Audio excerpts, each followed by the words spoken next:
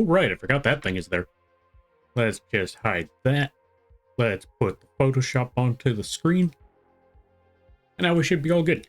Yo, everybody, good to see you. I hope you're all having a good day. Hi, my name is Lampy, small-time illustrator, football-sized moth. I do a lot of drawing streams, occasional gaming streams, and sometimes some live 2D rigging streams. And today is one of those drawing streams. We're taking a chill day today because I've been working on God knows how much. And, yeah, I just want to sit back and draw for a bit, draw something that I want to draw. And, yeah, that's exactly what we're going to do today. I probably should have made Sunday... Well, now that I think about it, what did I do on Sunday?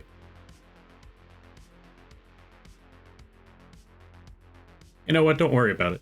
Yo, Mattias, welcome on in. Digimon? Yeah, Digimon. This is my favorite Digimon from Dragon Ball Z. How you be there, Mattias? Hope things are well. Let's give you a shout out. Folks, go check out Mattias. They play a good variety of games. Good variety of games. Really high activity. Really fun streams. Really great people. And welcome on in there, Umbra. How you be? Hope things are well. I hope things are good. It's Pikachu. I love that one. Like, who's that Pokemon? It's Pikachu. I forgot what Pokemon they said it was, and they're like, damn it. Love that meme. Okay, things have been alright. I've been so busy with stuff, man, but other than that, yo, nice. And that's fair, that's fair. Honestly, apologies there. Anyway, yeah, honestly, trying to,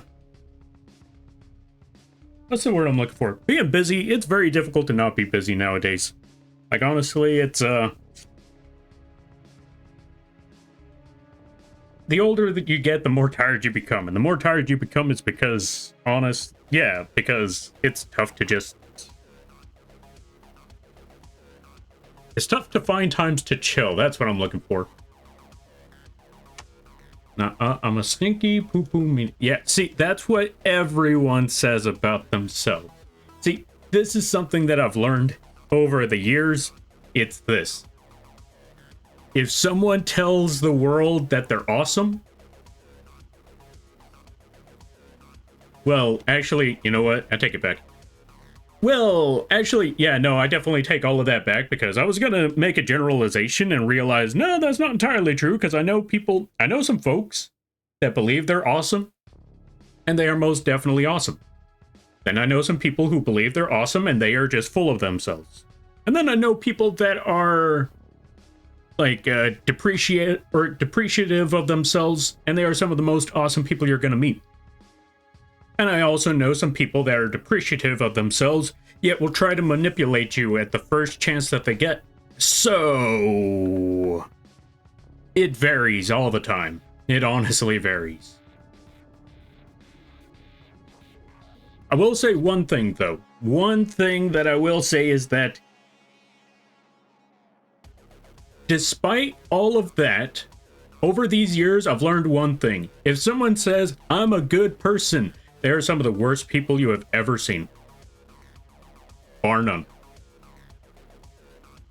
Because if they have to convince you they're a good person, chances are they themselves don't believe it either. And they have to convince themselves that what they're doing isn't abhorrent. And if they say they're a bad person, that one's a 50-50 chance. Sometimes it's like, they think they're bad, but that's because the world's been putting them down. Or they say they're bad because they've actually done some abhorrent things.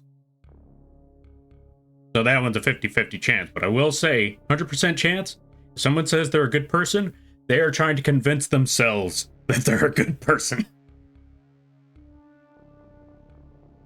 Alright, let me see. I'm doing good. I'm off work and doing my best to relax. I hope you've been doing well, Lampy. Yeah, so far so good. Oh, I finally got, so I didn't tell anybody this, but I did have a registration ticket on my car, and I eventually had to scrap that car because I knew I was never going to get the registration done, because here's the thing about registration. Apparently, if you don't pay for it or you don't put it as inoperable, they continue to charge you every year for every year you haven't had registration. And if you let that build up, it just keeps getting bigger and bigger and bigger. And after a while, I just realized, yeah, I'm not going to be able to afford this. So I had to scrap the car. And luckily, though this one was a very tricky situation, I was like, I don't know. I don't have proof that I scrapped the car. But I told the judge the situation about who I scrapped it to and how I can't get their information, so I can't prove that I scrapped the car. And the judge, I'm assuming, since it was it was pretty late in the afternoon, and by pretty late, I mean like 2 p.m. I think the judge just decided, you know what, I ain't got the energy for this. You know what, just go along. Just, I believe you. Case, what's the word? It was... I'm trying to remember. What was the word that they said where it was basically... They basically threw it out. But yeah, essentially they just threw out the case, and I was like, all right, nice. Dismissed? Yeah, it might have been dismissed. Yeah, I think that's the word. I feel like it was a different word, but as far as I know, we're just going to go with dismissed, because I don't remember. But anyway, I got that situation out of the way, so that's a whole problem that I no longer have. The only downside is, well, I was going to say the only downside is I don't have a car, but I'll be honest, I haven't driven in... I rarely drive anymore. Which is ironic, because I used to do DoorDash for the past 2017 all the way to 23. So let's see, 2017 to 23, I think that's like 6 years. So I was doing like the delivery driving jobs for like 6 years, and then after 2024, I was like, you know what? I don't feel like driving anymore. I don't feel like paying. Actually, it wasn't even so much that I don't feel like driving anymore. It's more so that I didn't feel like paying for registration or consistent car repairs. And I did try fixing my own car, but the moment it became the situation where I have to dismantle the engine, I kind of gave up. All right, let me see. Let me try to catch up some things. Existence is a chore when you're older. Very true. Very, very true. Because you got to pay rent or a mortgage, or you just got to keep on working to do things. The world, when you get older, costs money. Anything you wanted to do, it unfortunately costs money. Even to just sit there for an entire month costs you money. That's the worst part. This sketch still makes me think of a D&D Draco Lich, an undead dragon sorcerer. I mean, I don't blame you on that. It is a giant skeletal dragon. Especially when you look at the actual Yu-Gi-Oh card art. Like, if that ain't a, I mean, 1, it's a dragon. 2, it's a zombie. So yeah, I can see Draco Lich. Oh, and 3, it's technically a boss monster. So yeah, Draco Lich. I could see it. But yeah, speaking of, I was going to work on the head a bit more, because what I wanted to do was fix something up here. We're going to reduce the opacity significantly, make a new layer. What's this? Oh yeah, that was the previous one. We're going to delete that, because I don't want that, but I also don't exactly want this either. I want it to loom a lot more. So that's what we're going to try to figure out. Also, welcome on in there, Spock. How you be? I hope you're having a good day there, buddy. As well as Odd. Welcome on in. Let's give a shout out to Odd.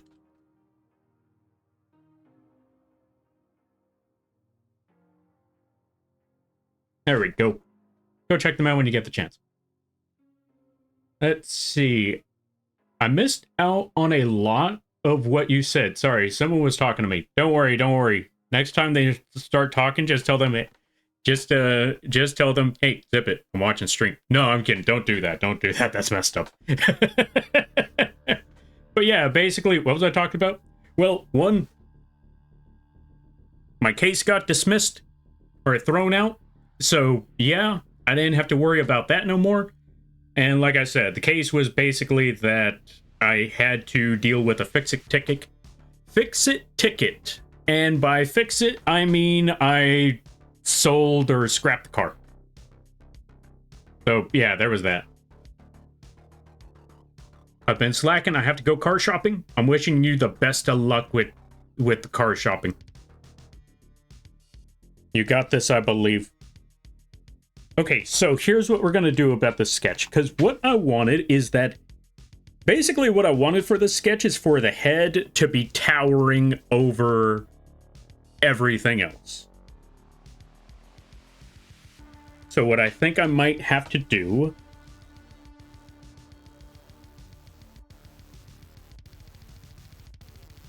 is increase the size of this image a bit more. Although I kind of wanted to keep it around this shape in case someone uses it. I don't know. And when I say in case someone, I mean probably me, uses it as a card mat. Although to be fair, I also haven't played Yu-Gi-Oh cards in forever. Or I haven't played the physical game in forever.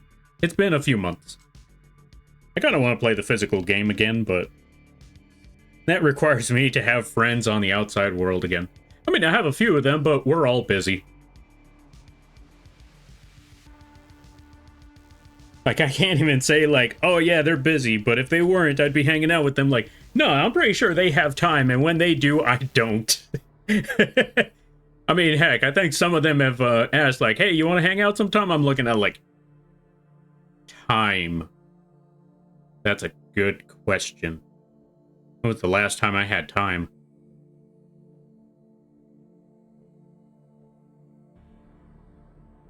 Your guess is as good as mine.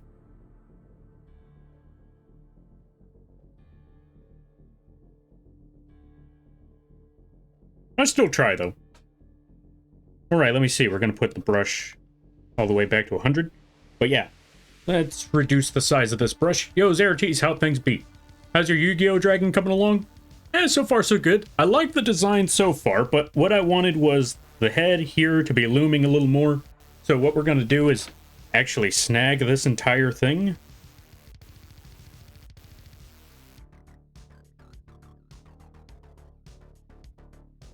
Duplicate it. Make it a little bit smaller. Oh, whoops. What's up, folks? I wasn't supposed to be this close, but here we are. Hey, are you eating during the stream? Can I have some?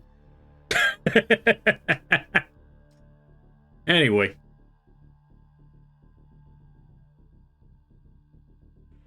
We're gonna bring this down a little bit more.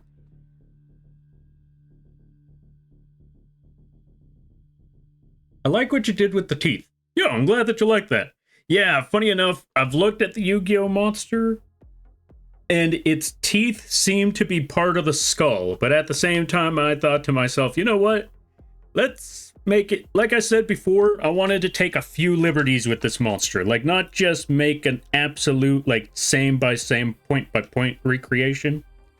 I want to add a more terrifying flair to it. But we're still at the sketching phase, like I said. I still want to add a bit more of a more terrifying flair. Okay, so here's what we're going to do. Reduce the opacity there. Hide this a little more.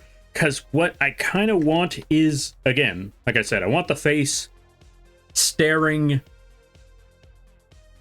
I still kind of want the face staring somewhere in this general direction. But I want them to be staring downwards. Like, looking in this general direction, but looking...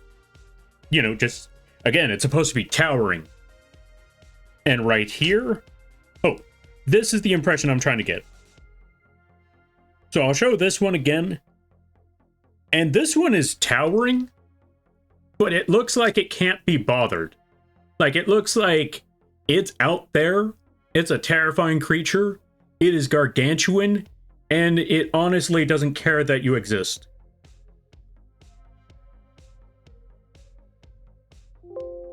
But that would make it more terrifying if it did.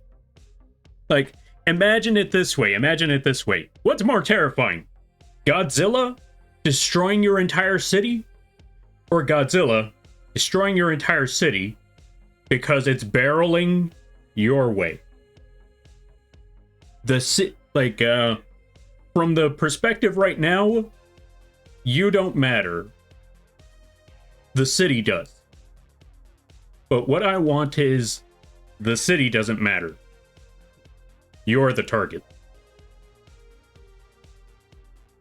That's what I want from this monster. That's what I want to make this terrifying, is that it is destroying the city to get to you.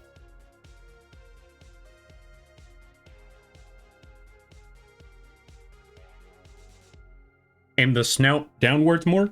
Yeah, that's the game plan. That's why I'm hiding this. And I'm aiming to make a new sketch here.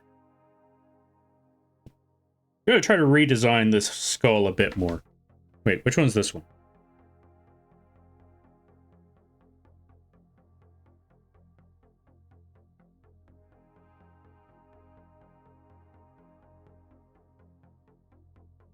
That's what we're going to try to figure out here right now. How do I get the look that I'm looking for?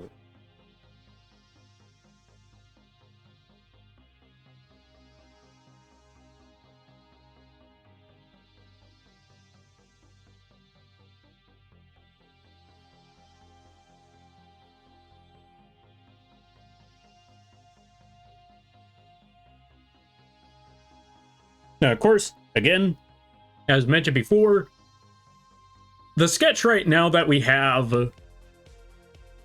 it doesn't have to look good. It just has to get the idea that we're looking for across. And that's exactly what we're doing right here. We want to get that idea across of this giant, towering behemoth staring you dead in the eye from 20-story, 30-story, 100 stories away.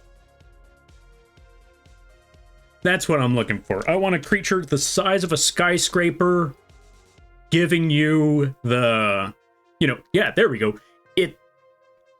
I want to get this creature. I want to get the depiction of a skyscraper-sized behemoth mad dogging you. Hyper-focused. Like, it wants you, in particular, dead. That is what I'm aiming for this thing. As to why it wants that, your guess is as good as mine, and I think that's one of the more terrifying things. Like, it's after you. You don't know why it's after you. All you know is that it's after you.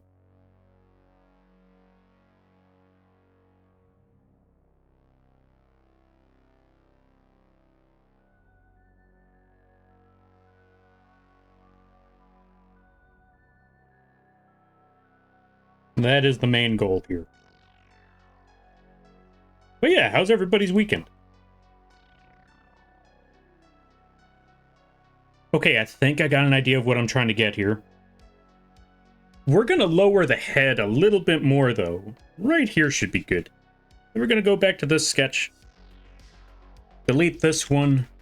Take the previous one. Reduce the opacity a bit.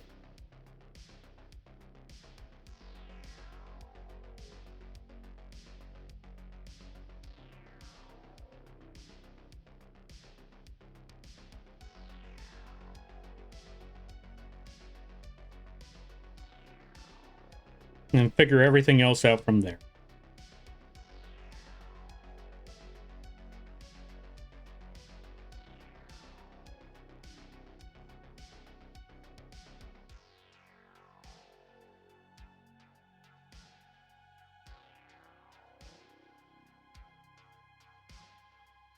You know what? I got an idea. Maybe we could still keep this one, or maybe we could still keep the hands where they are.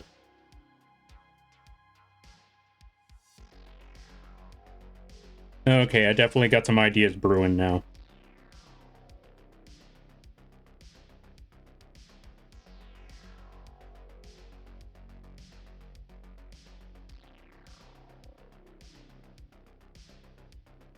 Now we got things cooking. Now we're cooking with gas. I got ideas here.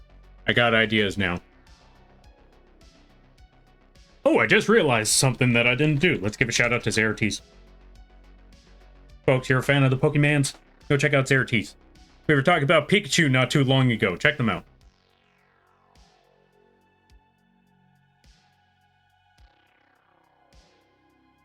Alright, let's see. Hey, how's the Yu-Gi-Oh! Dragon coming? Oh yeah, well, I think we're getting a little somewhere with this. I think we're getting better with it. Almost getting there, slowly but surely. But yeah, How about yourself? I like what... Okay, so I saw that part. I wish I was eating. I need to make some dinner. Go get that food. Always get food. Unless you've already eaten, then too much food ain't good. But yeah. Go get that food when you can. That's probably the best option. Oh, wow. Godzilla notices me. Oh, shit. Godzilla notices me. Yeah, exactly. That's the impression we're trying to get with that one.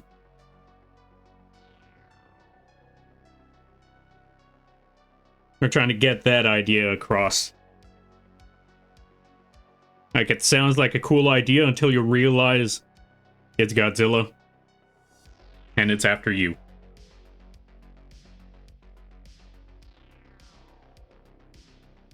The military can't help you.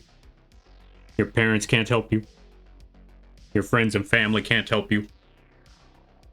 There is nothing gonna stop a giant behemoth like that. Except for Mirror Force. If you got a Mirror Force in hand, always keep a Mirror Force in your pocket in case a Godzilla tries to throw something at you. Then you just pull that card out. And pray to God that Godzilla doesn't have can't be destroyed by card effects in its card text. And you should be fine.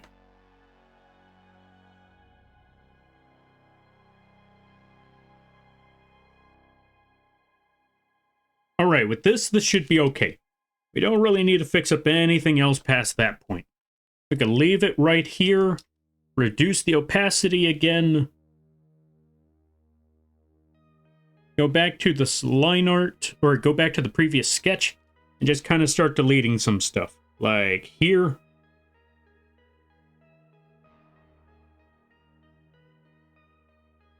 And here. Leave everything else where it is.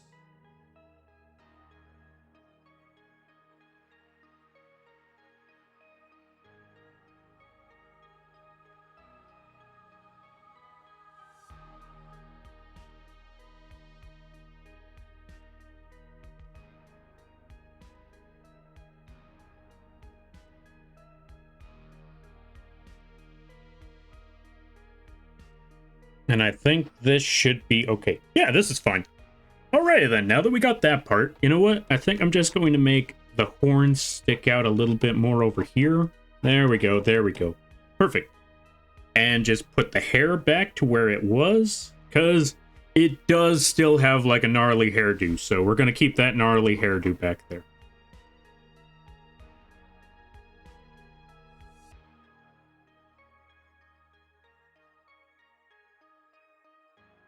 Although, now that I think about it, again, maybe we could take some liberties from this thing. Okay, not gonna lie, I've been a big fan of Bloodborne, and I've been playing a lot of Elden Ring, both the base game and Night Rain, and so I'm thinking, what if we gave it that kind of hair texture? Like it did with, like they add to the beasts in Bloodborne. Where we just take the super straight hair of this dragon and just give it that gnarly hair from the FromSoft series. I don't know. Let's give it a try. Let's give it some really trippy hair going on. Let's see what happens. Also, we're going to take these layers, merge them together.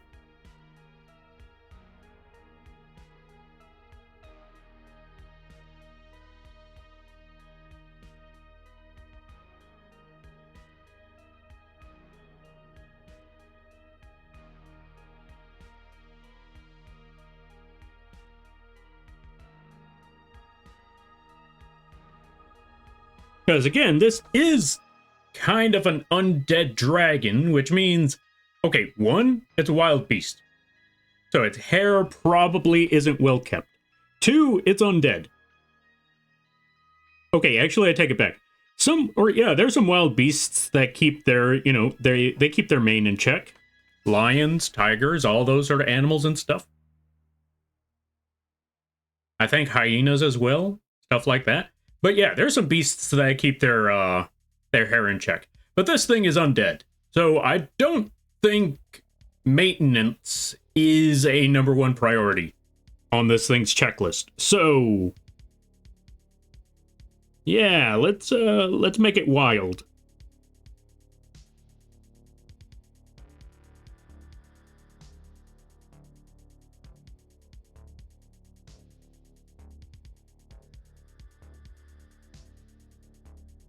Not gonna lie, I'm liking the look. I actually think this is coming out pretty well. Alright, let me catch up some things. Now, food will be gotten for sure. Thank you for the shout out. I always appreciate how you shout everyone out. I try my best when I can. Speaking of, folks, go check out Sherbert. They do a lot of arting. Really fun time over there. They also play The Darkest Dungeon as well as No Man's Sky. Wait, I think they play Darkest Dungeon? I could swear I saw them play it. No, wait, it was Slay the Spire, not Darkest Dungeon. Slay the Spire. I keep getting those... I'll be honest, I keep getting those two mixed up all the time. Alright, also, let me check up one more thing. Can my pet goldfish Goldie help me? Honestly, maybe. But I don't think the way you think they're gonna help.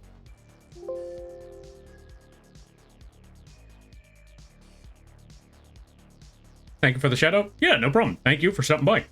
Hope everyone has a reason to smile today. That's a good point. I personally feel like I have a good reason to smile today.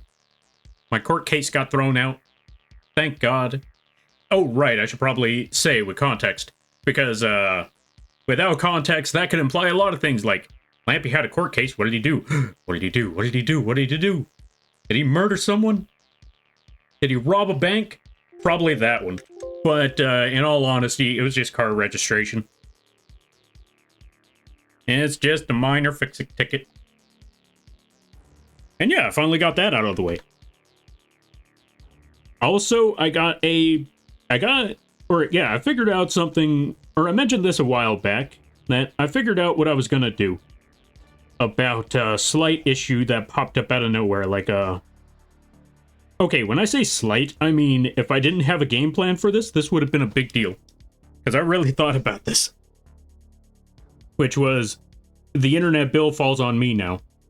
Because my other brothers have other bills to pay. So, their option, or yeah, their idea was either someone has to either pay the, or either I have to pay this bill, or they're just dropping it because other bills came up. And okay, actually, it wasn't even so much. I take it back. It wasn't even so much an ultimatum of where you either have to pay for this or it's gone. It was more so of, so we want to let you know, electric bill is a bill that we have to pay now. One of us is paying that bill.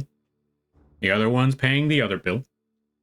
And we have hotspots on our phone, so we were thinking we could probably use that instead. I don't know if you need the internet or not.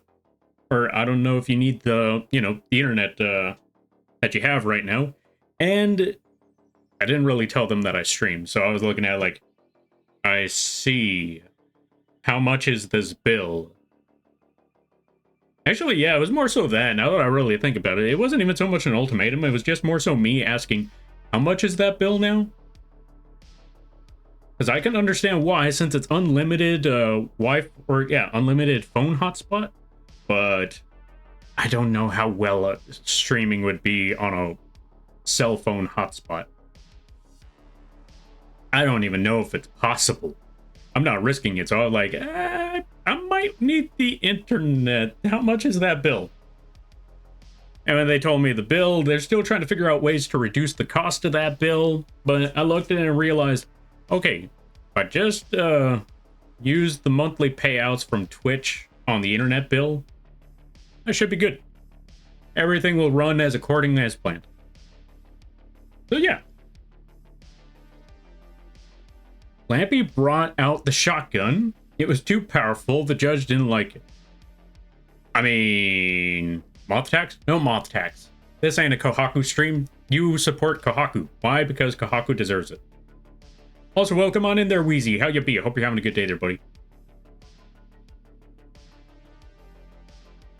But yeah, support everyone else. Leave me alone. Everyone else deserves the support. Also, thank you for the hydrate there, Virith. Let's also give a shout out to Virith. I prefer to be a problem for everyone.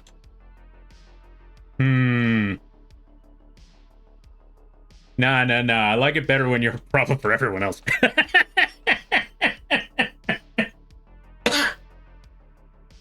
But yeah, let's also give a shout out to Dark Virith. They do a lot of streaming. They play a lot of the DVDs. And they're also getting themselves a new plushie model. I want to say sometime in August. Either August or maybe... Well, depends on how fast I can work on this stuff. I think I said it was either going to be in August or late July or mid-July. Because I know I still got a lot of projects to work on. Let's see. So there's...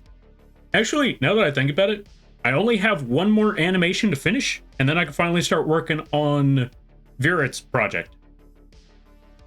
And I've mentioned this before. I think I might work on... I'm probably going to work on Virith's project on stream, so y'all can see the process.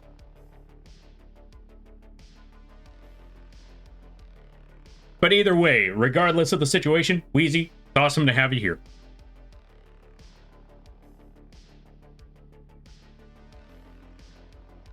But no moth tags.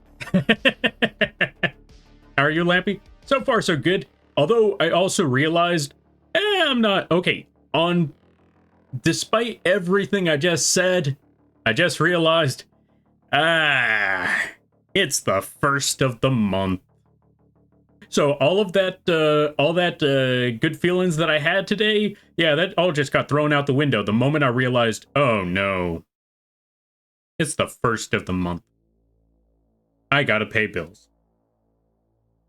Luckily, I didn't have to pay anything to the court, but yeah.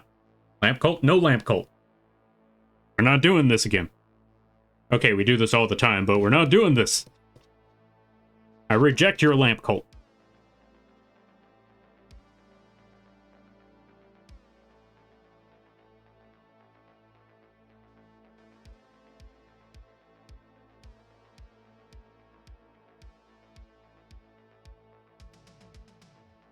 I never agreed to this, and I never will.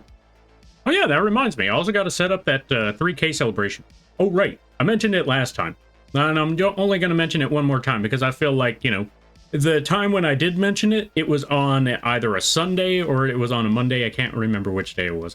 Anyway, the thing I wanted to mention was, so, stream thing, 3K celebration.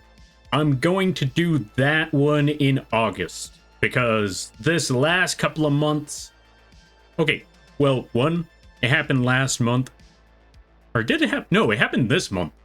It happened this month that 3K, that we hit 3K, but I had already finished off a celebration the month before that.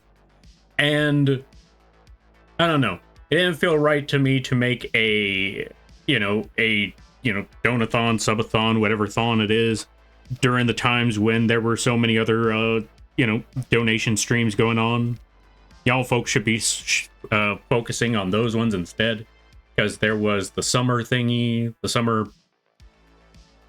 donathon thing for the kids. And then there was a lot of folks that were doing some donathons. There was pastel, so I was like, you know what? This gives me the perfect time to not celebrate or set up an event. Because... one, those should be more focused on. And two, I didn't have anything ready. It was too soon. So, August instead. Yeah. Or was it supposed to be July? You know what? August instead. This gives me plenty of time to prepare. And gives me plenty of time to brainstorm. Speaking of which, folks, for those of you there, if there was something to add as an incentive goal, what would y'all recommend? If anybody has ideas, feel free to brainstorm them. And I don't even mean right now. I mean, if you ever come up with an idea like, hey, Lampy, you should put this you should put this as an incentive. Yeah, send it my way. Whether it be on stream, off stream, if you come up with an idea that you think would work, feel free to throw it this direction. And I will probably tell you, absolutely not. I'm not making a hot dog model.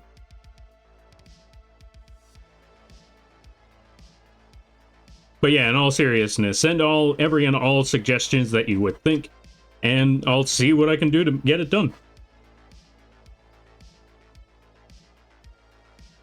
I'm not singing the Oscar Mayer Wiener song.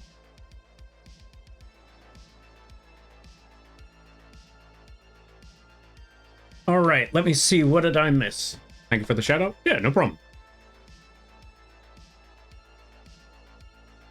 And the lamp cult rejects your rejection of the lamp cult.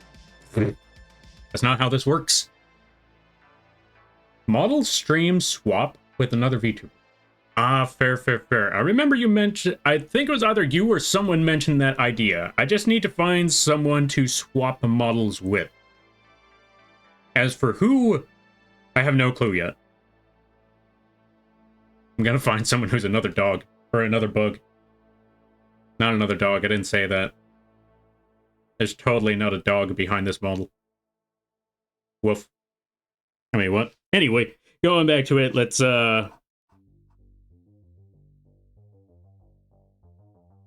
There's totally not a dog disguised as a man, disguised as a bug, doing the streaming stuff and drawing a dragon. Nope, I don't know where you got that impression from. Let's see. Lampy hot dog? Unfortunately, that is one of the suggestions. Yes. That is one of the ideas. That is one of the goals. But I'm going to make sure it's a very difficult goal so you don't get it. Why? Because that's what villains do.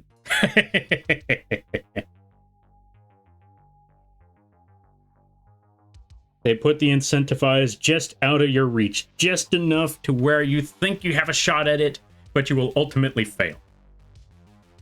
And that is my game plan at the end of it all. Alright, I think I got the dragon how I want it to be as a sketch. Now let's start cleaning this up. Let's get that line art going. We're going to call this line, so I know where it is. So we reached that goal day one? No. No hot dog goal at day one. Also, should I put it as a PNG option or should I put it as a whole live 2D model? Y'all let me know. Because that will change everything. That will change the incentive size. Like the goal that needs to be reached. Obviously, the live 2D model, both is good. Oh no, I shouldn't have asked.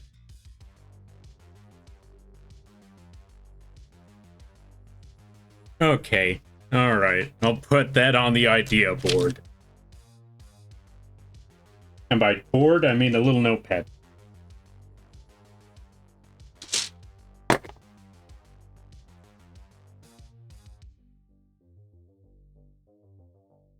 What did I walk into? Yo, Mary Lamb, we're talking about a hot dog live 2D model or a PNG as a goal incentive. That's what they want. They were also talking about having me swap swap my model with another streamer. I just need to find. I guess I could probably put just put a list out. Not even so much a list, but you know, kind of like what's the word I'm looking for? I guess I can make a post about it. If we reach that goal, I make a post and see who is down for the live 2D swap. I mean, now that I think about it, that would be a good way to do a collab as well. I'm gonna limit it to live 2D models because I don't have the programs for 3D. I apologize to anyone who doesn't have the 2D, or yeah. I apologize to anyone who doesn't have the 2D.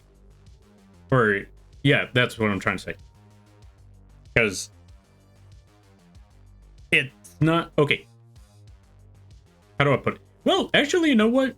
Maybe this would give me the opportunity to figure out 3D. if we, yeah, if it ends up being a person who has a 3D model, it would give me an opportunity to figure out 3D. So, you know what? I take it back.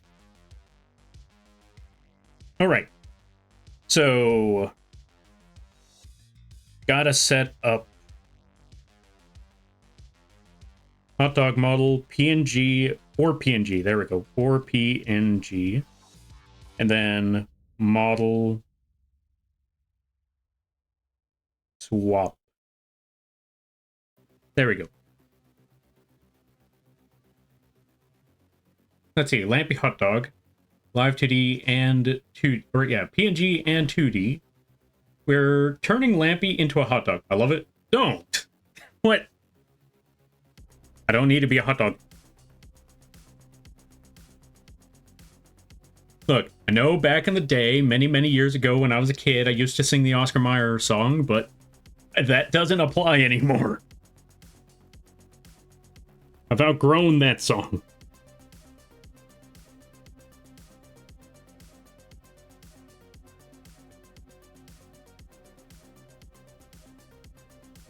Also, if I ever had to do karaoke, I'm not putting the Oscar Mayer Wiener song on the karaoke list. You can't make me.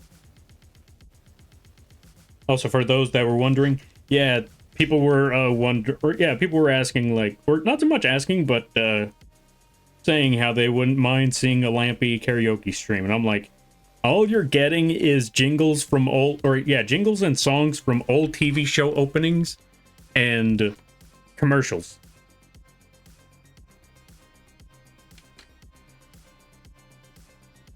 And then I realized the Oscar Mayer song would be, is an old commercial. And I'm like, yeah, no, I'm not singing that one, though. I'll probably sing all the other ones, but I'm not singing that one. I feel like we need to hear you sing it now. No, I'm not singing the Oscar Mayer Wiener song. Karaoke? Nah, I mean, there are some songs I wouldn't mind singing.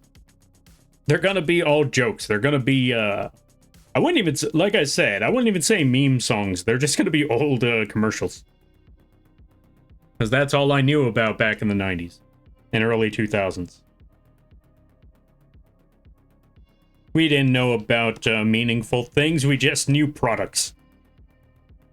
Which is ironic, because that's what most shows and movies are now. But back in the day, movies and shows, they only had like one movie, and that was it. They ended right there. No matter how good or bad of a movie or show it was, if it was a great movie, it still ended right there. Because they knew full well, wow, that was absolutely phenomenal. There is no way we can pull that off again. We know how bad sequels get. Despite the fact that it worked really well for Star Wars. From what I've heard about Star Wars is that Revenge of the Sith was never... No, wait, The Empire Strikes Back, that's the one. The Empire Strikes Back was never supposed to actually happen. But A New Hope did fairly well, and so they were like, hey, we need you to make another movie. I'm sorry, I need to do another what? Okay, let me try to figure something out here. Although, you know what? There's always certain things that I always wish that I was able to find, blindly. I always wish there was something that I would find out on my own. One of the boss fights in Elden Ring is one of them. And the shocking revelation in The Empire Strikes Back. For those of you that may or may not know, the shocking revelation in The Empire Strikes Back is, the whole fact that Darth Vader was Luke Skywalker's father this entire time. I wish I could have found that out on my own. I feel like, which boss in Elden Ring? How do I put this? I don't want to spoil it for anyone, but I'm going to vaguely explain it for those that have played Elden Ring and know what I'm talking about. They'll know what I mean. For those that haven't, you'll be completely in the dark. So, big guy, red hair, 2 giant swords. That one part where he does the thing. The first... Yeah.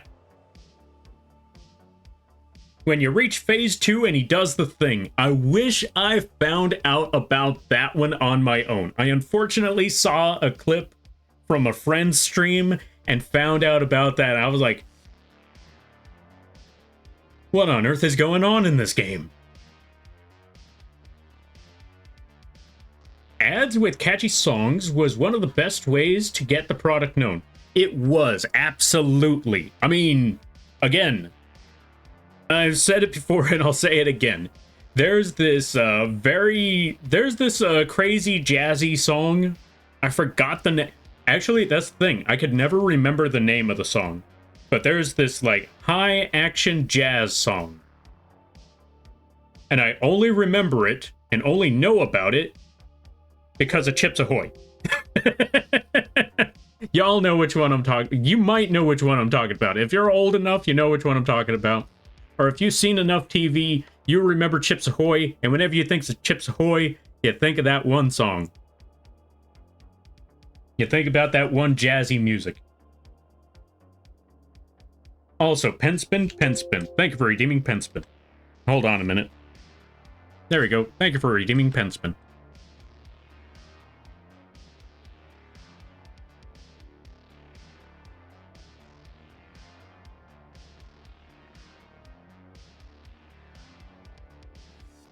And I know there was another song that comes to mind whenever I think of I know of another song that comes to mind only when I think of a commercial. And I'm trying to think about that one. Oh, you know what? Like a Rock. I think that was Ford or Chevy. All I know is that it was a truck song. Chevy? That's the one. Thank you there, thank you, Ombra. Whenever I hear, like a rock, oh, like a rock, I can only think of trucks. Because of those goddamn car commercials. Okay, I know there was another car commercial that comes to mind again, now that I think about it, but... I know there was another car commercial that had a song that I only remembered, or only knew about, because of those commercials. But I can't remember the other one. But yeah, that was basically how it always went. The song, I don't know the name of the song. It was from the Chevy commercials. Oh! I don't know the name of the song, but I know the main part of the lyrics. I know that they keep saying like a rock. That's the only part I remember.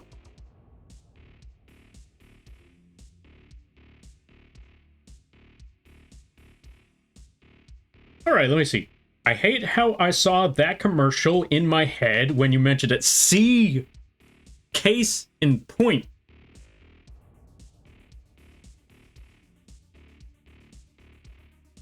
The commercial comes to mind when you hear the song, and the song you only probably heard because of the commercial.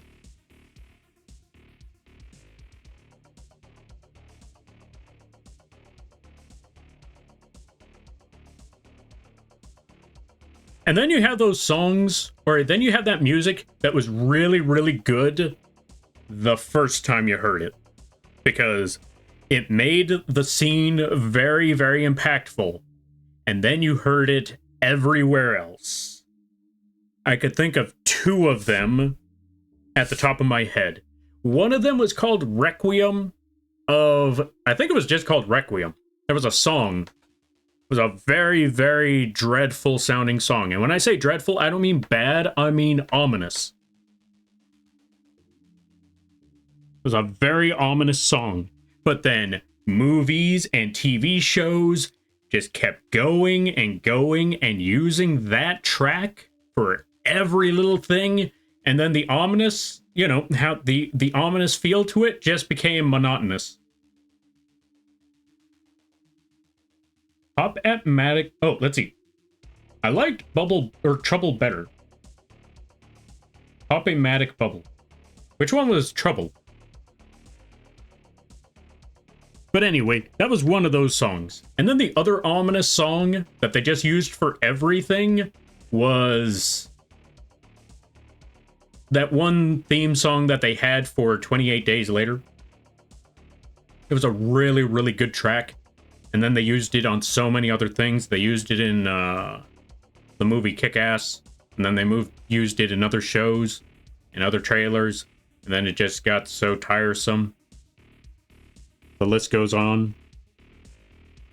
I don't remember the rest of them, but yeah, I just remember that everyone started using that track for everything to make their scene look far more impactful, but it just fell out of place after a while. Not even so much after a while. It only works once. It was that genie in a bottle. Or not genie in a bottle, it was that lightning in a bottle.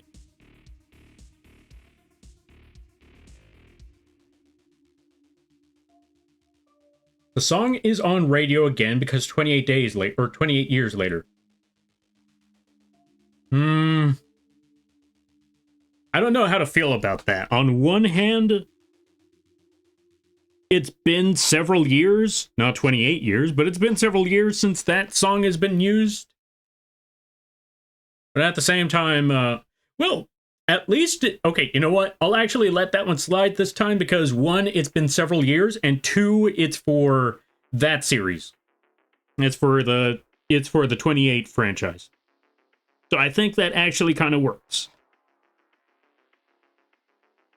It's just when it's used on an outside franchise and overly used by everyone else, that's when it kind of loses its luster.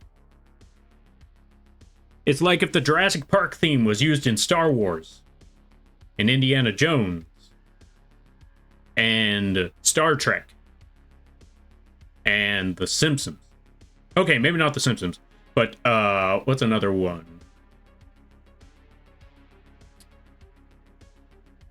Deep Impact.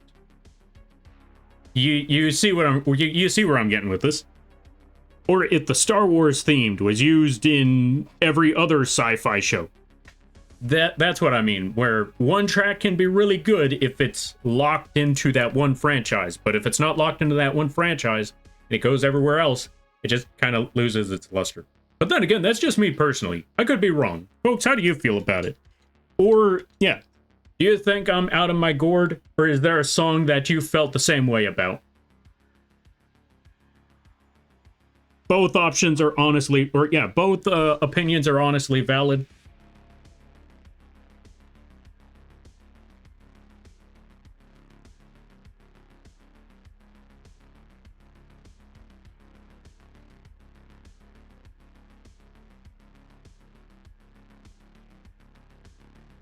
You know what? We're going to bring these teeth down a lot further.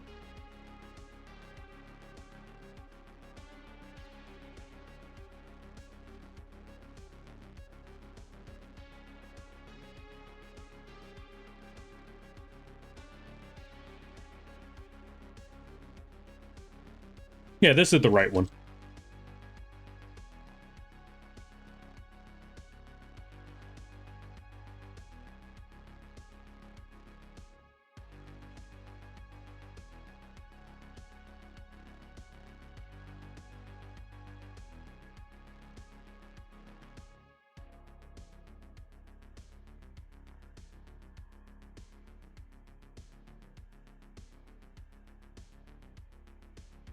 There we go. This should be reasonable. All right, let's catch up with something. It's like the 80s and 90s action movies and Eye of the Tiger. Case in point. Yeah, there we go. Perfect example right there. Eye of the Tiger. Like, if it was locked into just one song, or one movie, or at least one franchise, then yeah, it would have been fine. It would have been okay. And then you just hear it everywhere else, and it's like, no. No, this is too much. This is way too much. We're going to erase these teeth. They're too high. As crazy as that sounds. I want to bring them further down.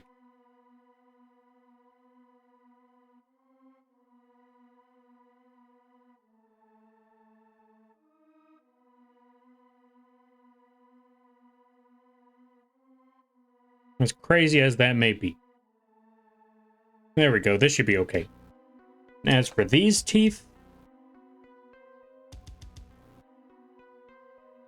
let's work with that a little bit more. Although, since we're on this old topic, I don't know why this came to mind, but talking about older stuff just reminded me, there's a game I really want to play. It's been forever, and I saw someone else playing it, and it's really made me want to play this game again. It's called Bomberman Hero. I have never seen a game like it, and I've always, whenever I saw Bomberman games pop up afterwards, I was always hoping it would be like Bomberman Hero. And also, I found out that there's a secret... Oh, ads just started? Oh, no, ads start in a minute. So yeah, we still got perfect timing for this. So yeah, there is a lot of other songs that's really come to mind where I'm just like... Or not other songs.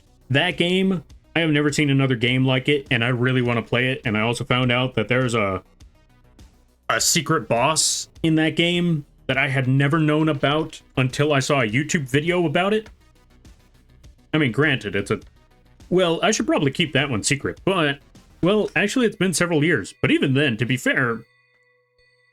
It may be several years since Bomberman Hero, but it was last year that I found out about this secret boss, so I don't know. I do not know if I should just blurt it out and say, yeah, this secret boss. But then again, it's a secret boss, so maybe I should keep that one secret? I don't know. That's the tricky one. On one hand, it's an older game, so I feel like if you don't know what it is yet, that's on you. But then again, at the same time, this is one of those secret bosses that even I didn't know about after all these years. So, yeah. So I can't really fault anyone for saying, that's a thing? Why would you spoil that? I didn't know either. And if I didn't know either, why should I spoil it? I should just put it out there that, yeah, there's a secret boss in Bomberman Hero. If you've ever played that game and you never fought that secret boss, well, guess what? There's more to Bomberman Hero. Go find out. Go find out. All right, let me catch up with things. Simpsons did have a few episodes, at least. Oh, Simpsons did have it in a few episodes, at least. So yeah, they did replace their theme with it. It is true, but then again, I would say it is The Simpsons, so I'm not even going to hark on that one, because honestly, The Simpsons was basically a parody show when it first came out. So it was making fun of everything for a good number of years. So it makes sense that they would, just take from other shows and series and tropes. All right, let's see.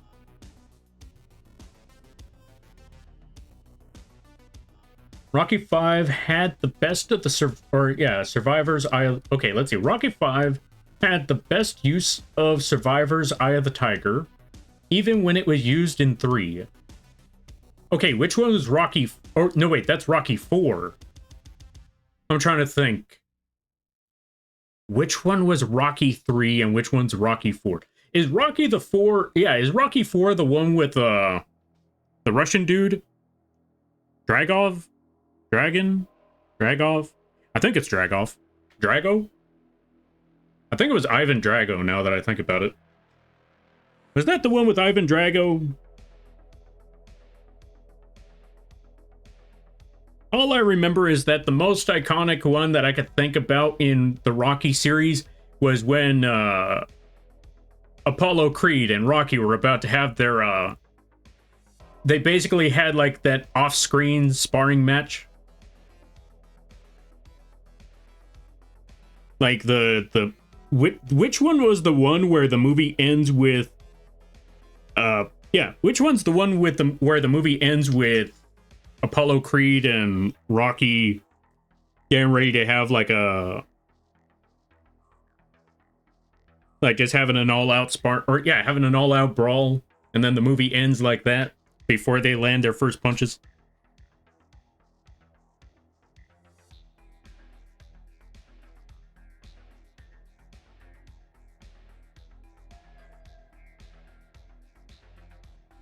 Let's see.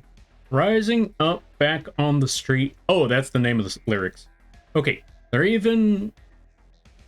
There were even Bomberman arcade cabinets that were, in some cases, more challenging than on console. Oh yeah, okay, to be fair.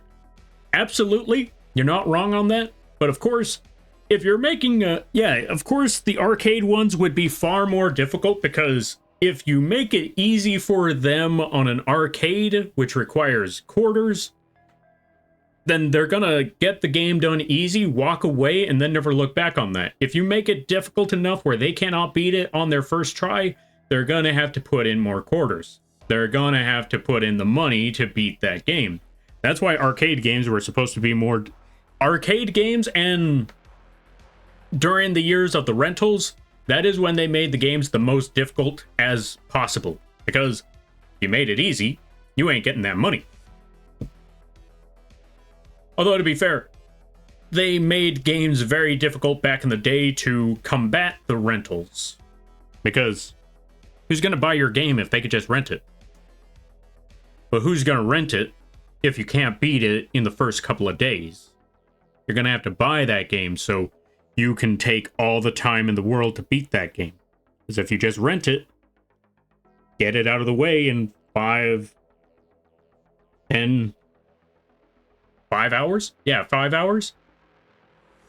What's the point in buying it? And of course, they need you to buy it to make them sales so they can make another game. So how do they do it? They make that game extremely difficult to where you hate yourself until you've beaten that game. Echo the Dolphin, I'm looking at you.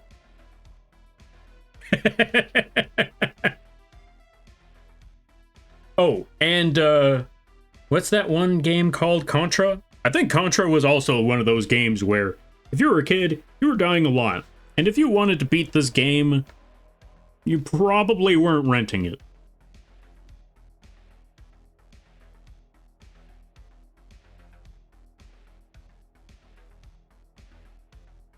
I don't know if y'all can hear it, but the actual cultists are screaming across the next door.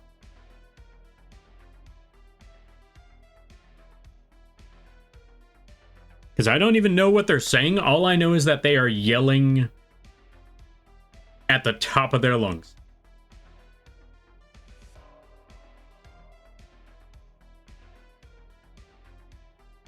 AFK pit stop needed? Fair, fair, fair. You do your pit stopping and I hope it goes well. Alright, let's see. Save? Oh yeah, actually good idea. I should save. Let's save right there. And let's check this out. 1 was the very first fight. 2 was the rematch where Rocky became a champ. 3 was Mr. T and Hulk Hogan in it. Okay, but what I'm asking is which one was the one that ended with the... Which one was the one that ended with the fight that doesn't conclude? Because they only threw the first punches and then the movie ends. Which one's that one? The difficulty could be adjusted by the machine owner. That was why I said in some cases. They can also set it to free play easy to keep kids distracted if you're putting it into a room with kids party schedule. Oh, you know what? That's also fair. Like, if it's like a party schedule, like if it's if they reserve the room, then yeah, it would make sense that you make the games free. That's actually reasonable. I didn't consider that.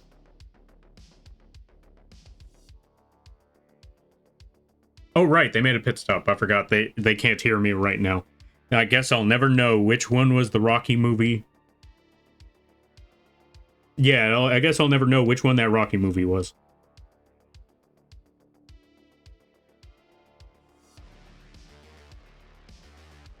But that's okay. In the meantime, we're going to figure out this hair. We're also going to take this horn. We're going to try to straighten this out.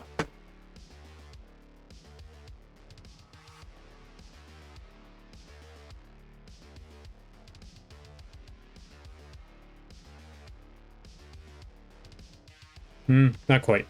We need to make this one a bit wider. I'm going to get some food and get ready for bed. All right there, viewers. Oh yeah, I just realized we only started at 8. No, wait, we started at 7. But yeah, you go get that food, you get ready for that bed, and I'm wishing you the best of luck. You go get that sleep. And I hope you have a good night, a better tomorrow, and a great week.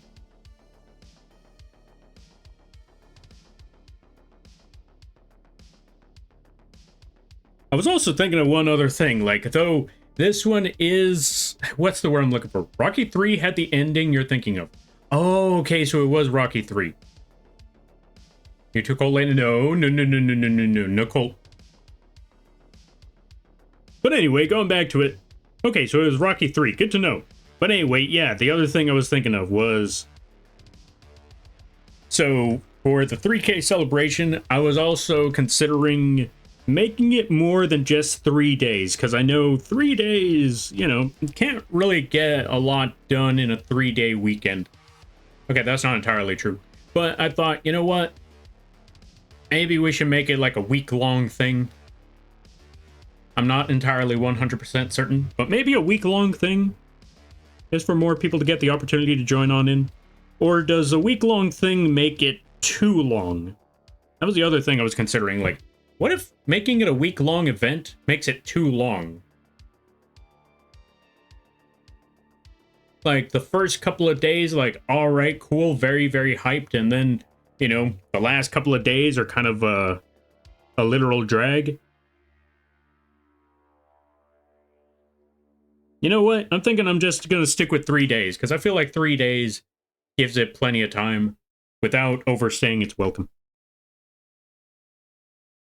Unless it's a subathon. That was the other thing I was thinking. Like, subathons, I don't think they... Okay, eventually a subathon eventually wears down.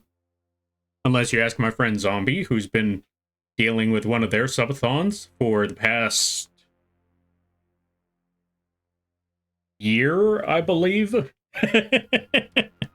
They were so close once. Actually, they were so close multiple times. But anyway, so I guess the only one that doesn't apply to that would be the subathons. Because I think people like keeping the streamer there forever. And if they financially could, they will. Or if they financially can, they will. That's the word I'm looking for. Yo, Jimmy, welcome on in. How you be? I hope you're having a good day there, buddy.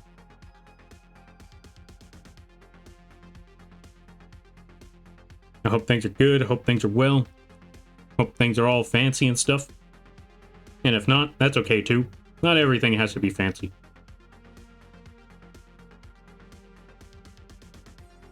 I recognize that, Stego. Itchy. Bugs keep biting.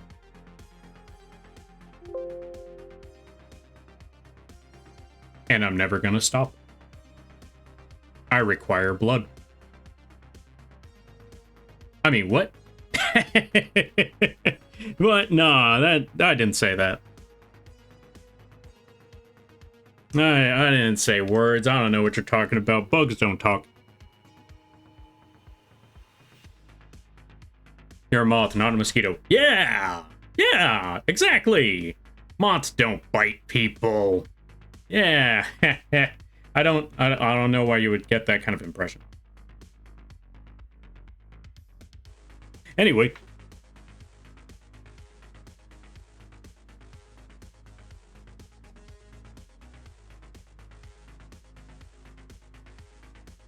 I forgot what I was talking about. Oh yeah, that's what I was thinking. So, I've been talking about this one for a while. Or, yeah, I've always been on the fence about the idea of a subathon. Like, on one hand, it seems to be a lot of fun. On the other hand, good lord, it's there forever.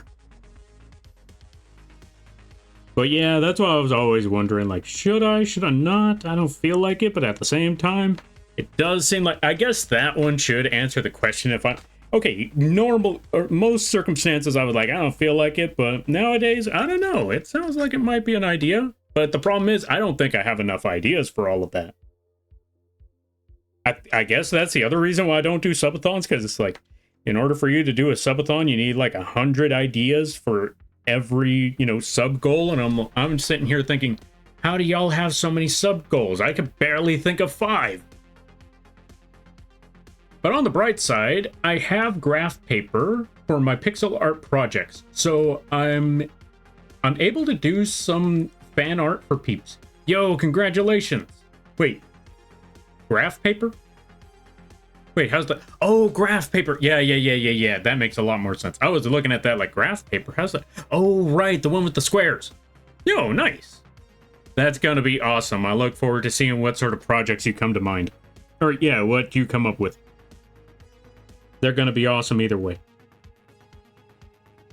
And don't let anyone tell you otherwise. Beck?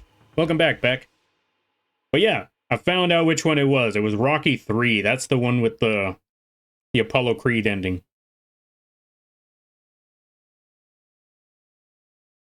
And then there was Rocky 4 with the ending of Apollo Creed. Okay, that's messed up.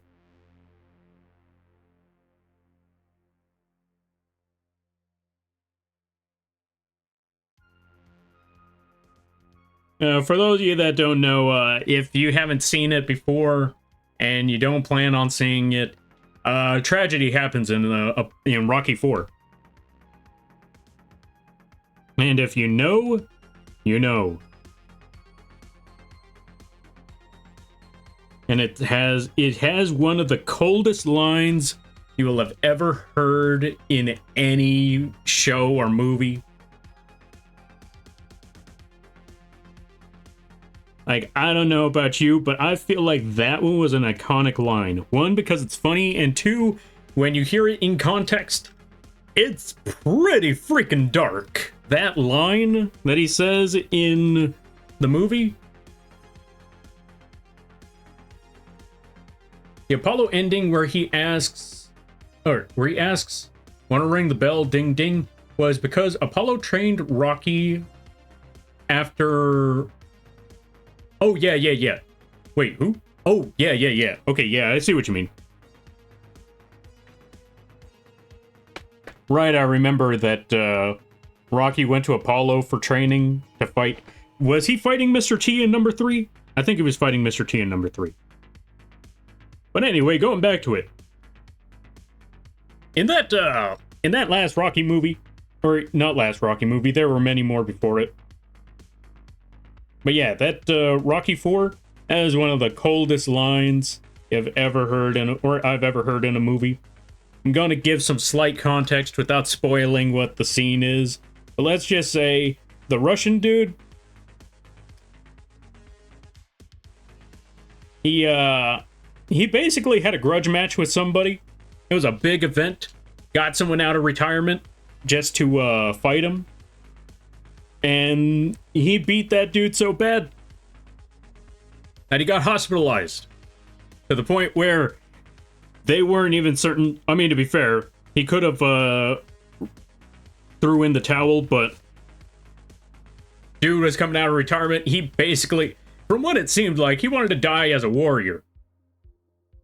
And, yeah, he ended up on his deathbed in that fight, all right. But despite all of that, even if he wanted to just get into that ring and fight a good fight his last fight against this machine of a man called Ivan Drago, what Drago says when the medical staff and everyone else is surrounding the other fighter, because you know he's on his deathbed, he's in critical condition. The dude just literally just looks at, or I don't know if he looks at Rocky. I remember if I'm correct, he looks at Rocky and he just tells him, if he dies, he dies. And considering this is a boxing match of all things, that is one of the coldest lines you could ever hear. Or that's one of the coldest lines that movies have ever brought onto TV. Or not on TV, but you know what I mean. That was one of the coldest scenes that has ever been in a movie. Or one of the coldest lines that have ever been in a movie.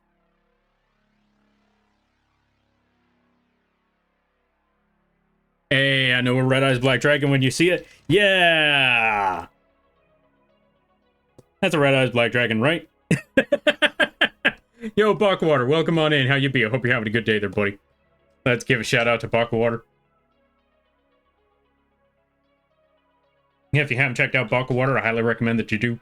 Really funny streams, really hilarious times. I gotta play Peak with them. No, I'm kidding. I'm kidding. So, funny story. Funny story. He skipped breakfast. Who skipped breakfast? Oh, Red Eyes? Yeah. I mean, to be fair, hold on a minute. I gotta get a Red Eyes Black Dragon image now. Red Eyes Black Dragon card. Because if you compare this one to Red Eyes, they're kind of the same. They kind of look very similar, as in neither one of them eat.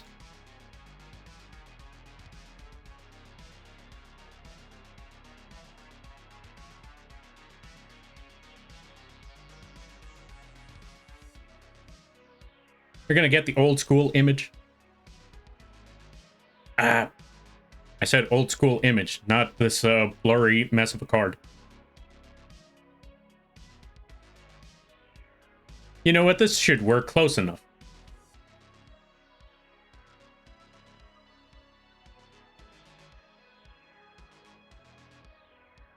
I mean, when you look at them both...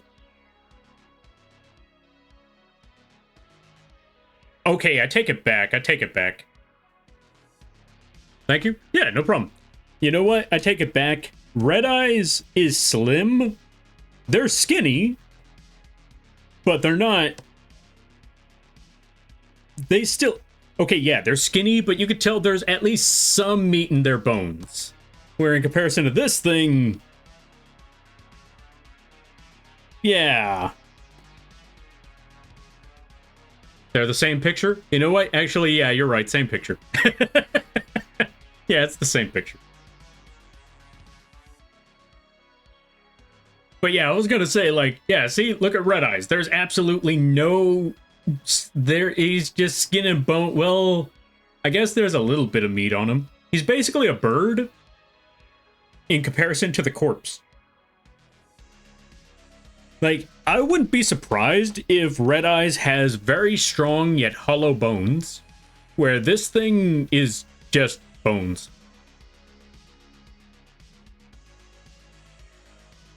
I mean, at least Red Eyes can say it doesn't have bags under its eyes, where this thing barely has any eyes. I mean, they're there, but yeah.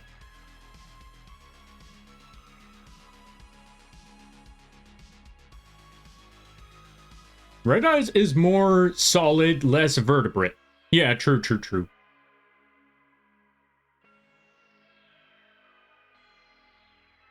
Let's see. That's why Berserk Dragon is after you. You're the only sustenance it needs. Yeah. It's the only sustenance it could find. Like, you're the only thing in this wasteland that has some sort of hydration in it. This is why Blue Eyes is the strongest dragon. Yes. Oh, you know what? That actually makes sense. You want to know why? Blue Eyes gets more support than Red Eyes. Blue Eyes is eating well. Red Eyes is not. This is why Red Eyes is skinnier than Blue Eyes, because Blue Eyes is eating all the food. It's getting all the help. Red Eyes needs all the help it can get. Red Eyes is just... Red Eyes is feeding off of scraps. Or yeah, Red Eyes is being maintained on scraps. It's just getting whatever Blue Eyes didn't finish. And then you have this card. It gets nothing. This card hasn't even been retrained after all of these decades. It has been 2, almost 3 decades. This card has gotten no support. Hey, Konami, if you're there, or if someone is there, can you, retrain this one? No, just give me another card. Or give me a card that supports this one. Just give me a way to just summon this thing out faster. That'd be great too. I would more so probably prefer a retrain of this. Something that makes it easier to summon. Maybe more attack. Maybe it'll make it a 5k. I don't know. You know what? Actually, I wouldn't even care if it's still 35, because 35 is still a lot in comparison to 24. But yeah, just give me another one of these. Retrain, please. Thank you. Yeah, that's my plea deal. Or that's my plea. That's my plea, that's my request. Hopefully somebody hears it and remembers, oh yeah, Berserk Dragon's a thing. Isn't that one dragon from the filler episode? Yep, and we need ideas. Let's get this dragon on the market. Here's hoping. I tripped over my pencil sharpener. Tell me you didn't cut yourself on your pencil sharpener. Berserk has the win. Oh. Berserk Dragon has the win in the hair category. I mean, that's because he's the only one with hair. Unless you compare it to this one monster called Chaos Emperor Dragon. Chaos Emperor Dragon, there's a monster out there called that. It's got very similar hair. Actually, if you look at Chaos Emperor Dragon... Okay, hold on. We're going to need to get an image of Chaos Emperor Dragon. And I'm going to need to compare that one to Berserk Dragon. Because I'll tell you this.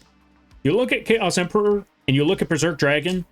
And I don't know about you, but I feel like this is the dead version. Or the zombie version of Chaos Emperor a little bit. You'll see what I mean when we bring out that card right quick. Chaos Emperor Dragon. Envoy of the End. I also love that name, and it's a shame that they nerfed it.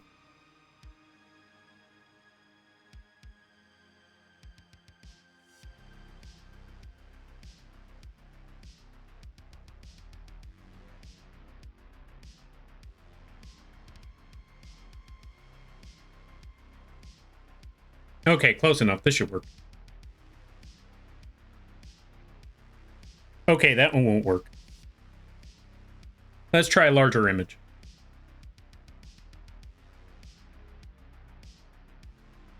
You know what? This one's the image of the card. Let's just toss this one in here. Okay, also pretty small. Why are you all tiny?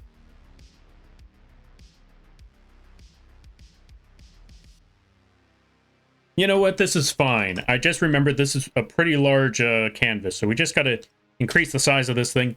There we go. Perfect. Okay, maybe not... Okay, I kind of take it back. Mostly because of the face itself in comparison to that one's face. But they're oddly similar, is one thing I will say. Oh, that and the armor. And the second pair of wings. I didn't realize it had a second pair of wings. That's a trip. Anyway, point being is, I looked at those two monsters and I looked at their hair and I thought, okay, yeah, they got pretty similar hair.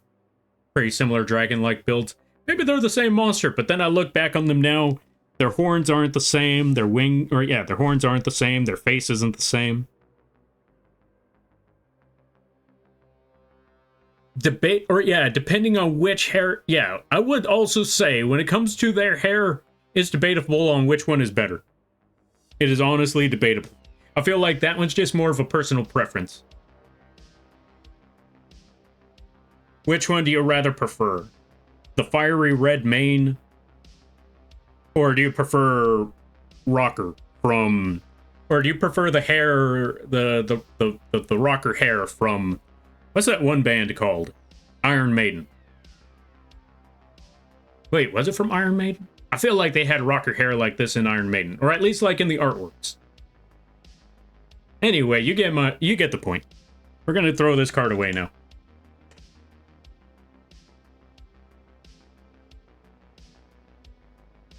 No, just the tile I live in? Wait, what were we talking about? Oh, let's see.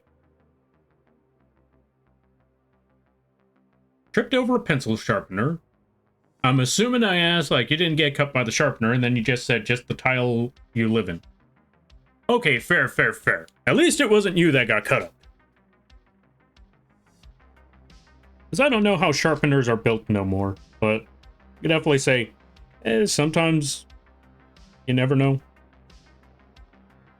You just never know. Yo, Biscuit, welcome on in. How you be? I hope you're having a good day there, buddy.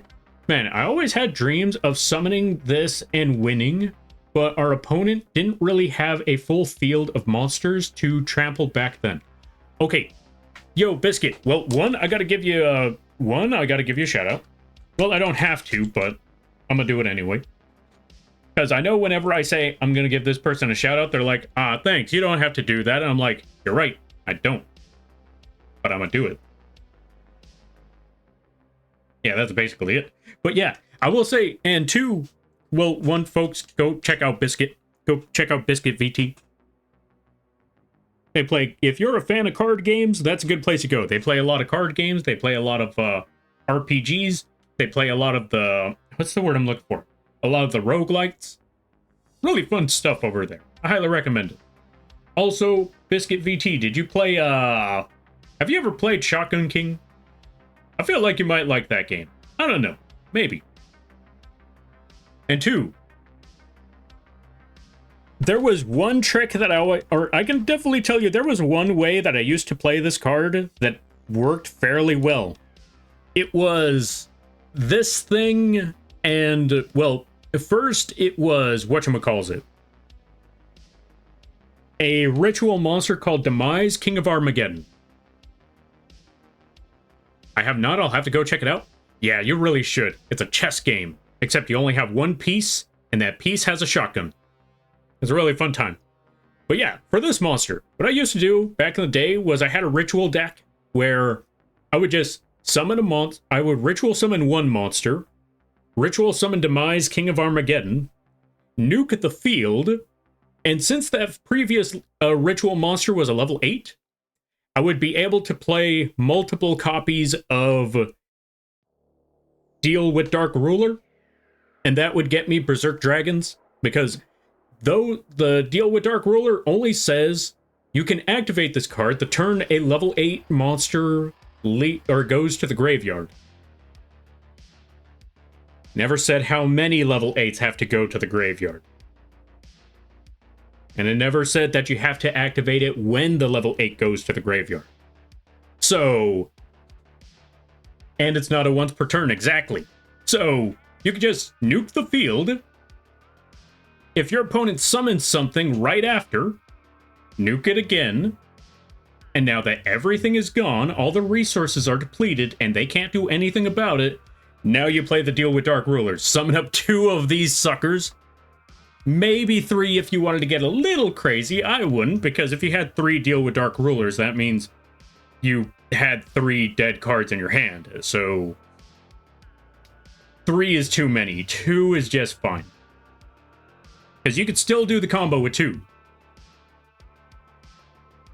So yeah, you would just play 2 of these, and now you have 2 3,500 attackers.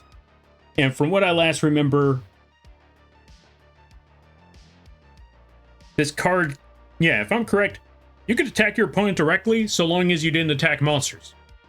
So just attack them directly with 35, that's 7k, then you attack them with the Demise. Boom. GG. I am on the coloring stage of my first ever art fight attack. Yo, congratulations there, Sherbert. What are you drawing? Or yeah, who are you drawing, if you don't mind me asking? If it's too personal, I completely understand. Or what kind of character are you drawing? If that helps it make it more vague. Let me see. Honestly, Deal with Dark Ruler was a bit ahead of its time, being able to summon from the deck. It really was. It really, really was. Because I agree, it was ahead of its time, because during the time that it was out, summoning up a level 8 was extremely difficult. Or at least to consistently summon up a level 8 was extremely difficult. Nowadays, you could literally just summon one from your hand. If you're playing the train deck... Oh, actually, if you're playing the train deck, it might be an interesting backup. I also considered... I've been considering this one for a while, but having the Berserk Dragon card in a Blue Eyes deck, because if you're not summoning up level 8s or higher in a Blue Eyes deck, you're not playing Blue Eyes. And I thought for a minute, you could play this in that deck. It might actually work. I don't know, but it's worth a try.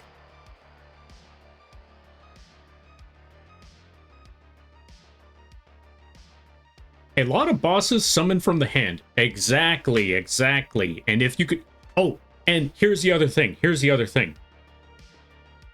Oh, wait a minute. Okay, so here's the idea that I'm thinking about for the Blue Eyes deck.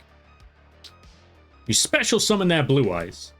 You summon one of the Maidens with Eyes of Blue. The new Maiden with Eyes of Blue. Whichever one. Doesn't matter which. You send that Blue Eyes and the Maiden away for the level 9 Link monster. You know what you just did? You just sent a level 8 monster to the graveyard. Boom, Berserk Dragon cards. Now, I will say this, though. Is the Blue Eyes deck better without Deal with Dark Ruler? 100% absolutely. But this isn't about making a consistent Blue Eyes deck. This is about summoning this thing. And I think one of the best decks to summon this thing with is Blue Eyes. Or Yubel. Yubel might also work.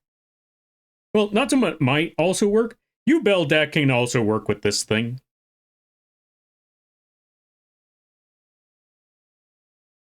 And again, is Yubel deck better without it? 100%.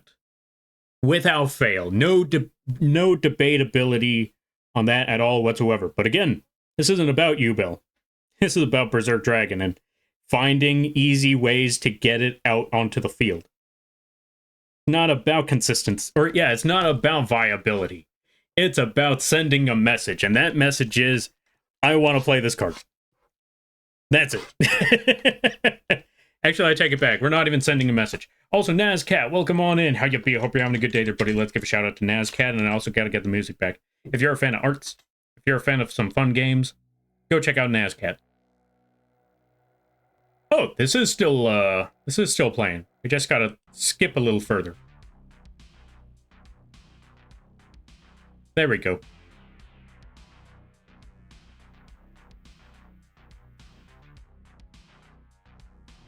Honestly, it's about sending a message. See, there you go. What Biscuit said. It's about sending a message. All right, let me catch up with some things. Also, Genie Problem, welcome on in. How you be? I hope you're having a good day there. I hope you're having a good day there, buddy. A lot of boss monsters. Some. Oh, okay. So I saw that part. It's a snail professor whose name is Shelly. I saw him a few days ago and decided to draw him because one of my first ever shinies was a Hisuian Gudra from Platinum. Oh, wait. Yeah, from PLA. What's PLA? And named it Shelly. So, it's a snail professor meeting my shiny Shelly. Ah, fair. Which one's PLA?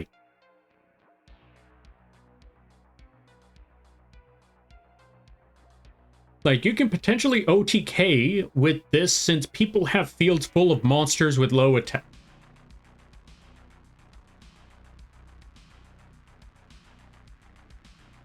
You're right, Biscuit. You are right on that. If you can actually get this thing onto the field after your opponent spammed like crazy, and you know what? Opponents like to interrupt a lot. So, if they interrupt one of your Blue Eyes plays and then you just catch them off guard with a Deal with Dark Ruler, you know what? This might actually be reasonable. This might actually be viable in this day and age. Your opponent goes first. They do all the really dumb things in the world. Plays all the cards for the next 37 minutes. And then your turn rolls on in. You do your regular Blue Eyes plays. They shut them down and eventually take out one of your Blue Eyes. And when that happens, that's when you pull out a Deal with Dark Ruler. You summon up a 35 attacker that attacks all of their remaining monsters, and they can't do anything about it because they wasted all of their efforts on your Blue Eyes plays. I don't know how manageable that's going to work, but it's always worth a try. It's always worth a try.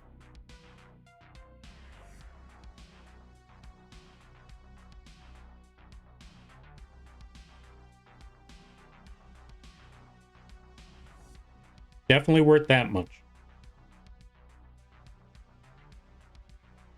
Okay, let's see. You're awesome. Lies and slander, I know you. Legend of Arceus. Oh, okay. Pokemon Legends Arceus.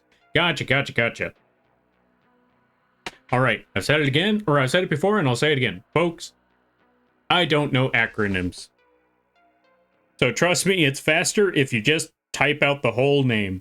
I know that acronyms are usually faster, but it you're gonna essentially have to type out the whole word anyway, because if I don't know the acronym, that just means that you type the message, put 3 or 4 letters. I'm gonna ask what those 3 or 4 letters are, and then that just leads you to typing out the whole word anyway. Why? Because I was always terrible with acronyms. Like, you have any idea how long it took me to find out that BLS stood for Black Luster Soldier in Yu-Gi-Oh? Every time. And whenever I saw Booed, for those of you that may not be, or may be wondering about the same thing, when I saw the word Booed, I was like, what on earth is that? Like, what, you never heard about Blue Eyes White Dragon? Not that way.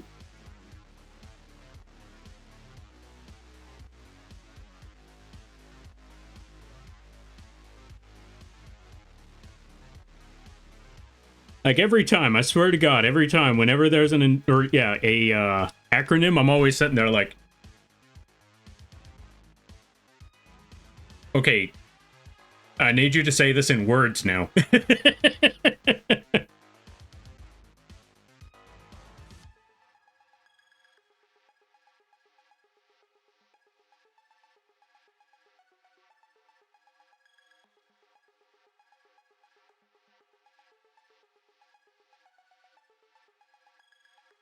Now that I think about it, I'm trying to remember all the...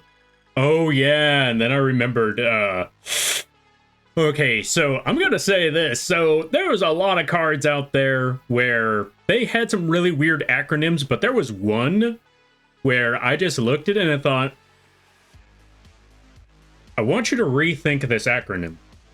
Because you had Blue Eyes White Dragon, BEWD, so Booed.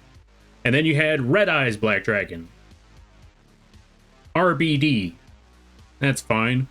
Dark Magician, DM. Dark Magician Girl, DMT. Black Luster Soldier, BLS. Take a wild guess what Dimensional Prison was.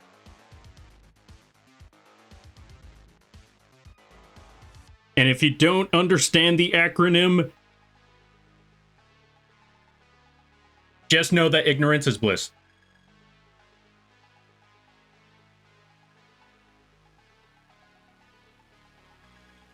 And for God's sakes, if you don't know what it is, don't look it up.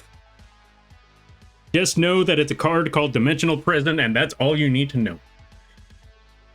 That also reminds me, I have learned one thing that I can never...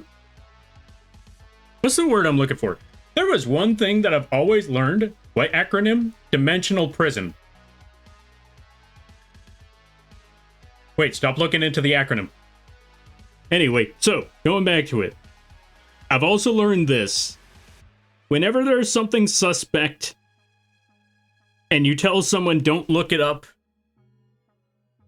9 times out of 10, they're gonna look it up. I don't remember the last time... Oh, I do remember one time where I made that horrible, horrible mistake. So, I'm gonna give some context. There's this one video game called Omori, where I'm not going to spoil anything, but I'll tell you this much. In the game, you can find ramen noodles in the toilet. Now, on paper, that sounds very, very funny. Now, I'm going to say this with 100% genuine concern when I tell you, don't look that up. It's nothing suspect. It just looks very disgusting. Like, it's not even... How do I put it? Because there was a running gag because of it, which was just basically toilet ramen. And again, like I said, on paper it sounds funny. But then I made the horrible mistake of Googling it. And like I said, it's not as bad as you think, but it still looks pretty bad.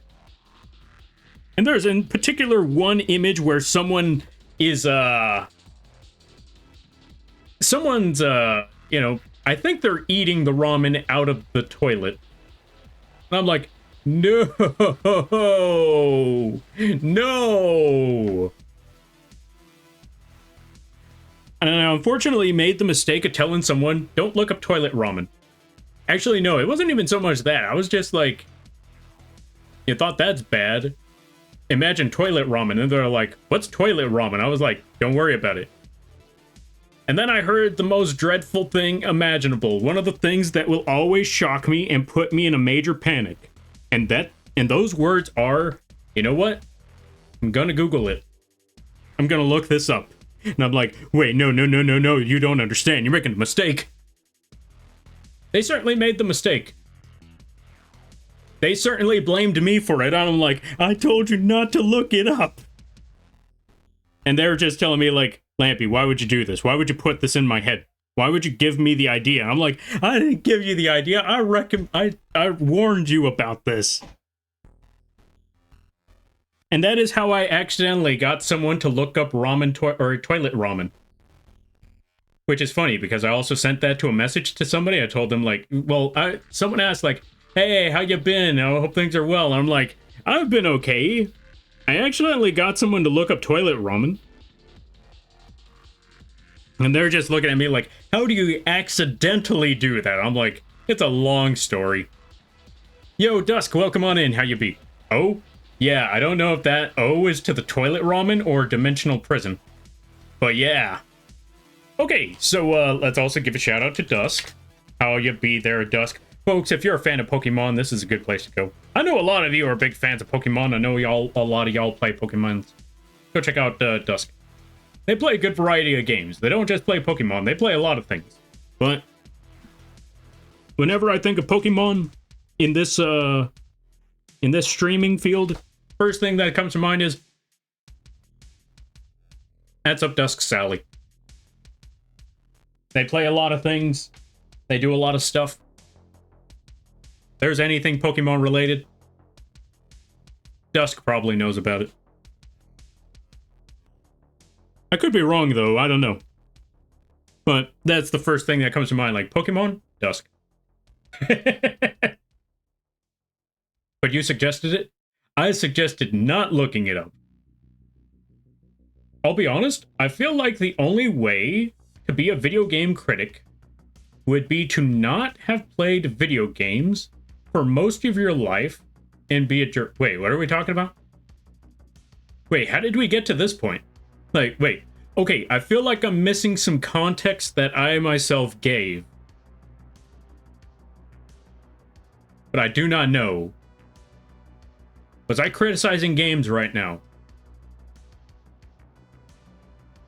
Because I don't know. Last time I was talking about toilet ramen. And I'll be honest, I am very glad that a raid didn't pop up, because I've seen this happen too many times where someone says some of the weirdest of things or does some of the weirdest of things, and out of nowhere, a raid pops up off the bat.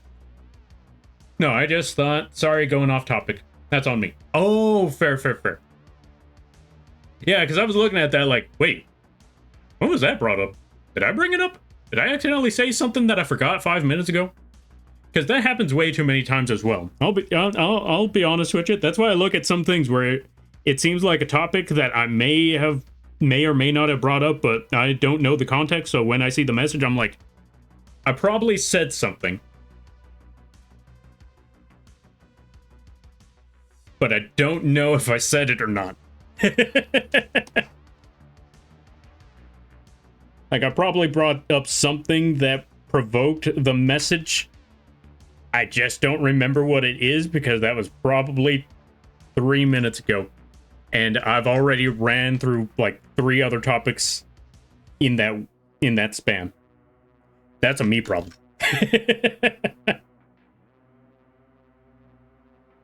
This is what I always say, like, when it comes to messages, yo, Kiko, welcome on in. How you be? I hope you're having a good day there, buddy. How was the fork knife? I hope it was well. Folks, go check out Kiko. They are currently doing a partner push, and from what I'm seeing there, they're getting pretty close to it. Father, give me a gift. A gift. Let me see. You know what? I know the perfect gift. I know the perfect gift. You know what, Kiko? You know what? The perfect gift is a birthday cake. Yeah, a birthday cake. So I'm gonna need eggs, candles, milk, especially milk. Let me just go get that milk right quick. Okay, you know what? I'll be back. Totally. Totally. All right, y'all take care now. Goodbye.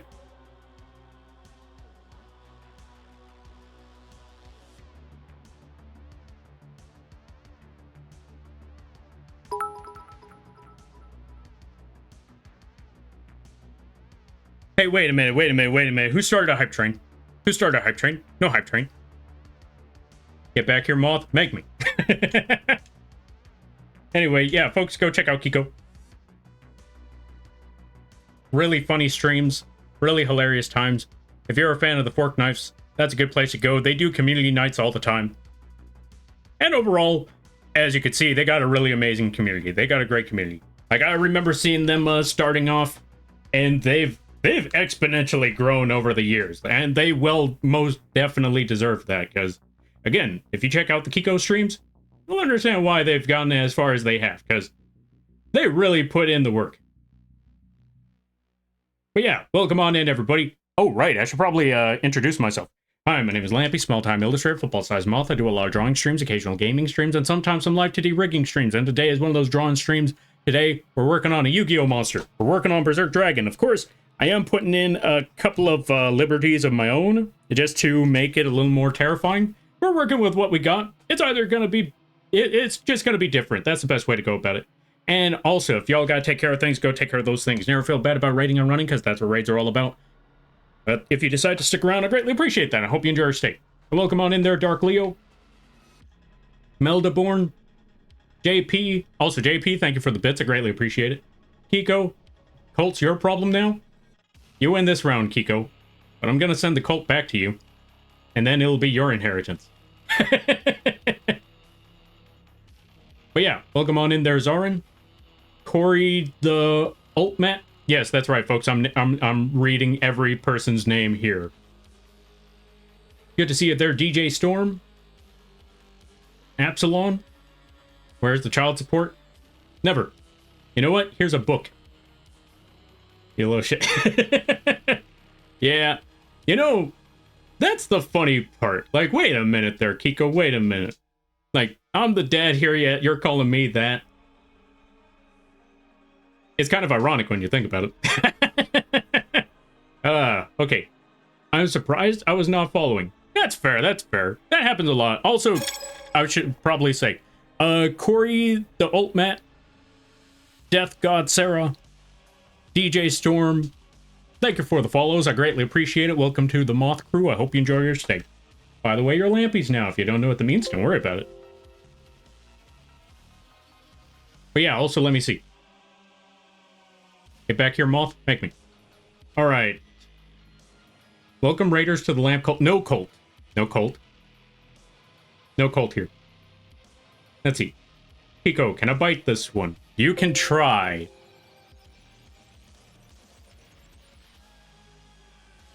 Wait. What's JP saying me to? I think they want to get bit. I don't know. Get back here? Never. Bite him.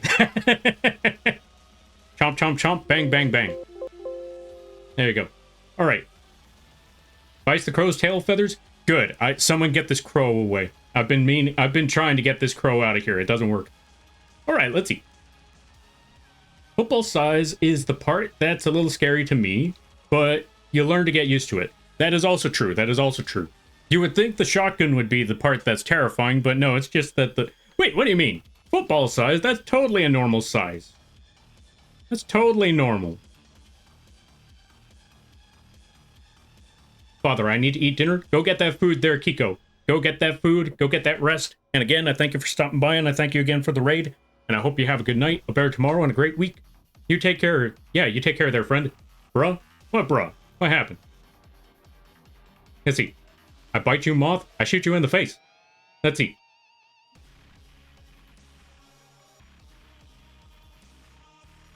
You are but illy. Wait, what's illy? I usually follow whoever Kiko has us raid. Yeah, I greatly appreciate that. I regenerate?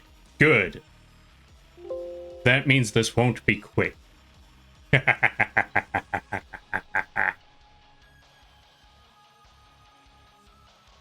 Please don't shoot. That's okay. I'm putting all of the work on DJ. Illy means I love you. Oh. Thank you there, Death. I greatly appreciate the clarification. I didn't know. But yeah, you take care there, Kiko. We'll get some Fortnite games one of these days again. Yo, Lofi, thank you for the 19 months. I greatly appreciate it. Please do. Good. I like a challenge. Thank you for the hydrate there, Pizza. Also, welcome on in there, Pizza. But yeah, let's also give a shout out to Lofi Explorer. If you like very chill streams, this is one of the chillest streams you're going to find. They also have some really funny times over there. If I'm correct, they were playing the funny game. That's the one. That's the funny game. Water time? Good point, water time. Where is my water? There it is.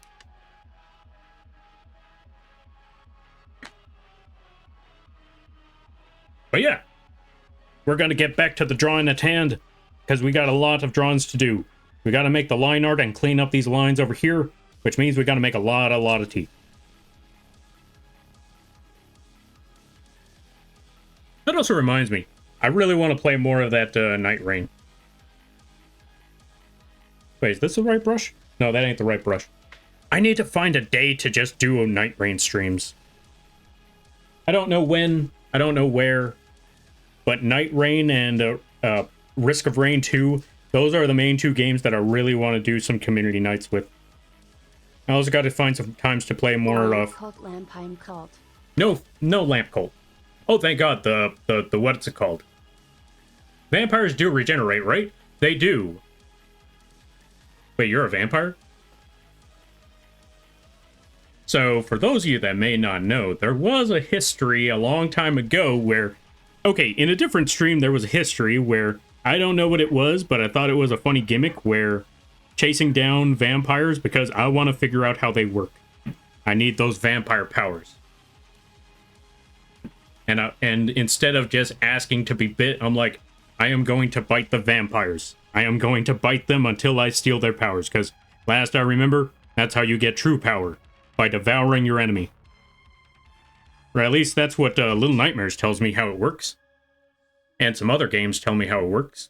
I think Mega Man kind of works like that too when you really think about it. Is Mega Man cannibalizing people? He might be.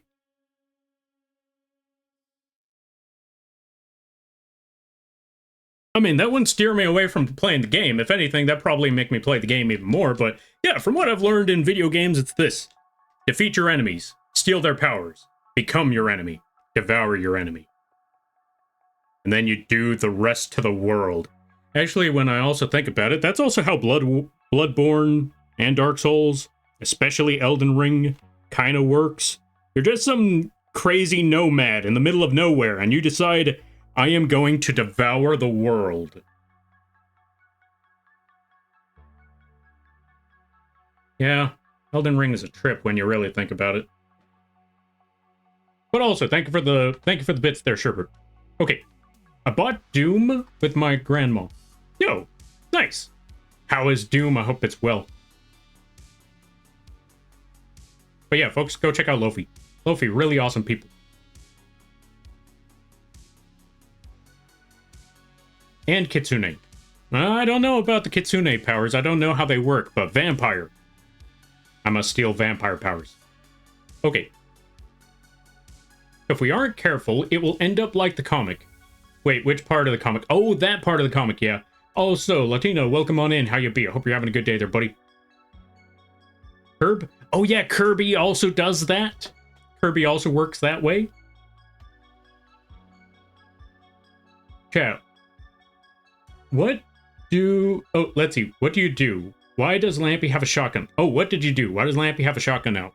To be fair, I always have a shotgun out. There is no why. There's only when. Okay, maybe there's a little bit of why. That would logically work if you ran around biting vampires, because if you draw blood... You will consume said blood, turning you into a vampire. That's right. That is true. Hey, DJ. Hold on a minute. DJ. Come here a minute.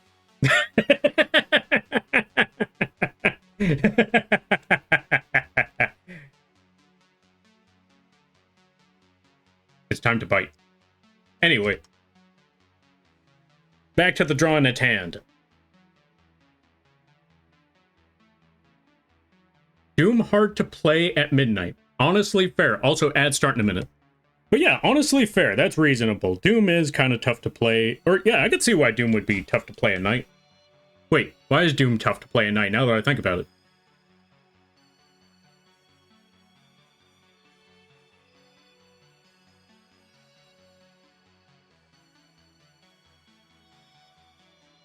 Is it because it could be a little terrifying? Is it difficult because you need to go to sleep, but the call for Doom is getting the better of you? I could definitely see it being the call to Doom getting the better of you.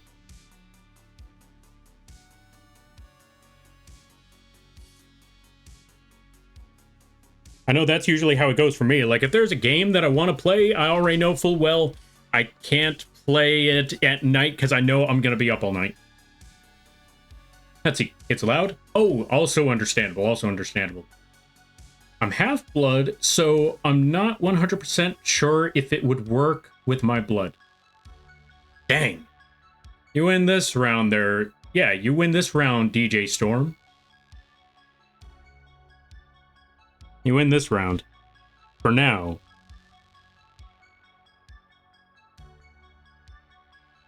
But there may or may not be a time when the vampire side overtakes the kitsune side. And if that time ever rolls around,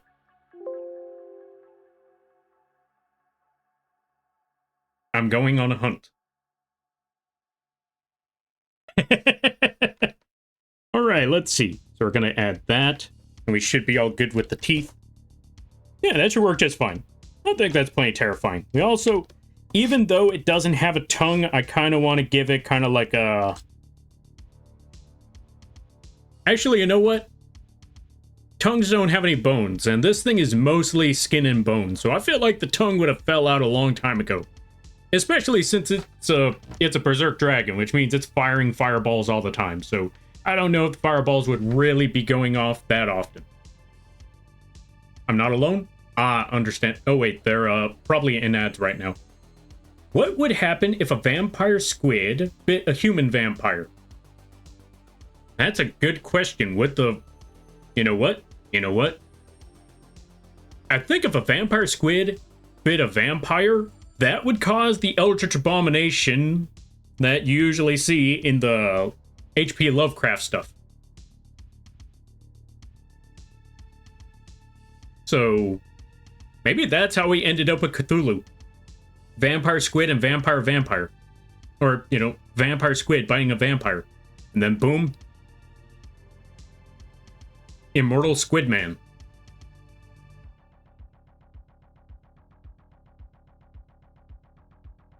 Let's see. Simple. Vampire squared. You know what? That's reasonable too. Maybe. Okay. I have good news and bad news about my Smash Bros. Endeavors. I remember how to play all of the characters, but the AI is something I need to remember to conquer. So it evens out, to be honest. Hey, you know what? That means you got a challenge ahead. Beat that robot. Beat those computers. The Kitsune side is more... Oh, the Kitsune side shows more. All the teeth are sharp. Dang. That means there's not a lot of vampire. I can't use Kitsune. I can't use that. I'm trying to get those undead powers. I'm not trying to grow ears and a tail. That would just turn me into a furry. Or worse. A con goer. I apologize. I had to make the... I had to crack a joke at those that go to cons. By the way, folks, there is nothing wrong with going to cons. I want to just emphasize that. I just thought, let's be honest. A lot of con goers put on the cat ears and the tails, or the fox ears and the tails. Prove me wrong. There's nothing wrong with it, but it is funny.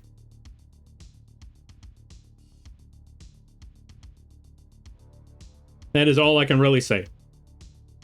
And if you go to cons and you put on the cat ears and or the cat and fox ears or the cat and fox tails, don't let my comments stop you. Because you know what? If you're having fun with it, you keep having fun. If you ain't hurting nobody, don't let anybody judge you for it. But with that being said, I'm still gonna crack them jokes whenever I get the chance. Okay. Also, thank you for the posture check there, DJ. I greatly appreciate that. All hail the Cthulhu in that scenario. Yes, all hail Cthulhu. Stop making Lampy cults. Oh, with that idea, Lampy, Venom Symbiote, Berserk Dragon. Oh god, that would be terrifying.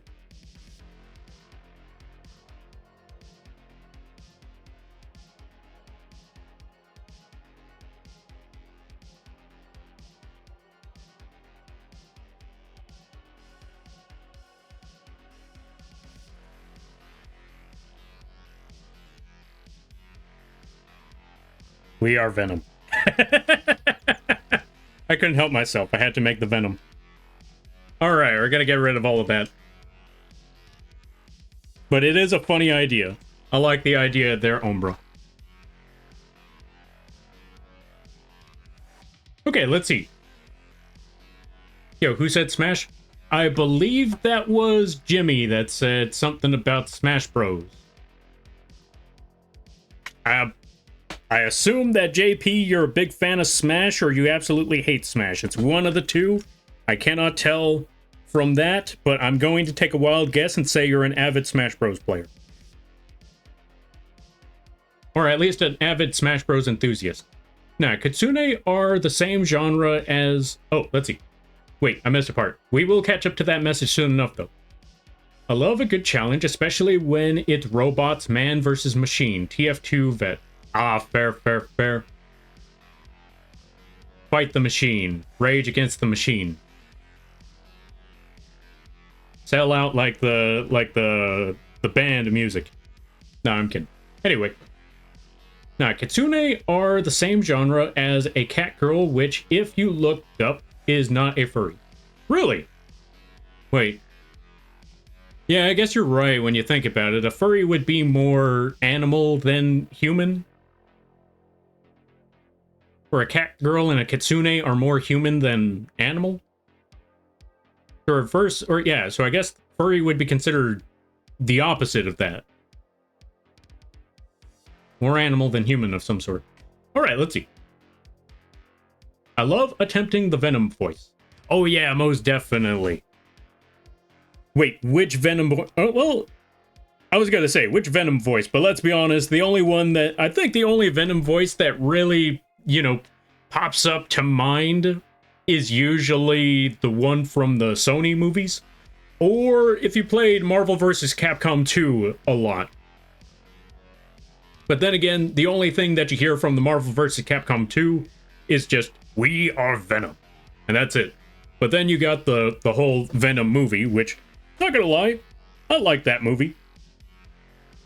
I will say, okay, I'll say this, because I remember a friend that didn't like the Venom movies. Well, actually, I knew a lot of people that didn't like the Venom movies, but I'll say this.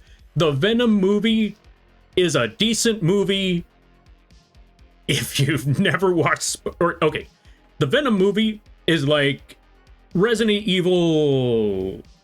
I want to say the Venom movies is like Resident Evil 7.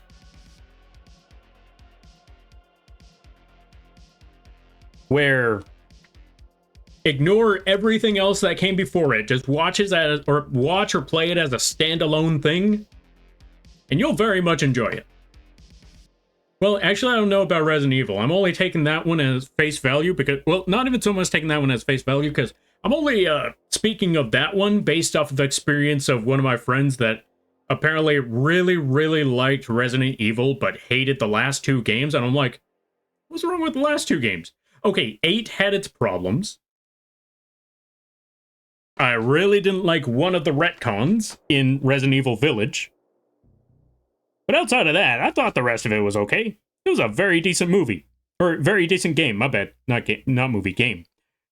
Death Stranding is the movie. But yeah, it was a very decent game. Actually, folks, what are your opinions on Resident Evil 7? Because I thought 7 was a pretty decent one. I liked 7. Hey, Lampy. Yo, Power Goose, how you be? I hope you're having a good day there, buddy. The one where he says, we are Venom, and then eats the guy's head. Oh, yeah, that Venom movie. Yeah, see, that's the one I was talking about. Like, I liked that movie. The Carnage one it was okay. I wouldn't say it was... What do I say about that one? I think it was all right.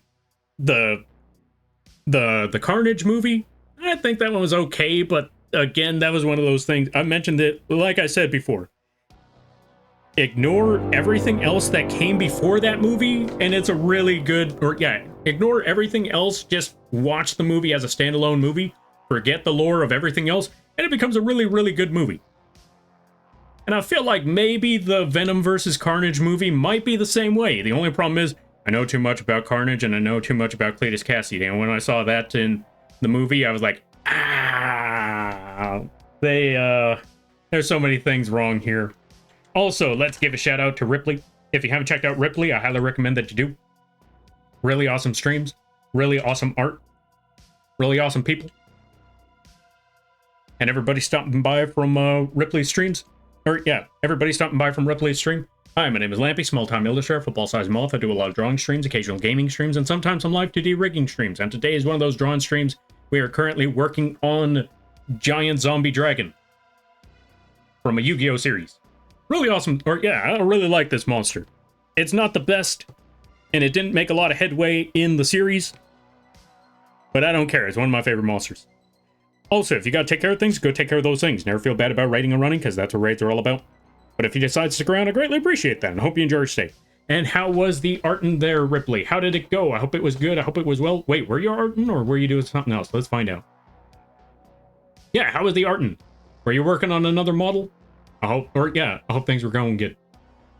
Let's see. Let me try to catch up with a lot of stuff, because I got to catch up with a lot of reading. But also, good to see you there, Jeffels, Ripley, Rathian. Hope everybody's doing well.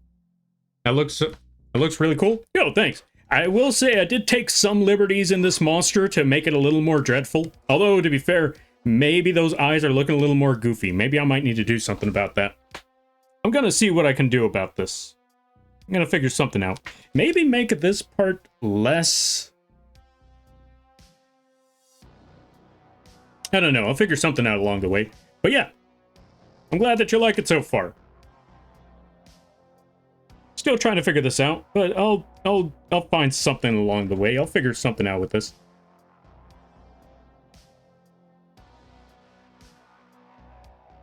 It was really... Oh, yeah, let's see. It was really good. I was working on a shiny latex texture. I think I did okay. Ooh, shiny. I'm gonna have to check that out later. That sounds really cool. They nerfed too much on Cassidy. Yeah, they nerfed too much on Cletus. Also, hardcore. Hope things are going well. Hope things are good. Thank you for stopping by. I greatly appreciate it. We're gonna try to catch up with the reading right quick, so let me see. You reminded me... Oh, let's see. You reminded me of when me and my sister... Let's see. You reminded me of when my sister came out to me. I told her, okay, you're still my sister. Just because you're bi doesn't mean anything to me, but does that mean you're... I'm not reading the rest of that. That's a pun. Demi-human? Ah, fair, demi-human. I was gonna say, that is a very, very, admirable, that's a very admirable thing, and there's the pun. And it all went out the window. But if that's a true story, that's a very admirable thing. If that was all just leading up to a pun, throw the whole thing out. You know what? Even if it was a true story, that is still an admirable thing, and we're still throwing it out the window. Just because of the pun alone. Okay, the one where he says... Okay, so I saw that part. I made Alfredo an hour ago. Yo, nice. You have to watch all in order, everything else to make sense when it comes to Venom and Spider-Man version of Venom. I don't know. Well, okay. For that Venom movie, I don't think you have to watch anything. I don't even think you need to know what Spider-Man is to enjoy the Venom movie. I think you just need to throw everything. I think you just need to ignore everything from the Venom movie to enjoy the Venom movie. Or not even so much that, because I know a lot of stuff from the Venom movies, and I still enjoyed it for what it is. I just had to ignore that I just had to accept that this is a completely different series. Unfortunately, I'm a lore enthusiast, so I dig deeper than a paleontologist. That's fair, and I get exactly what you mean. That's a struggle sometimes to continue on with, to watch a series or watch a game or get into a franchise and to see how drastically they change things and just ignore the fact when you know all the other information behind it. It becomes very, very tough. I've talked to a friend about that one, about Resident Evil, so many years ago. It's like, well, actually, to be fair with Resident Evil, I will say, I think 7 was the right direction. I still personally believe that, because, and no, it's not because of the going back to horror, because Resident Evil was always a campy series. And that's not a bad thing. It was semi-horror, or it was partially horror, but it was also partially action. Hence the reason why they give you so many weapons to fend off against these monsters. And then the end of the series ending with a climactic explosion. Every time. With that being said, the reason why I say Resident Evil, I feel like was the right direction, was because all the other characters that you have so far, they are veterans. They have been through the ringer.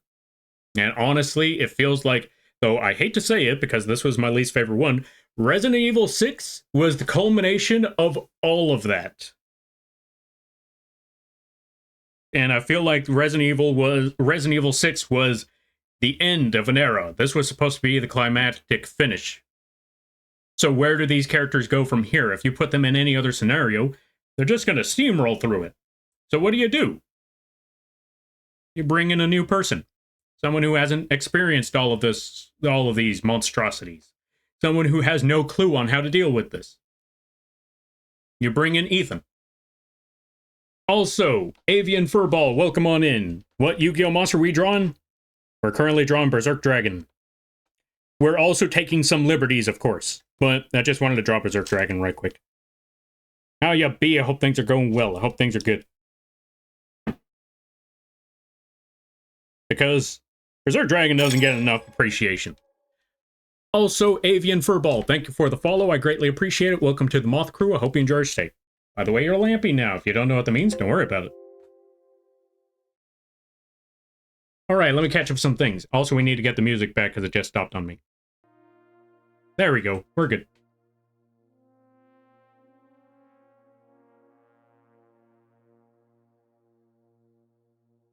They tried to humanize a psycho. They did. That's what was wrong with the Cletus Cassidy thing. Like, when you try to humanize Cletus by giving him a love interest, I'm pretty sure he had a love interest in the comics as well, because, you know, it's the comics. They'll eventually do that to everybody. But still, I don't know. Cletus does not feel like one of those characters that needs a partner. And I don't even mean like partner as in love interest. I mean like a side, someone backing them up. Carnage should have just been a standalone villain on his own. Also, Toxicure, thank you for the raid. I greatly appreciate it. Folks, go check out Toxicure. Really funny model, really funny times. If I'm correct, they were playing, well, I don't know if they were playing Devil May Cry, but I've been seeing them play a lot of Devil May Cry. Go check them out. They also do amazing arts. Really awesome stuff. And everybody stopping by from Toxicure's stream. Hi, my name is Lampy, small-time illustrator, full-size moth. I do a lot of drawing streams, occasional gaming streams, and sometimes on live 2D rigging streams. And today is one of those drawing streams. We are currently working on a Yu-Gi-Oh! Monster.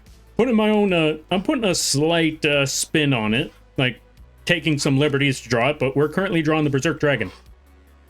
And in case you're wondering what on earth we're doing here, I'm trying to make this thing look gargantuan, but staring down at the enemy. I want them to, I mentioned this at the beginning of the stream, because here's what we had originally.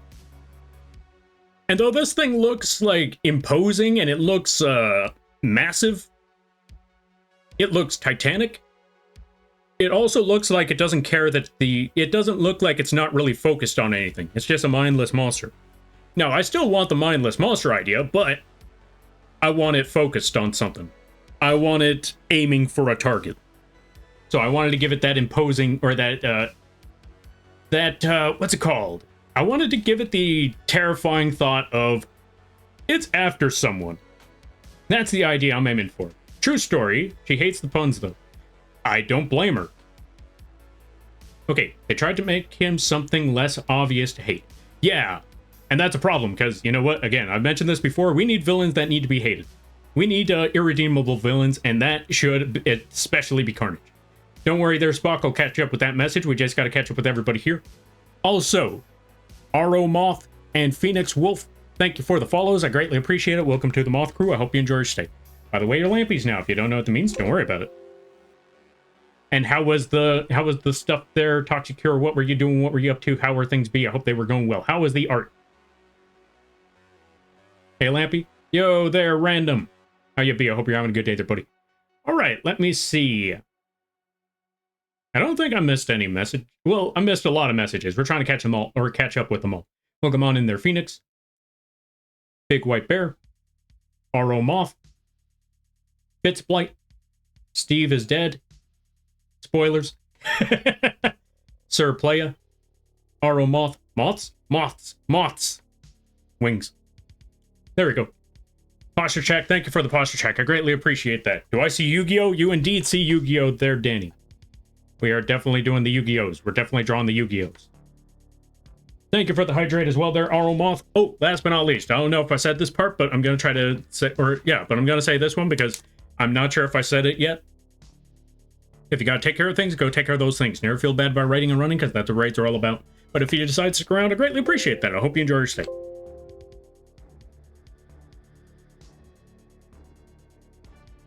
It reminds me of Dead Rising, to be honest. I got interested in... Oh, it reminds me of Dead Rising, to be honest. I got interested in it at Dead Rising 3, checked out the previous titles, and was disappointed at 4. They ruined the main character's character. I don't know too much about it, but I can imagine, and that is an unfortunate thing. Wazy, they found me. Who's Wazy and who found who? Alright, let's see.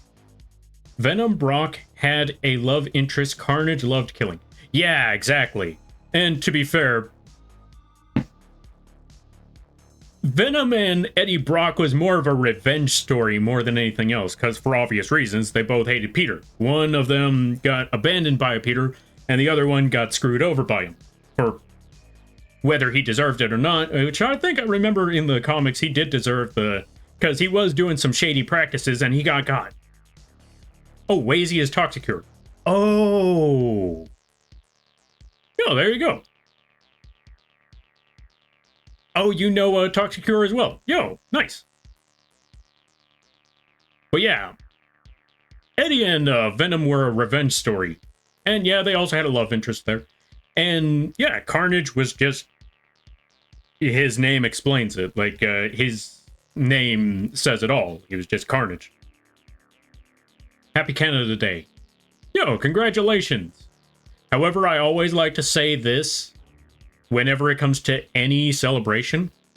It doesn't matter what day it is. It's never a good day when it's the first of the month. Why? Because I gotta pay rent. That's basically it. Like, anyone tells me happy this or happy that, it's like, nothing. There's nothing to be happy about today. It's the first of the month. Afterwards, you could be happy about everything, but right now, I gotta pay rent.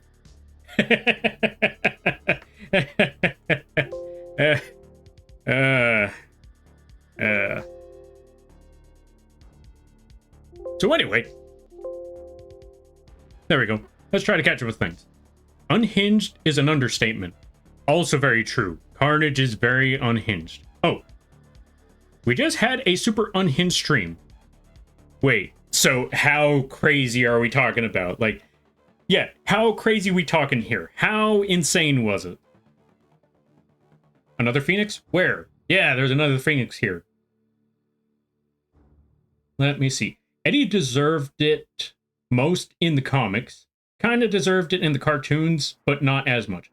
True, true, true. See, this is what I mean. That's why I was like, maybe, depending. But In the comics, oh yeah, he most definitely had that one coming. In the cartoons, yeah, kinda. I'm not gonna say he didn't. I'm gonna say he kinda had it coming, yeah. Is it unfortunate for him in the comics? Absolutely. Or not in the comics. In the comics, yeah, no, he had that one coming. In the cartoons, is it unfortunate? Absolutely. Especially, although it also depends on which cartoons. Because I know there's some cartoons where it was just, yeah, Peter being reckless and Eddie getting caught in the crossfires. I'm trying to remember, which cartoon was it? There was a Spider-Man cartoon where one of the main characters was the Lizard. Mostly in his human form, but there were multiple times where, you know, he just turned into the Lizard and, you know, that was a problem in the series. Instead of him just being like a minor villain here or there.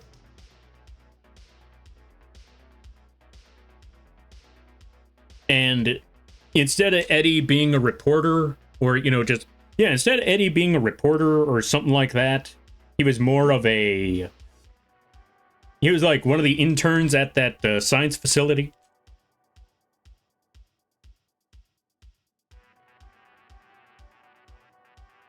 And if anything, I think it was Peter that was more of the scumbag in that cartoon, because, to be fair, while fighting the Lizard, he did take the photos during that fight, and he did sell those photos.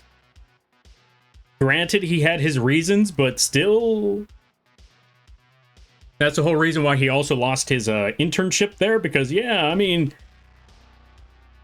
I don't know if I would want to work with somebody like that, you know? I'd be looking at it too, like, yeah, no, you can't come back here.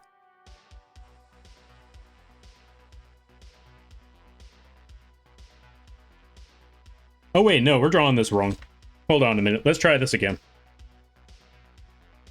Because what I'm looking at here, we gotta add more of a skeletal rib cage type of look. Not entirely 100%. It's something along those lines. And you know what? Yeah, actually, no. I was gonna say, since this is a monster, I think this would be a good idea to actually have the rib cage be all jagged and stuff. But at the same time, I don't know. That's just starting to feel like a lazy excuse to not clean up my lines. So, yeah, we're not gonna go down that road. Not this time around. I'm only going to clean up the lines if that's or I'm only going to go with the jagged, messed up look if I intentionally think it's a good idea. If I'm looking at this like, oh yeah, you know what, this may not have been the idea I'm aiming for, but hey, here it is. Yeah, no, I'm not going to let myself slide with that one. Also, we need to put... Okay, I just realized this right now, but Berserk Dragon kind of has a bug face for a chest. I don't even know if this is on purpose or not, but I'm now just looking at it right here like, there's the eyebrows, there's the eyes, and there's those mandibles right there. I'm pretty sure that's not intentional, but it's there. And that actually gives me a better understanding of what on earth I'm trying to draw here, so yeah, I'm gonna roll with that. It's time to make some mandibles. Well, first let's make the eyes.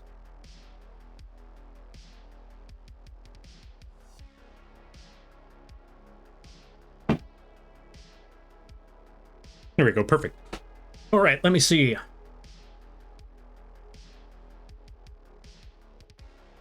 It was the... Oh, let's see. It was the Disney Spider-Man series. Eddie was also Peter's friend. Wait, Disney Spider-Man series. Wait, which one's that one? Berserk Dragon kind of looks a lot like Red Eyes. It does. Someone actually... Okay, that's actually funny. Also, do not worry. I will catch up with the rest of the messages. I just saw that one, and it immediately... I laser focused on that one. Funny that you mentioned that, because a few hours ago, one of my friends rolled on in, and they said, I know Red Eyes when I see it. I'm like, about that. I mean, you're close, but about that. So yeah, I could definitely see it, especially after someone rolled on in like, that's a Red Eyes. I mean, his eye kind of looks red when if you squint, it kind of looks red. So yeah, kind of.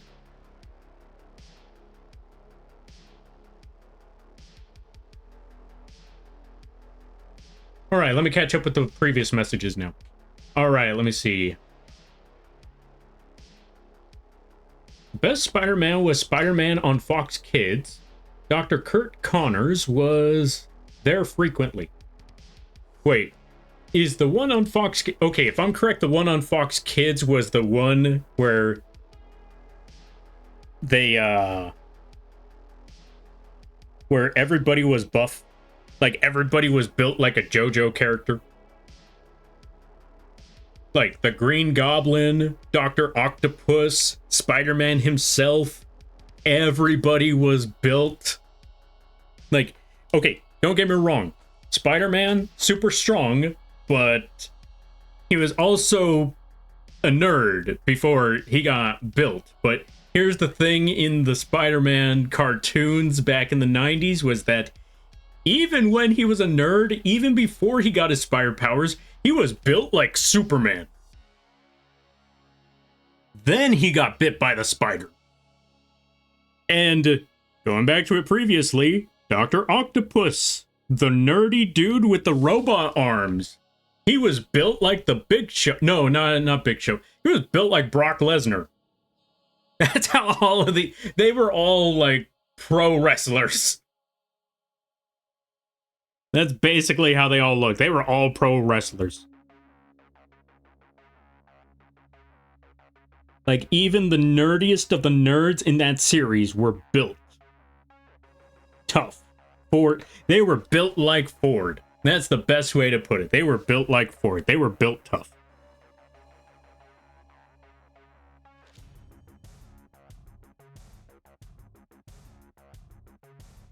And then they had the vampire. God. Oh my God. I'm just thinking about that. Like, that one movie ruined that one character's reputation. This was their one movie. This is what they got. This is the Green Lantern all over again. For those of you that don't know what I'm talking about Morbius. Morbius, after all these years, was finally getting into the movies. He was the vampire dude. He was one of Spider-Man's big villains. And they gave him this. And now, when you think of Morbius, you just think about it's Morbin time. Yeah, there we go. Thank you. Thank you there, Danny. See, case in point. Someone dropped it in there before I could even say it. This is what I'm talking about. Like, that is how... This is exactly what I mean by it just became nothing but a meme now. It's a funny meme, but I feel bad for whoever designed that character. Like, finally, after all these years, he's finally getting a place in the movies. What is this? The worst part was, the highlight wasn't even Morbius. The highlight was the guy from Doctor Who. And let's be honest, the big scene from that movie, when you remove the whole it's Morbin time joke, the highlight scene of that movie was just the guy from Doctor Who. Just, what's the word I'm looking for? How do you put it? Not literally. Like, metaphorically speaking, he was feeling himself. He was enjoying his new power. And he was just basking in it. Long story short, he was feeling himself. It was like, that's what's up. This is it. To one of the goofiest songs I've ever heard. And it's hilarious. Yo, Vampirica, thank you for the raid. I greatly appreciate it. Holy cow, we're getting everybody today. Let's give a shout out to Vampirica. What were you up to? What were you doing? I hope things were good. I hope things were well. I hope you're enjoying. Oh, yeah, I hope you had a good stream. Okay, we got to catch up with a lot of stuff. And everybody stopping by from Vampirica stream. Hi, my name is Lampy, small-time illustrator, football-sized mouth. I do a lot of drawing streams, occasional gaming streams, and sometimes some live 2D rigging streams. And today is one of those drawing streams. Today, we are working on a Yu-Gi-Oh monster, one of my favorite Yu-Gi-Oh monsters, the Berserk Dragon. Granted, I'm taking some personal liberties on drawing this one, but I just really wanted to draw this monster. It's one of my favorite monsters. And also, if you gotta take care of things, go take care of those things. Never feel bad about raiding and running, because that's what raids are all about. But if you decide to stick around, I greatly appreciate that. I hope you enjoy your stay. And welcome on in there, everybody. Good to see you there, Galactic Pupper. Good to see you there, Vampirica. How was the... What were you doing? Oh, how was Pathfinder? I hope it was good. I hope it went well. We were doing our usual Pathfinder campaign session. It was a lot of chaotic fun. Yo, nice. Also, thank you for the follow. I greatly appreciate it. Welcome to the Moth Crew. I hope you enjoy your stay. By the way, you're lamping now. If you don't know what that means, don't worry about it. But yeah, what was the story in Pathfinder so far? If it's what's the word I'm looking for? Oh, speaking of vampires, yeah, you make a good point there. For those of you that don't know, we were talking about Morbius. And we were also talking about, we were talking about Spider-Man cartoons, Spider-Man characters, and how they were all built in the 90s cartoon. Like Peter, before getting the spider, he was built like Superman. Dr. Octopus, despite the fact that he's a nerd with robot arms, he was built like a pro wrestler. And then we got to Morbius, because that's where, before the meme movie, that's where he was most well known from, was from those, for most casual comic book enjoyers, or, superhero nerd stuff enjoyers, he was mostly well known in the Spider-Man cartoon in the 90s. And then they made that movie. The one movie he was in, and it was that. But yeah. Alright, let me catch up with some things. Whew. I don't know why I haven't followed. I think our moots everywhere else.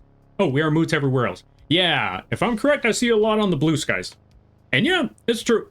I don't know why we haven't... I don't know. But honestly, that's fair. Let's change that. And you know what?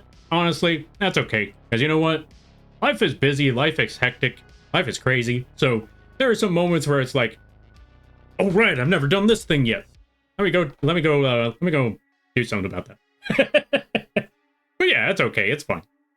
Ooh, Berserk Dragon, I love that card, though I hate the fact that it has the minus 500 attack at the end of each of your turns. That is also true. This is not a monster that'll stay up forever. It's one of those monsters that you either end that... Yeah, this is basically the monster that you drop when you're ready to end the game right then, right there. Which also makes sense, because in the anime, it was supposed to be a late game boss. It was supposed to be, you summon this thing, and it's over. But yeah, I get what you mean. This is why I've been saying for a while now that this thing needs a retrain. I love this card. It is awesome. It is epic. It is edgy beyond belief as well. But it's never gotten an update. It's never gotten a retrain or even a card that makes it easier to summon. This thing needs a retrain. Currently, we are in a storybook and making sure the Sea People versus Land People war goes okay. AKA, we are trying to right the wrongs from the Land People. Ah.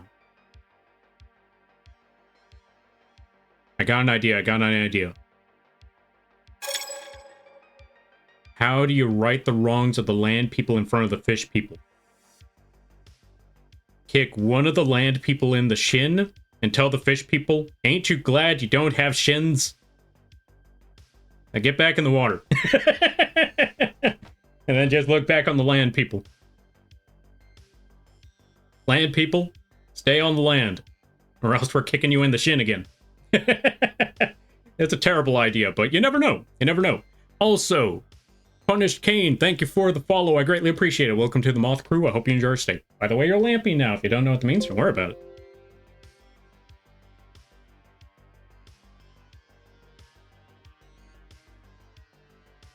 Berserk Dragon is sadly just a worst version of Tyrant Dinosaur.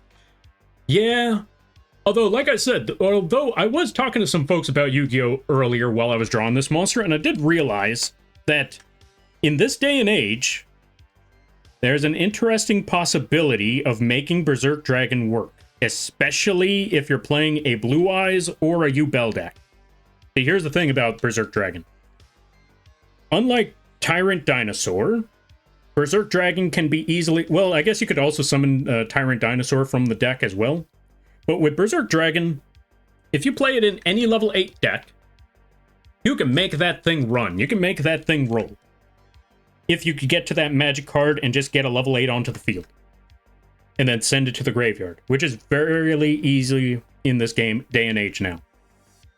So yeah, so once you send a level 8 monster to the graveyard, just have that Berserk Dragon hit the field, and because of the way Yu-Gi-Oh works, your opponent is summoning up a bunch of low attack monsters that do a lot of effects. So if you can manage to summon up this thing after your opponent has just spammed the field with a bunch of low-level monsters, smack each and every one of them with this dragon, and then boom, game. Maybe. Okay, let's see. Band of Blades got more comics of Morbius than Spider-Man readers. But for anyone not really into the comics, the cartoons were all there was... Oh, let's see. Were all there was for the characters before the movie. And the movie was just wrong in too many ways. Yeah, that is unfortunately the thing about movies. Like, when it comes to movies, I could definitely tell you this. Both back in the day and even now, a large majority of movies just decide to look at things and say, okay, we can't work with this story, so let's do our own spin. This'll be fun. The problem with having a favorite monster that's old is that most likely they're bad. Oh yeah, most definitely. Unless it's called Blue Eyes. Why can't they make Red Eyes as viable and cheap as Blue Eyes? Okay, to be fair, Danny, I will say this. They gave Red Eyes a relatively good card. It's called Red Eyes Full Metal Dragon. Or Red Eyes Black Full Metal Dragon? It's a pretty decent card. It does burn damage, it also negates, and it's also a 38 attacker. And it's fairly easy to summon, and you don't have to sit there for God knows how many minutes just to do a full combo. You just summon that big thing, and then you're golden. You're fine, you're solid. Or you could also summon up Dragoon as well. That's what I like about Red Eyes. It may not be the best, but it's simple enough. It's a race of... Oh, let's see. It's a race for this Sea Queen crown, which controls the sea. Oh, which controls the sea people. Land people boiled the sea people entirely after they won the war, so no good to me or my group. Oh... Yeah, no, that's not gonna work. You need to get that crown. Yeah, I think that's your best bet, is steal that, get that crown back. That, I'm assuming... what is your... Actually, you know what? This is your game. What is your plan? Now that I think about it, I'm just sitting here like, I think I know what you need to do. You need to do this, you need to do that. I'm just, now that I'm looking back on it, like, hey, wait a minute, this ain't my game. I shouldn't be backseating. Literally backseating in a different stream. What am I doing? What's your game plan? I mean, also, like I said, if you gotta, because I know the streams take a lot of energy, so if you gotta take care of things, go take care of those things. But if you decide to stick around, what's your game plan? What's your game plan in this game? Okay. There was that one dragon of light and darkness that reverses the negative effects of reverse trap. Light and darkness dragon that reverses the negative effects of reverse trap. Oh, wait. Is it literally just called Light and Darkness Dragon? Because it might be that thing. Okay, time to continue. Oh, wait, yeah, it is like... Okay, yeah, I know what you're talking about. You use the Light and Darkness Dragon with reverse trap. First activate the reverse trap, then the Light and Darkness Dragon. And then instead of losing all of its attack points, it just gains more and more and more, and then it becomes an infinite negate. Ain't Yu-Gi-Oh awesome sometimes? Yeah, totally. Yeah. Anyway... Time to confuse people at my locals even more than my 3 blue eyes already do. Yeah, see, there you go. I'm gonna go get some rest, have a good rest of your stream, and good art. All right there, Vampire. Thank you for stopping by, I greatly appreciate it. Thank you again for the raid, and I hope you have a good night, better tomorrow, great week, and some good rest. You take care now there, friend. If there was a way to keep a temporary trap card locked into the field... to make its effect repeatable, then that would make reverse trap pretty wild for pivoting the meta of a lot of monsters while making some cards that remove their own effects go off. Wait, what do you mean? Crying? Why are you crying there, sheepish? Wait, am I saying that name right, sheepish? But yeah, why are you crying there, sheepish? Okay, of course there would be people who would want to run the Omni Negate Bow Girl for that. Oh yeah, Appaloosa. I think Appaloosa is banned in the TCG, but Master Duel, you still got that one running around all over the place. Still here, we are getting the... Oh, let's see. Still here, we are getting the pieces of the crown, because we also learned a few sessions ago that it is the daughter of the queen cosplaying her mom and is having a temper tantrum. So, plan is to get the crown, win the war, and unite the lands. Ah, fair. Sounds like a pretty smart move. I can respect that. Get that crown. Also, I'm not sure if I said this yet, but Punished Kane and Sheepish, thank you for the follow. I greatly appreciate it. Welcome to the Moth Crew. I hope you enjoy your stay. By the way, you're lampy now. If you don't know what that means, don't worry about it. Let's see. I used to make a ton of experimental decks all the time. Ah, fair. I miss the days when you can make experimental decks. Nowadays, it's very difficult to do because if you wanted to make something crazy, chances are you gotta go through a lot of negates. You gotta go through a lot of interruptions. So nowadays, it is very difficult to try those crazy combos. Which sucks, because that was one of my favorite parts about Yu-Gi-Oh! Is just finding a card. Yeah, just personally finding a card and just being like, you know what? I haven't seen anybody make this card work yet. Let me try something. That's how it used to be with Gate Guardian until it got the new cards. That's how it used to be with the snake. Well, actually, you know what? There's this one monster called Venomanaga, deity of poisonous snakes. Technically venomous snakes, but who's counting? And to me personally, that's the only monster that I'm still coming up with combos on how to summon, because it's still a very difficult card to summon. But everything else, there used to be just this fun of trying to figure out how to make this one card work, or how to make this one combo work. But nowadays, it is very, very difficult to pull that off, because those crazy combos that you used to try, they are easily accessible now, but at the same time, so is everything else. And your opponent is probably going to get to their game plan faster and more consistently, and that doesn't even give you the opportunity to try anything because of that. We are currently in a day and age where you are either ending your opponent or you just got ended. There is no in between. And that's an unfortunate circumstance. Also, this shoulder is a little too smooth. This should be made of bone. So let's work on that. Let's make it more bony. If that makes any sense. There we go. That makes things a little bit better. But we should also probably zoom in on this part because, granted, it is a skeletal arm, but we're also trying to do a little bit of foreshadowing. So let's work on some of that foreshadowing, shall we? Also, Dyfid, welcome on in. How you be? I hope you're having a good day there, friend. I hope things are well. I hope things are good. I have a deck that I call the Puppeteer Ringman deck. Why is it called the Puppeteer Ringman? I'm not good at deck building. I just look up a budget Blue Eyes deck, and then I keep adding cards I thought would kind of work, or that I saw working that I also had. That's honestly fair. That's very reasonable, especially in this day and age, because cards are complicated. Like, this is why I don't play... Yeah, this is why I don't play Modern Yu-Gi-Oh! As much anymore. I mean, I still play it sometimes, but not as often, because there's way too many combos. We have... okay, as crazy as it sounds, we have too much freedom in this game. I know that sounds wild to say, but when you see how the combos are played out in these games, I think you would understand what I'm talking about how there's just too much freedom. We need to wrangle things back in a bit. We need a little more challenge with our boss monsters. We need to pull it back.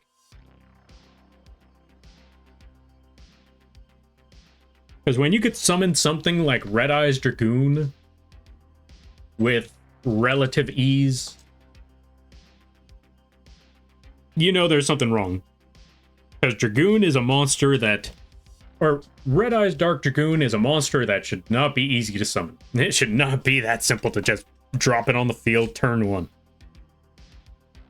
Not even just turn 1. One card and it's on the field. I feel like, okay, we messed up somewhere. We messed up somewhere in this game that we could summon something like that. For those of you that don't know what Red Eyes Dark Dragoon does, it's a 3,000 attacking monster, cannot be targeted by card effects, cannot be destroyed by card effects, and once per turn, you can discard a card from your hand during either player's turn to negate that negate that card effect. And then it gains 1,000 attack after you've negated an effect. If you don't know what that means, let me simplify it in smaller terms.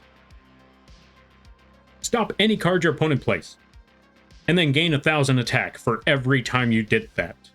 And it does not go away. It's a permanent 1k boost on a 3k attacker that cannot be destroyed. Yeah, that's a bit much. And if you thought that was crazy, let me tell you something. That card ain't even doing anything competitively. In this day and age, in this Yu-Gi-Oh card game, that thing's not even doing well. That just lets you know just how crazy and how too far gone we've gone in this game. We need to bring it back. We need to reel it back in. We're doing too much.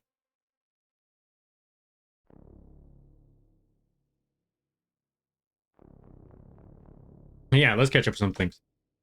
Okay, let's see. And things like Chaos Necromancer... Oh, wait, I missed a part. No, wait, okay, here we are. Okay, things like Chaos Necromancer is a nice monster since it is a 1-star monster that gets stronger for more monsters in your graveyard.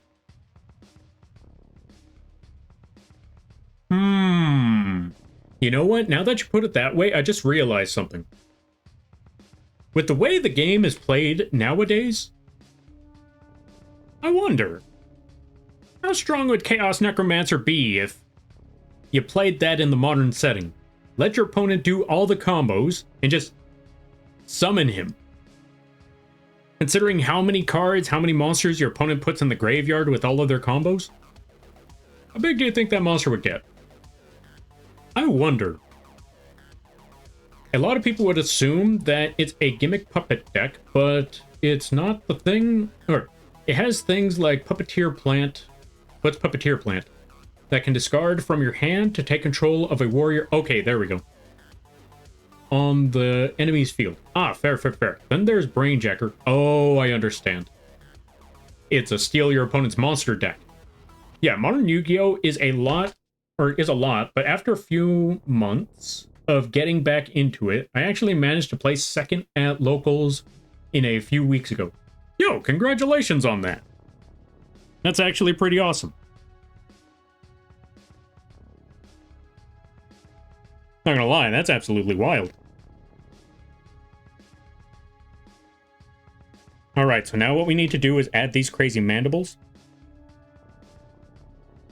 But yeah, also now I understand the Puppeteer deck thing. Just steal your opponent's monsters and have Chaos Puppeteer. Or what was his name again? Necro something? Not Necro Face, but what was the other monster called again? Oh, Chaos Necromancer. I need to remember Chaos Necromancer. I want to see, like, I'm gonna look at a modern day duel, see how many cards go to the graveyard. Because I'm really thinking of that idea, like, how much attack could Chaos Necromancer get by just summoning him to the field? This might be the modern day whatchamacallit. Trying to remember, what was that monster called again? The one that gained attack for every removed from play monster? Something... Grand Maju, that's the one.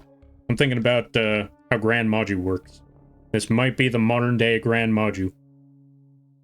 Or Grand Maju? I don't remember how the name goes, but you know what I'm talking about.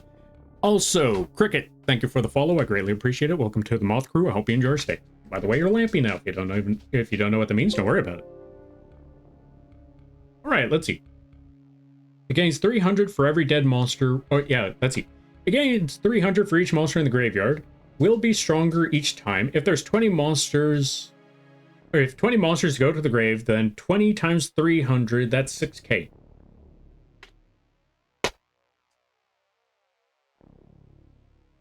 Yeah, I'm looking at Chaos Necromancer now. Like, yeah, I think I could see this monster working. I could definitely see this monster working. Especially for those decks where they keep dropping cards, card after card after card, Link Monster after Link Monster after Link Monster, Synchro after Synchro, Tuner after Tuner. And then at the end of the day, they got like 30 cards in the graveyard, and then you're just looking at that like, yeah. I mean, heck, if they just have like 10 monsters in the graveyard, 8 monsters. Okay, actually, let me see. 8 times 3, 24. Okay, maybe not 8 monsters. But yeah, 10 monsters in the graveyard, 9 monsters in the graveyard. You got a pretty decent normal summon right there. Now, I know a normal summon is very valuable, but so is having a big monster without activating any effects against your opponent that probably has a couple of negate gates right there to negate your monster effects. This monster doesn't even have an effect that goes off, so you just summon him, smack one of the bigger ones, boom. Then imagine if you had 40 monsters from your deck, or yeah, let's see. Imagine if you had 40 monsters from your deck to the grave. That would be 12k. Oh, I like how this is going. Although, to be fair, I don't know how you're going to get 40 monsters into the graveyard that quickly, but then again, that's why your opponent helps you with that. So yeah, that's why I'm looking at this like, I could definitely see this working. I could definitely see this working.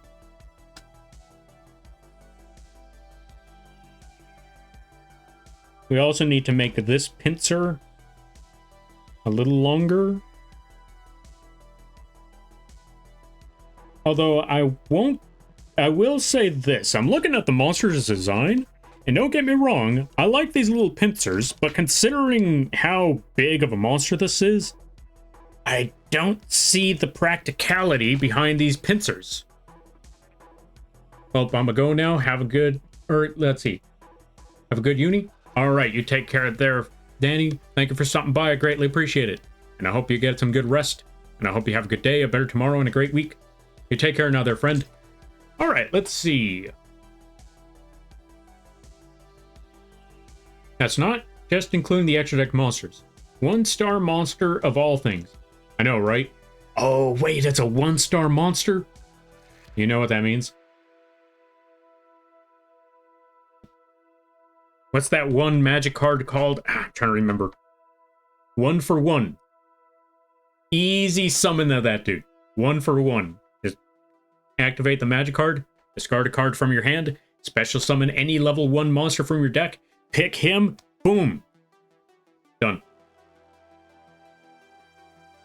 And it's discarding a monster, so that means there's already 200 off the bat right there. You could possibly try to get virus cards to pop and reverse the effect in or onto yourself to throw the strong monsters all into the graveyard, then have Chaos Puppeteer played. I am liking these ideas. I gotta try out Chaos Puppeteer. Or Chaos Necromancer.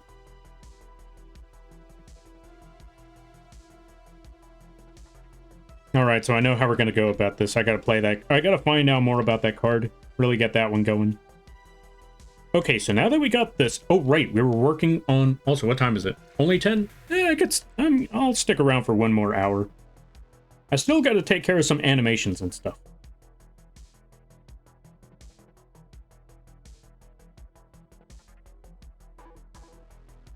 Oh yeah, let's add these, spinal...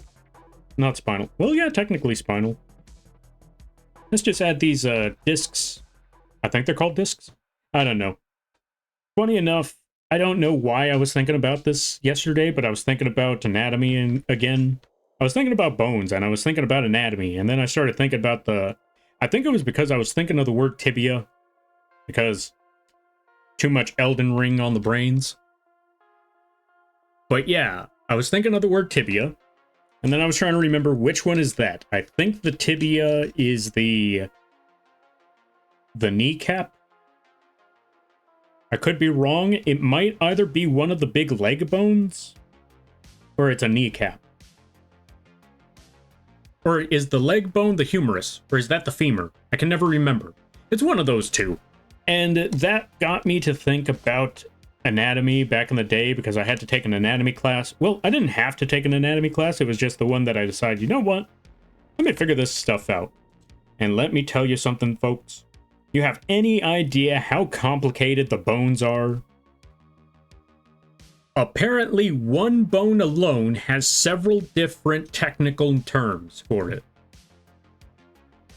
And that part bugs that part bugs the ever-living daylights out of me. Like, for example, your jawbone, granted, you got all the little teeth that goes along in there, but then you got, although to be fair, I think the jawbone is made up of, like, 3 different bones, or was it 2 different bones? All melded together with the exception of the teeth. I don't quite remember if that's how it works, but I know there's a lot of different parts of just that one bone alone.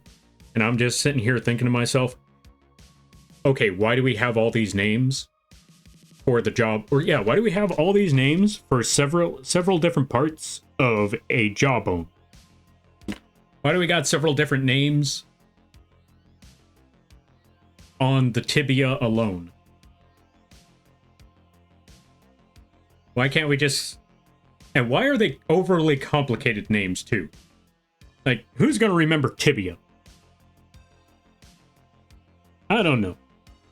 All I know is that when I was just sitting there one night just thinking, why are we calling it all this stuff?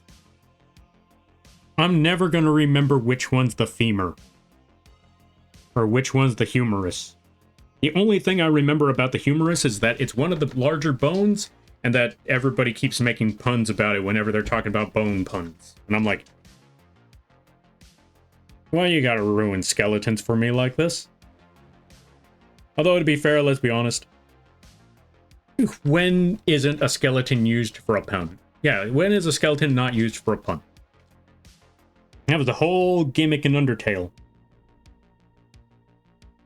Also, folks, I've mentioned this before, but yeah, this is usually how things go here. I ramble on about multiple different conversations or multiple different topics because my brain just doesn't let me shut up. My mind just wanders too much. I hope you enjoy. Also, I think ads are about to start. Okay, let me see. Yeah, the attack of each is 300, not 200. Oh, 300. Oh, that means if you got 10 monsters, you got a big monster right there. That's a crazy one right there. 100 attack difference, but the difference does matter when you are making stacking mechanics. Oh yeah, that's also true. That's also true.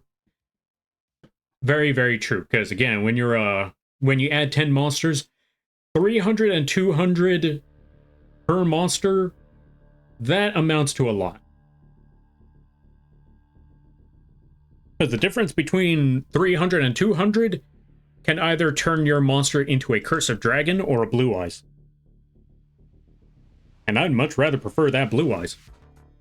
The humerus is hilarious. Oh my god.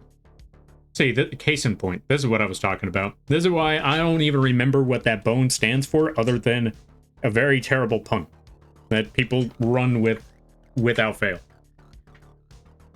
Also, Chaos Necromancer is the same monster in the card art of Vanity's Emptiness.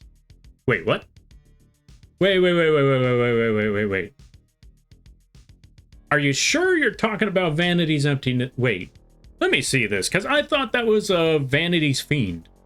Hold up, is there another monster in Vanity's Emptiness? Let me look this up right quick. I could remember that there was Vanity's Fiend, but I didn't know there was another monster in there. Vanity's Emptiness. Images.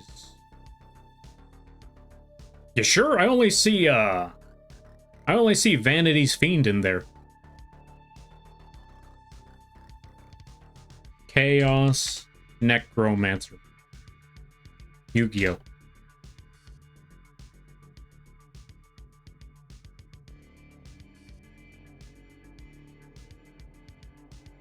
I think we're thinking of the same monster there.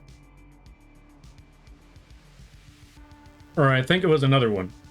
Like another card or a different monster on that one. Because I looked at Vanity's Emptiness right now, and just as I suspected, that one was Vanity's Fiend. So it might be a different trap. I don't know. I also looked at Chaos Necromancer again. That card's pretty epic. Hold on a minute. Let me get that card again right quick. Not gonna lie. This is why I miss old Yu-Gi-Oh monsters. Because, let's be honest, they look pretty metal.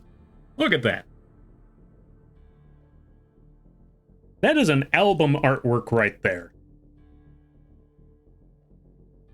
I just wish he was more epic back in the day. Because, yeah, when you look back on monsters like this, like, during the time that they were out, they had a lot of potential. But let's be honest, ain't nobody working on all of that. But yeah, that monster's pretty epic.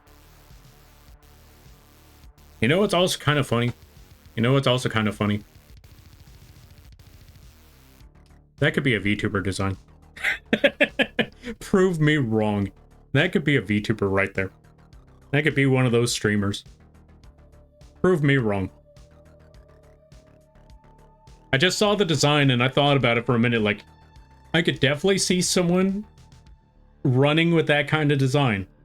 Just be like, hey, I'm so-and-so. I'm a Puppet Mancer VTuber. I think that's just screaming Iron Maiden vibes. It is. Whoever was designing these monsters, and then I remember, wait, this was the older times, so it was probably, what's his name? What's his name? Kazuki Takahashi? Yeah, it's probably... I wouldn't be surprised if Kazuki was a big Iron Maiden fan. I mean, let's be honest. Look at Yu-Gi-Oh! Look at their main protagonist. You know Yugi, or at least attempt... Actually, yeah, not even attempt. You know Yugi was listening to Iron Maiden.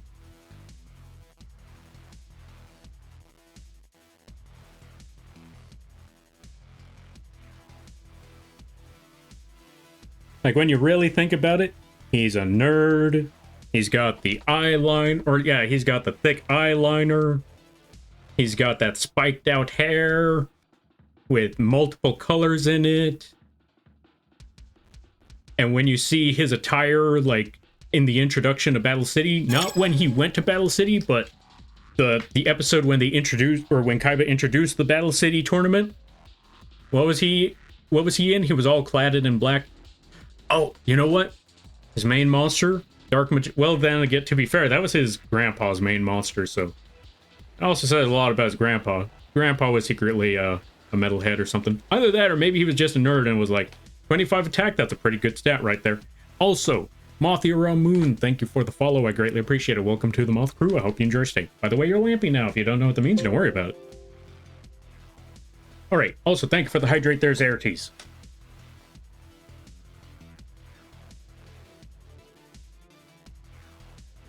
Alright, I think it was another one. It was on a banned card, if I remember correctly.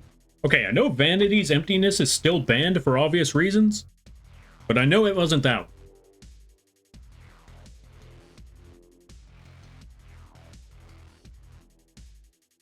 But I wouldn't be surprised if it was on another card, because they like to use older monsters and put them on more modern cards.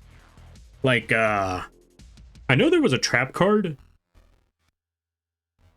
Okay, to be fair, this card is currently old, but when it came out, it was many, many years after Five-Headed Dragon came out.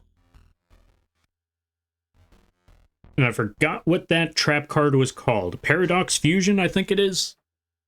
Yeah, I think the trap card was called Paradox Fusion. I like this Yu-Gi-Oh talk. This is why I always nerd out about Yu-Gi-Oh! This is why I'm always obsessed with this stuff. Like, even if I don't play the card game as often as I used to, I still like to nerd out about these Yu-Gi-Oh cards. You always learn something along the way. And then remember there's a card out there that might actually be able to put in some work.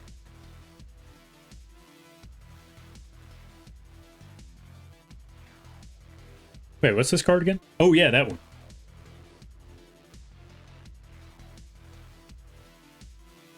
Yeah, there is a trap card that had Chaos Necromancer on it, but I confused it with that. Probably because it did have the word fiend in it. Probably. You know what? Let me look this up. I'm going to find out. Well, first, let me finish off the rest of the spinal column. Or, you know, yeah, let me finish off the spinal column of the neck. And then I'm going to find out what card this is, because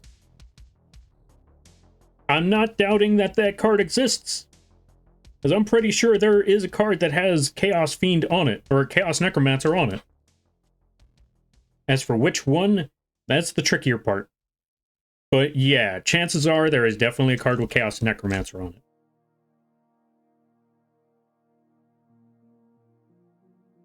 Oh, actually, you know what? We don't even need that part. We could actually leave that part alone, go to a new layer, and we put the other layers that are supposed to go on front. Like so, something along those lines. Actually, you know what? Maybe we do need to put this part here.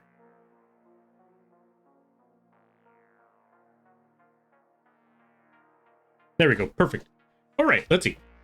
I might have to grab my collection of Yu-Gi-Oh cards and see if I can find it. Because I do remember that I have the real deal. Oh, nice, nice, nice. In the meantime, I'm gonna look up the Yu-Gi-Oh wiki. Okay, Yu-Gi-Oh wiki.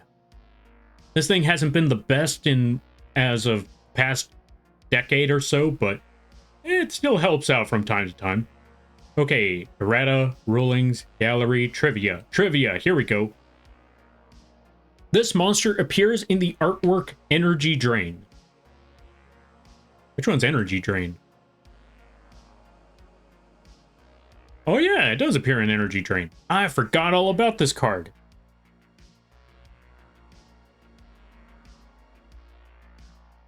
I don't know what it does. Let's find out. And again, going back to it, them older cards, I don't know what happened, but them older card artworks were epic. I miss these. Yu-Gi-Oh! Go back to these. I want this. I want this artwork. I want edgy. I want edgy beyond belief. I miss the old dark and gritty Yu-Gi-Oh! Give me this again.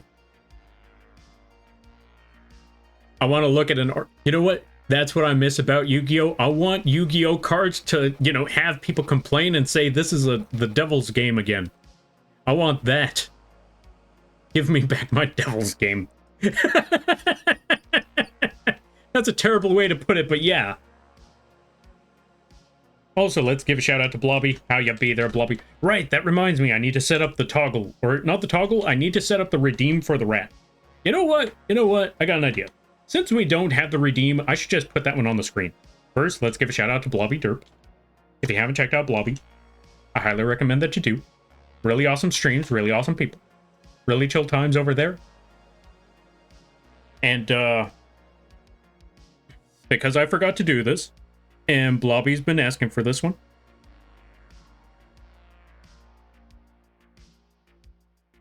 We're gonna add the rat model. There we go, rat.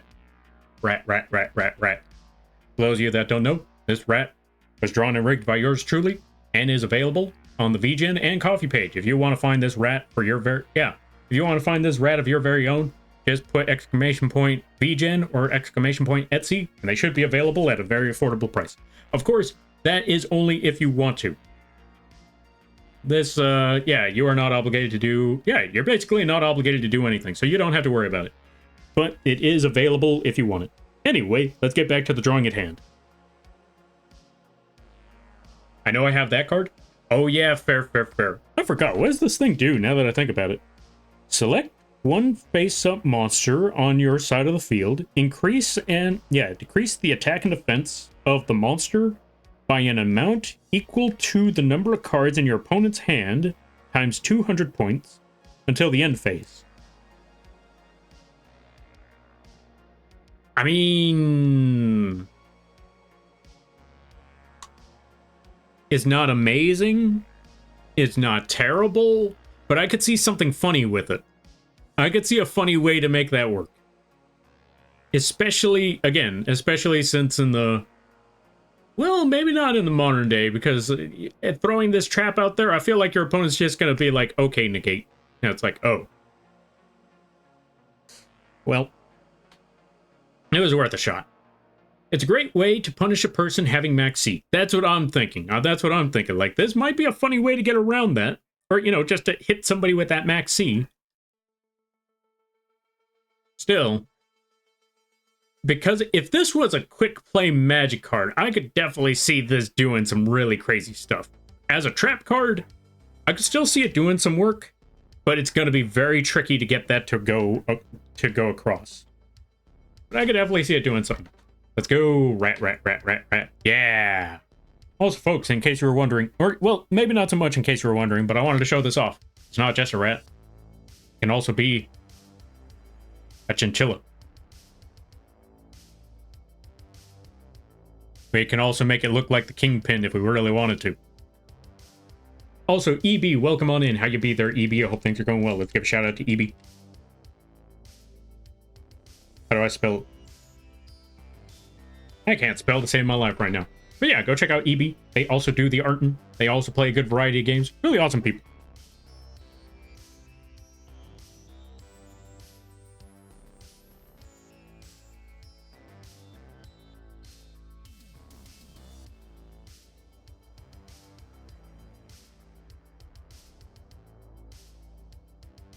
But yeah, we're currently...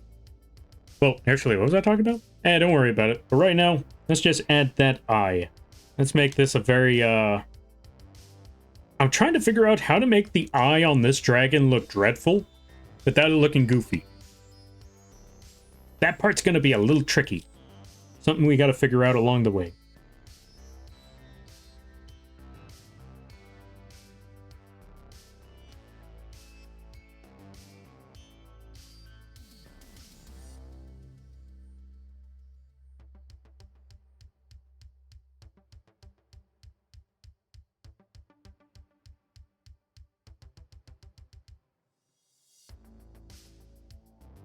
We'll figure it out. We'll figure something out along the way. Hi, Lampy. How the draws... Or, let's see. How are the draws coming along? So far, so good. I'm just trying to figure out how to make this derpy dragon not look so derpy. I think it's not gonna look... Okay, I don't think I'm gonna be able to make this not look derpy until we do the rendering part. Until we add the shadows. A skeleton dragon? Yeah. Or unless... Oh, you know what? I think I might know what it might be. I think I might know what we need to do here. Make the head a little bit sharper.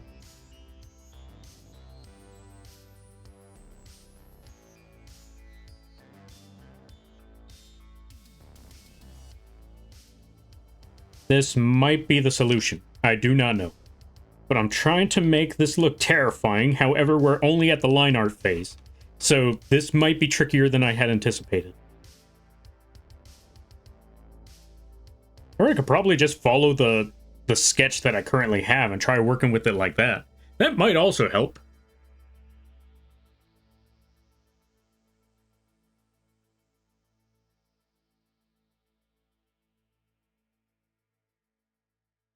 Maybe? Maybe. Also, I forgot to say, Booga, welcome on in. Let's give a shout out to Booga. Go check out the Booga. They are currently playing the Elden Rings. Right. I'm too used to just saying Booga that I was trying to start it with the B. Go check out the Rabugaki. They play a good variety of games. Really awesome streams, really awesome people. Really chill times, really funny times. Sometimes they can be rather unhinged. And that's a good thing. Go check them out when you get the chance. Alright, let me see. You could also try to give the person one of the bandit cards or use Santa Claus to keep giving them cards. True, that could also work. That way you could give the option to either getting hit over the head with a titanium bat or a monster, or Oh, or a deck out deck. Ooh, interesting idea. Either way, they cancel the trap card and deal with the deck or start with watching the numbers go per. You know what? Sounds like a plan to me. I am addicted to Night Rain. I saw, well, okay, I didn't see, but I saw you streaming it once and I was like, I wish I was able to have the energy to join. I forgot what I had to do. I think it was because it was Saturday. Yeah, I think it was because it was Saturday. I was looking at that like, I think I gotta play I think I gotta play Elden Ring right now, but dang. Maybe next time. I'm hoping next time. Night Rain. If you have spots available for other players, you let me know. But yeah, I've been wanting to play more Night Rain. I haven't gotten the opportunity. I forgot the reasons why I haven't gotten the opportunity as often as I like, but yeah. The most I've done was I finally beat the end game boss, and I beat the secret, or not the secret boss, but one of the weekly bosses. That weekly boss is a trip. I'm not going to say anything about it because obviously I don't want to spoil anything, but yeah. I finally managed to beat that final boss so I could get the skin, and I've managed to finally take down that weekly boss. That one was a trip. Let's see. After all, they are more than just Santa Claus that repeat giving your opponent cards. True, true, true. You activate that trap card while giving your opponent cards. That's going to be a big monster right there. All right, let's see. I will definitely host again. Awesome, awesome, awesome. I've also been trying to figure out how to host myself, or find time to host myself, or yeah, host the game as well, because I know a lot of people that play Elden Ring, and I also realized if I want to join, or yeah, what's the word I'm looking for? Sometimes you got to set up the stream itself to get people to join on in, or not to get people to join on in, but to get more of an opportunity. So I'm like, you know what? I know what I got to do. I need to make Night Rain community nights. Regardless, I'm still going to try to join in whenever I see the chance. Like, if I see someone playing Night Rain, I'm like, do you need someone to help you beat this game? I can't help you with that, but I got definitely join. Because I will definitely say I'm not relatively good at how this game works. I want to say I'm okay with the fighting part. I'm not good at planning the routes. I'm still pretty bad at planning routes. If someone knows how to plan routes, I'm gonna follow the best that I can. If I get lost, that's on me. But outside of that, if someone says, all right, I have no idea where to go, lead the way, Lampy, I'm like, I don't know how to do any of that. I just know I just know the fight for the most part. Like, just send me to the fight and I'm good. If you're telling me plan out the fight, or, you know, plan out the route, like, you need someone else. The most I could really say is start at the camp. Yeah, start at the first camp, get level 2, go to the church, beat up those bosses, get level 3, and then after that, I have no idea what else you do after that. I wouldn't mind playing Night Rain with friends. I don't normally play games like that, but it looks fun. It is very much fun. It's also a challenge, but it's very, very fun. Okay, let's see. At this point, you could tell how wild I get when I have experimental decks. You know what? I can respect that. Again, that's... me personally, that was a lot of the fun when it came to Yu-Gi-Oh! Was, let me see if I can make this crazy deck work. I want to see if I can make this deck function.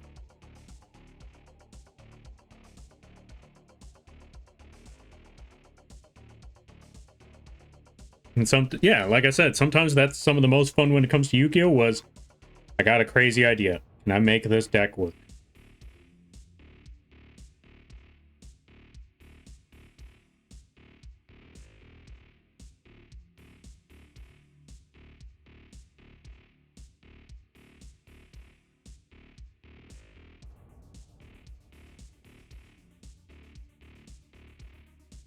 Okay, I think I got an idea for the skeleton eyes. Maybe. I think I know where I'm going with this. All right, there we go. All right, let me try to catch up with some things. It's okay. I feel lost most of the time. That's honestly fair, because especially when you're trying out the game for the first time, it's like, okay, where am I supposed to start? How do I begin all of this? Who is that? Is that Darth Vader?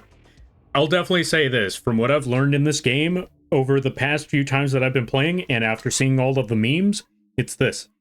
1. Don't give the Revenant a giant sword. It doesn't work the way you think it does. And 2, if you see Darth Vader, run. Thank you for the save, the hydrate, the posture check, and the stretch there, Destroyer. Let's give a shout out to Destroyer, and I'm assuming that you're going to go get some rest, which, in that case, you go get a good rest. You go get that sleep, and I hope you have a good night, a better tomorrow, and a great week. And I thank you for stopping by there, Destroyer. You go take care now, there, friend. Folks, go check out Destroyer. They play a good variety of games. If you're a fan of Warhammer, that's a good place to go. I highly recommend it. Alright, let's see. Which character do you like the most? Okay, for me personally, my favorite character in that game is the little doll, also known as the Revenant. I also like the giant Birdman, because I like playing tanks, and I also like playing summoners. And the Revenant being a summoner, and the Birdman being the tank. Those are basically my bread and butter right there. Let everyone else do the damage. I'm gonna sit there and take the hits. Okay, to be fair with Revenant, you also gotta do the damage. You also gotta hit that stuff. I play Revenant the most and Recluse second. Ah, the Mage. Understandable. Those are some really fun looking characters. Okay, after playing Revenant, I could definitely say Revenant is fun. Despite what the memes tell you, don't get the giant sword unless you are confident enough in your abilities. Okay, when I say you're confident enough in your abilities, I mean, actually I take it back. If you're confident enough in your dodging, that's the best way to go about it. If you know you could dodge, definitely get the Revenant bunk. I have learned that I cannot dodge as well as I thought, so I don't really play the Revenant bonk as much. Maybe in the future. However, this is only a suggestion.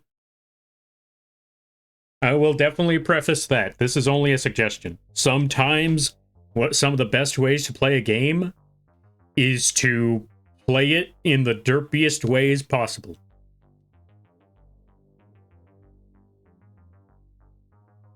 Also, now that I think about it, I could definitely see Booga being a similar, like, considering their model, I could see them being in a similar category where it's just, give the Booga a giant sword. Or a giant hammer. I could see that one happening. Okay, let's see. I just love remembering old cards that no one ever knows of. True, that's true. That's why I like, or yeah, this is why I'm drawing Berserk Dragon, because, just an old card from back in the day, one of my personal favorites. Same thing with Insect Queen. Insect Queen is not a... Yeah, Insect Queen, even back in the day, was not a great card. I don't care. Giant bug monster. Same with the Perfectly Ultimate Great Moth. And its even worse counterpart, the Great Moth. Despite their names, they were not great or perfect at all. But I still liked those cards. And any chance I got, I was still going to play them. Okay, I will say this there, folks. I will say this. I kind of like how this looks so far. However, because it's line art, it's not going to have this... At the current stage, it's not going to have the dread that it looks like it should have. Yet. It's going to take a minute. We'll eventually get there. And when we do, it's gonna be epic. And if not, we could always change it up later. Also, I want to make the neck a little bit thinner. I think the neck is too thick. We need to dwindle it down a little bit more. But let's go back a little further.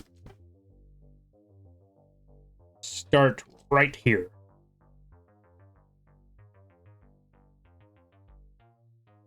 Put that right there. Start onto this part. Roll that part in. Boom, there we go. All right, also, let me see. I normally keep her default claws and try to find a good seal. Also start with the Wraith Calling Bell. Yeah! I will definitely say that is a very, very good move, because Wraith Calling Bell... Okay, so, I don't know if you did this, but I started looking into some YouTube videos. Like, how to play Revenant, because I am not doing this very well. What am I doing wrong? The first thing they told me was, keep the claws. The claws actually do a lot of damage for what they are. And then the next step was stop doing the bunk, get the seals, because they have a lot of faith. And that faith means a lot of the incantations are going to do a lot of damage with Revenant. And 3, I forgot what 3 was, but yeah, basically the main 2 things was seals and most likely keep the claws, because they do a lot of damage with Revenant. Unless you could get that one thing called the Cypher Pata or the Coated Sword, better known as the Lightsaber. If you could find the Lightsaber, then just switch to the Lightsaber or the Cypher Pata, is from what I've heard. So I was like, oh, yeah, all right.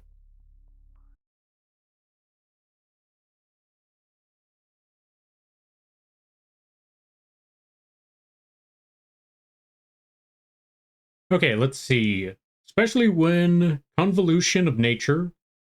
Oh, Convolution of Nature is such a simple card. Which one's Convolution of Nature? Is such a simple card that no one knows how to rule it. Yeah, I thought I remembered Berserk Dragon right away, the moment the raid happened, and that popped up on the screen. Nice, nice, nice. I'm glad to see that there's a fellow old school Yu-Gi-Oh! Monster enjoyer. It's not to say that people have to be, but whenever I see someone see an old obscure card and they're like, I know that thing, makes me know I'm not alone. Also, I think the music stopped. Give me 1 second. Close that, continue the music.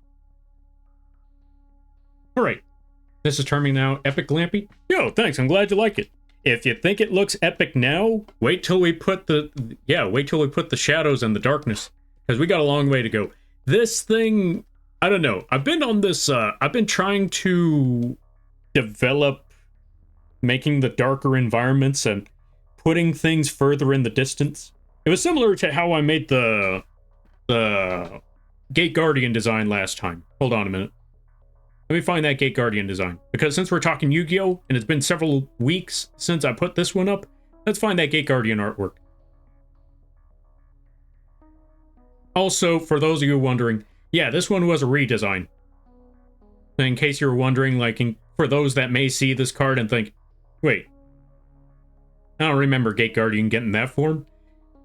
Because it never did. But, I'll be honest, I would like to see a Gate Guardian form like this. But yeah, I'm trying to work on distance and... yeah, I think it's called distance? Something like that. I'm trying to still develop on that part. It's taking a minute, but we're getting there slowly but surely. So I want to try that again with the Berserk Dragon Monster. Alright, let me see.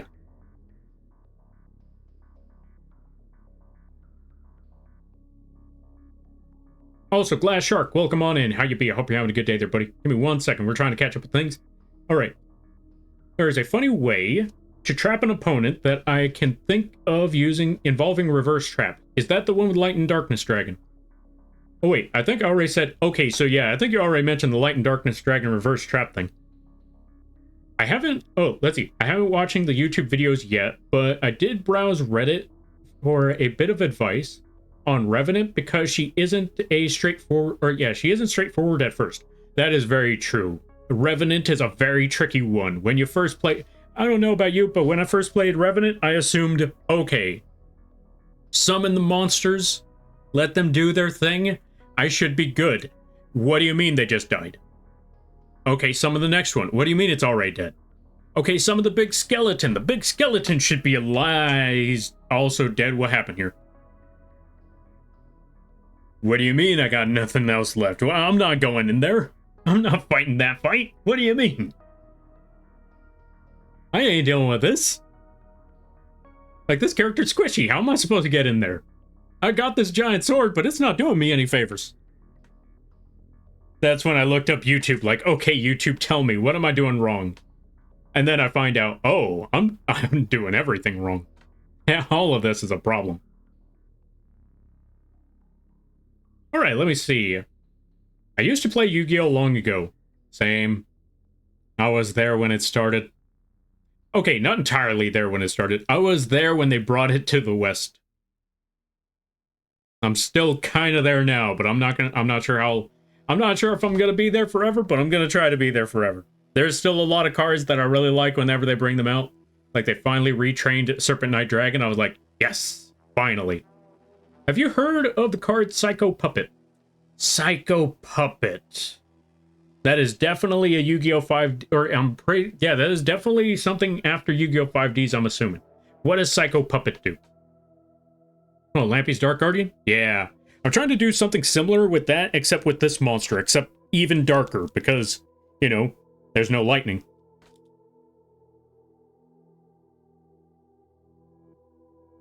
But we're gonna try. I'm also gonna be honest with you. Now that I think about the environment that I'm trying to add for this thing, I don't even know how much of the detail you're actually gonna see in its face. I think I may have, overdid it for something that's not even going to be well visible. Because again, you're trying to make an over-looming monster. Actually, if you're just trying to make any sort of horror-type monster, the less detail, the better. The less you can see of it, the more terrifying it looks. Because if you could see what you're looking at, then you know what you're dealing with. And if you know what you're dealing with, then it's not as terrifying as you would have hoped. One of the biggest... Yeah, one of the biggest... what's the word I'm looking for? One of the best ways to terrify someone is to give them as little information about whatever it is they're dealing with as possible.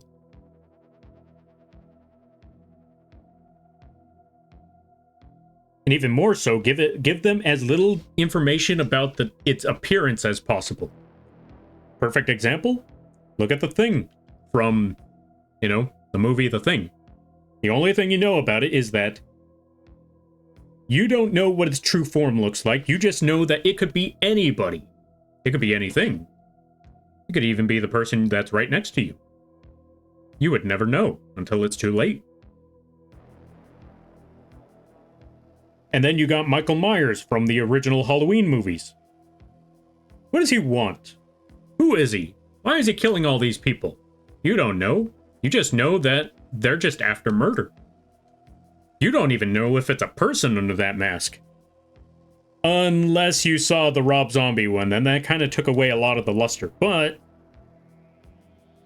it still had some intrigue where it was. But yeah, the biggest thing about it all was you don't know who this is. You don't even know if this is a person. You just know that this is a murder machine and it wants people dead. You don't even know why it wants people dead. You just know that it wants people dead. And that's a terrifying thought.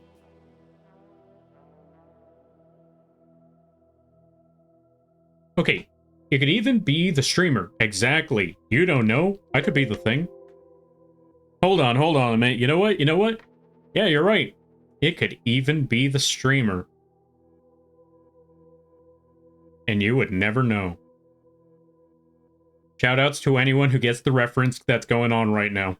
If you get it, you know. If you don't, look up the movie cover of The Thing. Then you'll understand. But yeah, also, welcome on in there, Mini Potatoes. How you be? Let's give a shout out to Mini Potatoes. And we also got to give a shout out to Glass Shark. Actually, as I've said it before, as many of people have told me many a times before, you don't have to, or I don't have to do this, but, and you're not wrong, but I want to do this. Let's give y'all a shout out. Why? Because y'all deserve it. Go check out Mini Potatoes. They do a lot of arting. Go check out Glass Shark. If I'm correct, they haven't started doing the streaming yet, but when they do, look forward to that. Thanks. Yeah, no problem. All right, let me see. Let me catch up with some stuff. Oh, right. I missed a lot. Let me see. Dark Guardian? Yeah. Okay. Whoa. The art is looking awesome. Love when you cook such good art. Lies and slander, and thank you. But yeah, I can't deny. I'm liking how this is coming along. It's I have to put what's the word I'm looking for?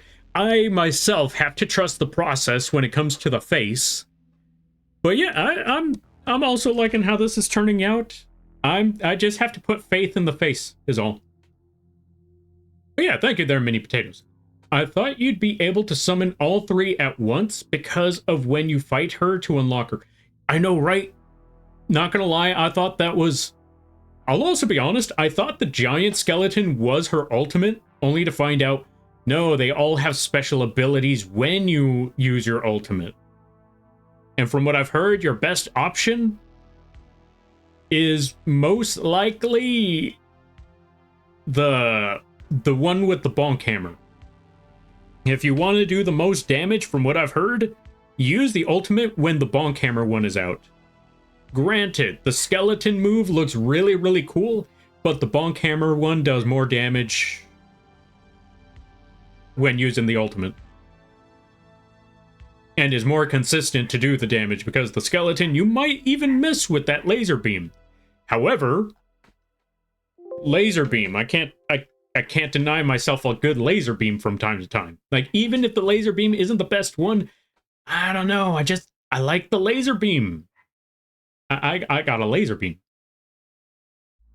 Alright, it wasn't that. It was using Swords of Revealing Light and then having Reverse Trap face down while Berserk Dragon goes to 0. Wait, what? Swords of Revealing Light and then using... Yeah, having Swords of Revealing Light while having Reverse Trap while Berserk Dragon goes to 0. Wait, explain.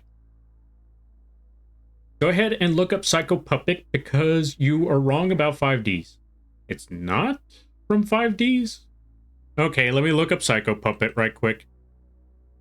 I need to go find out what on earth is Psycho Puppet. No, wait, no, I'm thinking of Psycho Armor now. Psycho Puppet Yu-Gi-Oh! Oh, that card! What about Psycho Puppet? I see a ritual monster.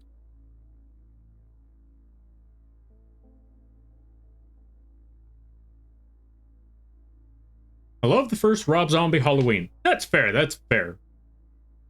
That's understandable. I zoned out. Did you see the message? Wait, which message? About Psycho Puppet? Alright, let's see. Thanks? Yeah, no problem.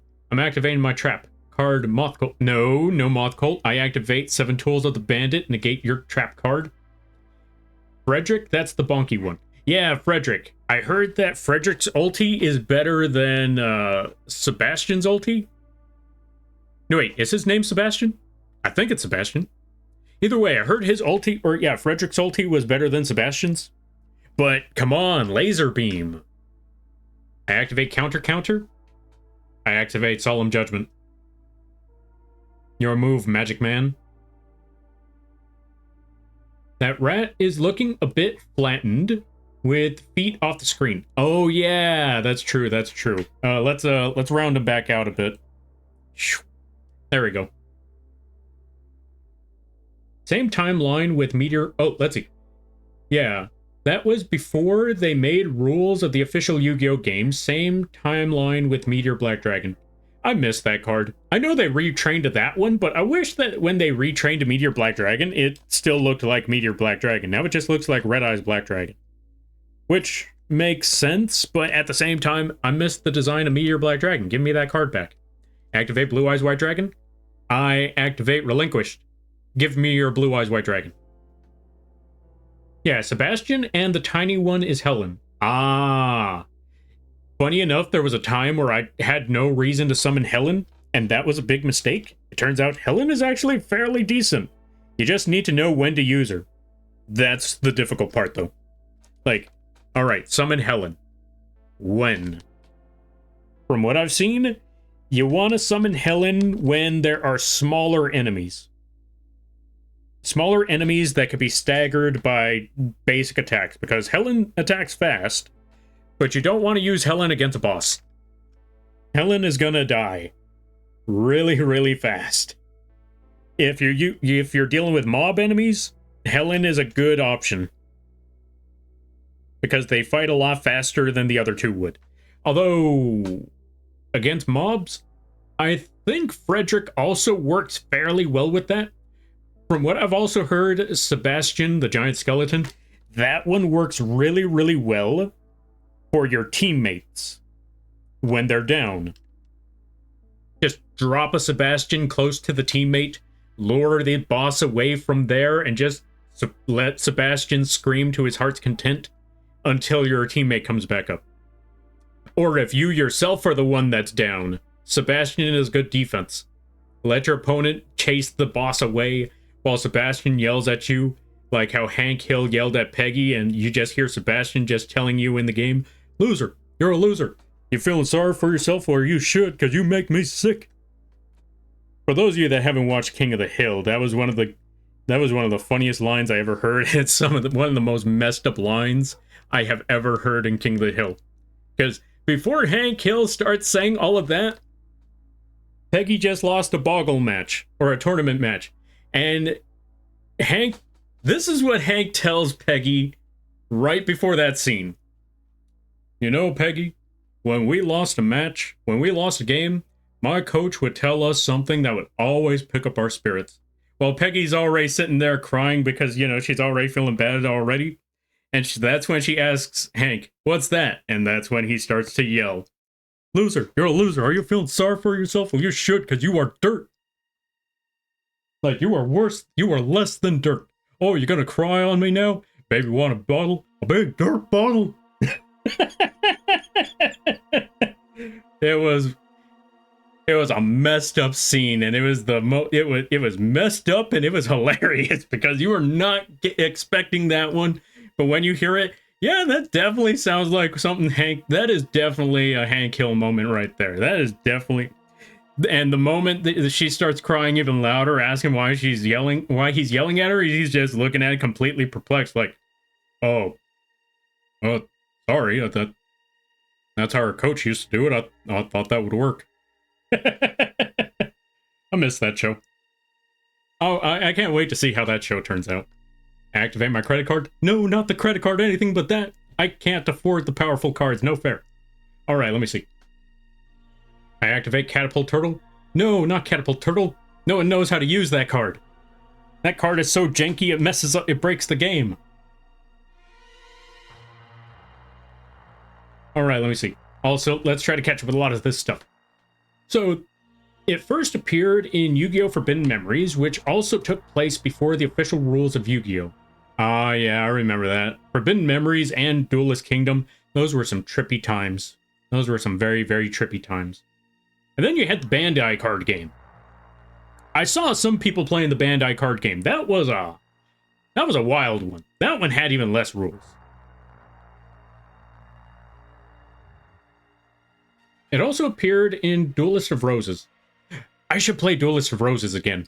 I want to play that game again. I only played Yugi's side, Kaiba's side. I don't remember which side I played, but I remember apparently in Duelist of Roses, your better option is to play Kaiba's side, because Kaiba's side actually sends you back home. Oh my god, Hank Hill? Yeah! Hank Hill, like a very hilarious character. Like, there's something about that character and propane accessories, I'll tell you what. Alright, let's see. I just showed a group of friends the clip of Hank going to the doctor and finding out he has no butt. Oh my god. Okay, when you said that part, I thought you were going to mention the part where I always like to bring up this scene because Hank Hill is a man where if he says he's going to do something, he's going to do something. For those of you that don't know, there was an episode where Hank... Okay. King of the Hill is a wild series. There was an episode where Hank had constipation. I'm not even joking. There's a whole episode about constipation. So everyone was people were trying to find ways for Hank Hill to chill out and, relax. And Peggy mentioned that there are some ways to get over this sort of stuff, like acupuncture or something. And Peggy explains to Hank how acupuncture works. It's about sticking a bunch of needles into him. And Hank tells Peggy, I swear, if I wake up with someone sticking needles in me, I swear to you I'm going to kick their ass.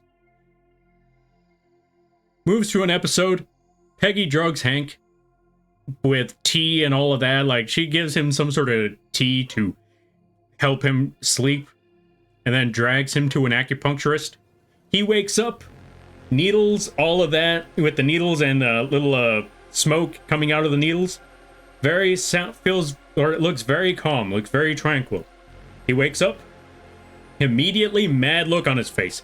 And you just see the scene where he just walks all the way up to that doctor and kicks him square in the butt.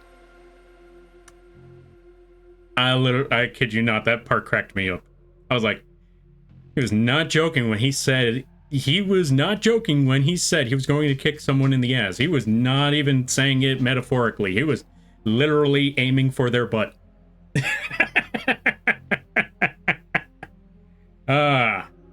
Such a good show.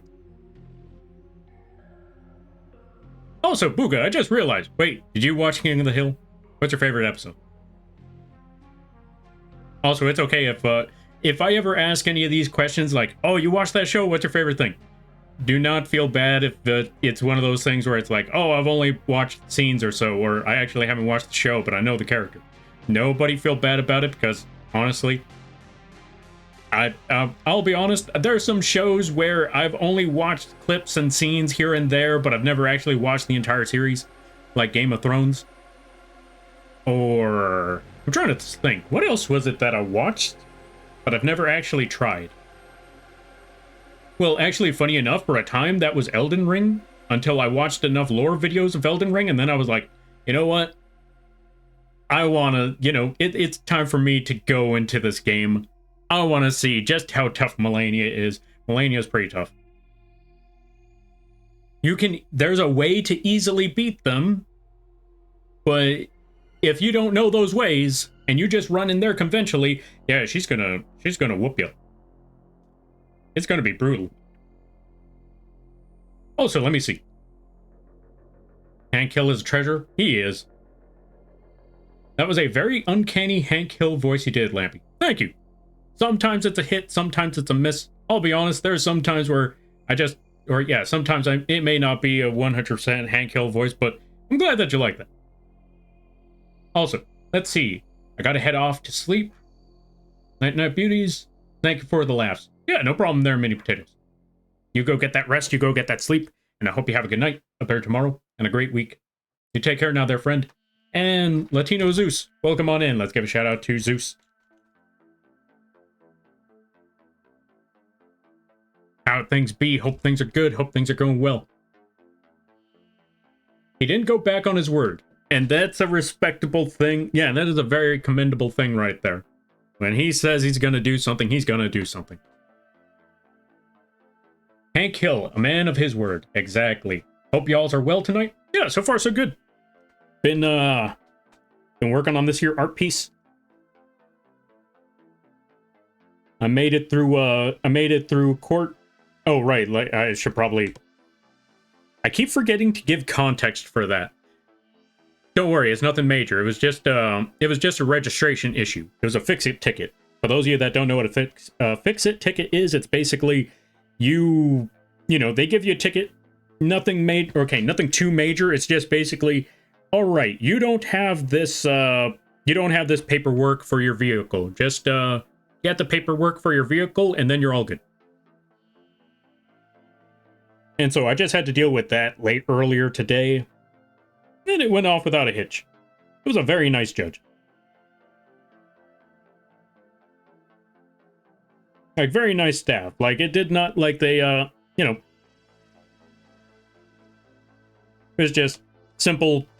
Yeah, it was just simple. Just do this. You're good. All right. All right, let me see. Also, before I forget, because I know I forgot to do this last time, let's give a shout out to Icy. Very funny people there. Good friend. Really awesome folks. Go check out Icy. I highly recommend it. All right, let me see. I can't remember all of the episodes I've seen, but there was one where he found out his small butt was a medical condition, and that always cracked me up. Right? The fact that he had to wear like a, what was it called? Like a prosthetic butt? Not exactly a prosthetic butt, but he had to wear like a, I think this is the best, okay, for the lack of a better term, he had to wear a fanny pack. Not the kind of fanny pack that you would think it would be. And frickin' Dale. Oh, you know what? You know what? I will say this. This scene cracked me up back in the day, but now that I'm older, I can actually resonate with what Dale said a while back. So, to give some context on that one, Dale... Okay, Hank and his friends all went into a lawnmower race. It was the same episode where Hank had no butt. They went into a lawnmower race. And for the most part, all of them were losing. I don't know if Boomhauer was in that race, but Bill lost at the very beginning. Hank started losing because he couldn't keep balance on his vehicle because his orthotics for his buttocks started giving out on him. So he couldn't keep up the speed like he used to. And Dale's secret weapon backfired on him. He tried to add NOS or something like that. He tried to add something to speed up his lawnmower. Like how cars usually put NOS to speed up their vehicles. Except this blew out his engine. And while he was losing, there was no way of him getting first place. But he saw Hank right behind him in the race. And he knew he still has a chance. And the line that he says, I now understand. He says to himself, like, well, he's already mad that he's about to lose. And then he sees, oh, Nitro? Yeah, Nitro, that's the one. Anyway, so he sees Hank right behind him and he starts to think to himself, wait, I could still beat Hank. That's even better than winning. And when I was younger, I thought to myself, wait, how is that better than winning? That doesn't sound right. But now that I'm older, I totally get it now. I totally get it now. I know that sentiment because I've had multiple occasions where in any game, I don't care if I win. I just want to beat that person. I actually did that in Uno once. Or actually, I did that in a game of Uno a few times where there was this one person, they were really good at Uno. They managed to win the game with two sets of hands. Like, they would have 7 hands in each, they would have 7 cards in each hand. And they said, I'm so good at this game that I could win with 14 cards. It was starting with 14 cards. I got absolutely irritated by that. Like, this mofo, okay, all right, let's do this. It was a group of, like, it was a large group. And I could definitely say, though I saw where the problems lied, the rest of the group somehow, some way, sabotaged themselves and myself so badly that he could actually pull it off, win the game with 14 cards in his hand. I was like, okay, that's it. I told him, and I declared this one too, like, I do not care if I win. My number one goal is to make sure you lose. If someone else wins this game, that's a win for me. And once I started focusing on that, you best believe he finally started losing. I actually started winning some games accidentally. I was like, win or lose, like, okay, I wasn't planning on winning. I just wanted to make sure they lost. I know how petty that sounds. But yes, I had to go for the petty. I had to go for the pettiness. All right, let me try to catch up with some things. You're too kind. I'm glad I could vibe here with you. Yeah, I greatly appreciate that, and I'm honored to hear that. I honestly don't know what to tell you. But yeah, I'm honestly honored to hear that. But hi, Lampy. Glad to hear things are okay. Yeah, except it's the first of the month, which means I have to pay rent. Outside of that, everything so far so good. Thank you for the shout out. Yeah, no problem. That's the one I was talking about. Yeah, the Hank Hill No Butt episode. That's a hilarious episode. Also, Honey, welcome on in. And Brina, thank you for the raid. I greatly appreciate it. Let's give you a shout out. We got to give a couple shout outs right quick. One, folks, go check out Brina. Let's also snooze the ads. They play good variety of games. They play the Darkest Dungeons. They play the Cupheads. They play a good variety of stuff. Go check them out when you get the chance. Let's also give a shout out. Oh, yeah. Also, if you want to check out some of their... Yeah, if you look over at their stream, there may or may not be some emotes that may or may not have been drawn by yours truly. So if you want to see those awesome emotes, not tooting my own horn here, but if you want to see those emotes, go check out Brina. But mostly, go check them out for the really fun times. Wait, did I give the shout out yet? Let me double check. Okay, I did give the shout out. We also got to give a shout out to Hani. Oh, right. Before we give the shout out, I also forgot. Everyone stopping by. Hi, my name is Lampy, small-time illustrated football-sized moth. I do a lot of drawing streams, occasional gaming streams, and sometimes I'm live to do rigging streams. And today's one of those drawing streams. We are drawing a giant dragon monster. We are drawing this Yu-Gi-Oh monster from Yu-Gi-Oh. Well, yeah. And we're taking some liberties. We're making the dragon a little more. Well, we're trying to keep most of the details, but there are certain parts that I kind of wanted to change, like the hair. That's just a personal style thing, if anything else. Like, yeah. So, before anyone says anything, we are not trying to fix this. This design is perfect as is. But I did want to take a couple of liberties. Why? Because, I don't know, I like taking some liberties sometimes. But yeah, go check them out. Go check out Brino. Also, if you gotta take care of things, go take care of those things. Never feel bad about raiding and running, because that's what raids are all about. But if you decide to stick around, I greatly appreciate that. I hope you enjoy your stay. And how was the Darkest Dungeon? How many people survived? I hope people survived. Nobody died, right? It's a Nightshade raid? Yo, welcome on in. And good to see it there, of Kara. But yeah, how did the Darkest Dungeon go? Let's also give a shout out to Hani. Hani does a lot, or plays a good variety of games. Really hilarious streams over there. I missed the Night Rain. Ah. Next time. But yeah, go check them out. They play a good variety of games. Really awesome stuff. Everyone survived? Let's go find... Or, yeah, let's go. That's what's up. Because I know in Darkest Dungeon, it's tough to keep people alive. Why did I pull out the gun? Don't worry about it. Anyway, I know Darkest Dungeon, sometimes it's tough to keep people alive. So to hear that everybody survived this round, that's pretty awesome. That's pretty cool. I gotta head to bed, Lampy. I had fun hanging out with you. Can't wait to see the finished art. Yeah, no problem. And thank you. I greatly appreciate that. And I hope you have a good night. Better tomorrow. A great week. And I thank you for stopping by. You take care now there, friend. Folks, go check out the Booga as well. Especially if you're a fan of the Elden Rings and a good variety of games. And Arton. They do a lot of stuff. Thank you for... Oh, let's see. Thank you, Lampy. Thank you for... Oh, yeah. Thank you for the So You Big Smelly. No, you. I appreciate that. Yeah, no problem. All right. Also, I just realized it's 11. You know what? We're going to stick around for a little bit longer. Because I still got a lot of drawing to do. And I know a lot of folks just rolled on in. And also, we just got a raid. So we're not just going to bail right now. And honestly, also because I don't have to really get up anytime soon, we're going to stick around here for a minute. Also, Slime Gods, thank you for the follow. I greatly appreciate it. Welcome to the Moth Crew. I hope you enjoy your stay. By the way, you're Lampy now. If you don't know what that means, don't worry about it. Okay, we're going to hide that card. So I can focus on squiggling up this here hair. Really make it jagged. Really make it messy.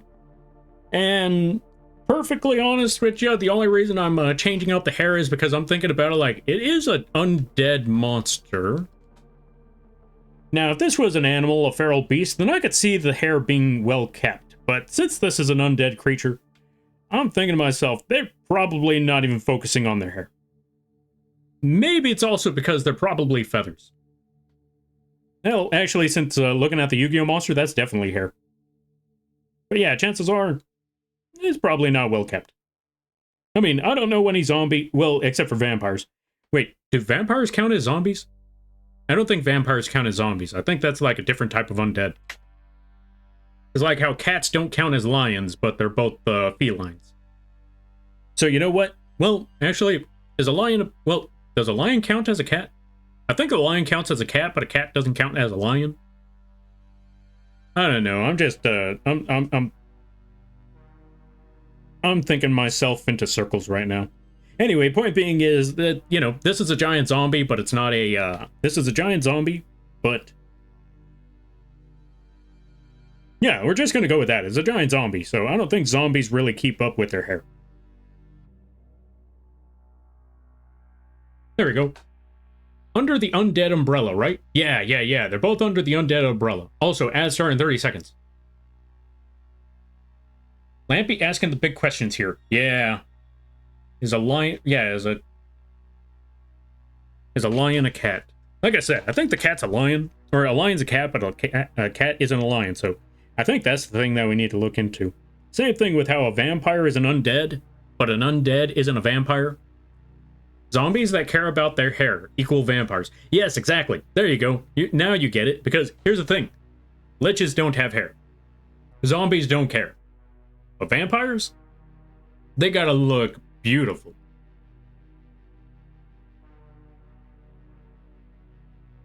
Like, and it don't matter. Like, every vampire. And if you're thinking, like, I don't know, don't some of those vampires want to look handsome? I don't know. Have you ever seen a handsome vampire? I've seen some beautiful vampires. I don't know about... Well, maybe there are some handsome vampires. But, I don't know. Most of the time, I usually see vampires, and they look... Or, yeah, most of the vampires, they are trying to look beautiful. What's up there, Icy? You know what? Well...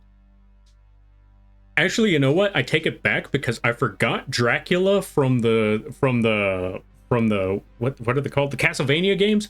I guess that just answers my question. Are there some handsome vampires? I don't know. Dracula from Castlevania, maybe. All right, let me see.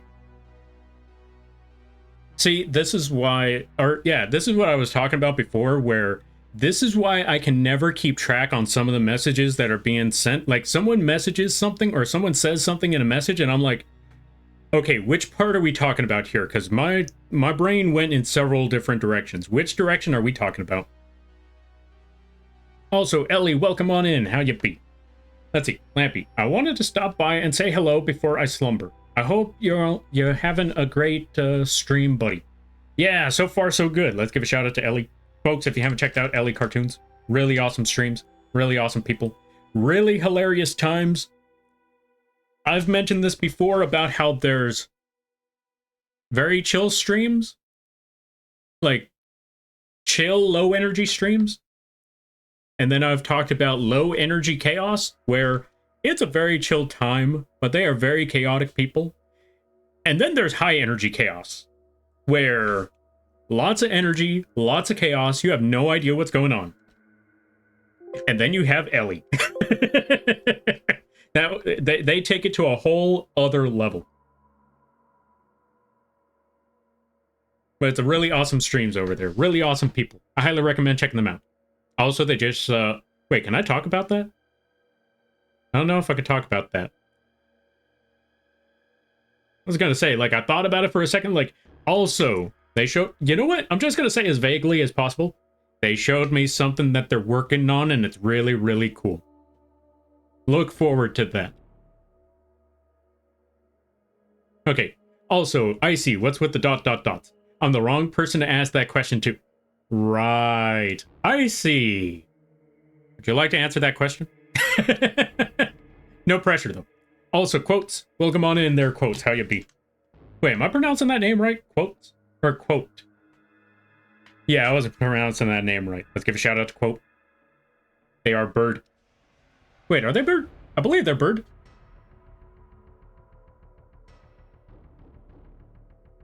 Or are they dragon? Might be like a bird like dragon. Go check them out. How you be? I hope you're having a good day there, quote. You are? Wait, I am what? Am I bird? Wait. Am I a figment of my own imagination and it turns out the bird was the real person the entire time? Am I not even real? Was it the bird that was real and I'm just, Wait, was it the bird that was always real? Am I the one that's not real? The music is really railing up because of this? I said it before and I'll say it again. The music always seems to work out perfectly well with whenever the time calls for it. None of that was planned. These are literally, how do I put it? The music I literally have on a randomizer, on a randomized playlist, and I don't even know all the song tracks that are on it, but somehow, some way, when the tension builds up, the music is ready for it. Without fail. There is also a card that I wish was made real. The Psycho Armor cards. Maybe. Why have we not gotten Valen's cards yet? The dude that was supposed to have a Cockney accent but turned out to be Australian. Why have we not gotten those cards yet? Okay, I sent my submission for Handsome Vampire. I will also defend him. Handsome Vampire. Alright, Icy just sent us something. Let's find out.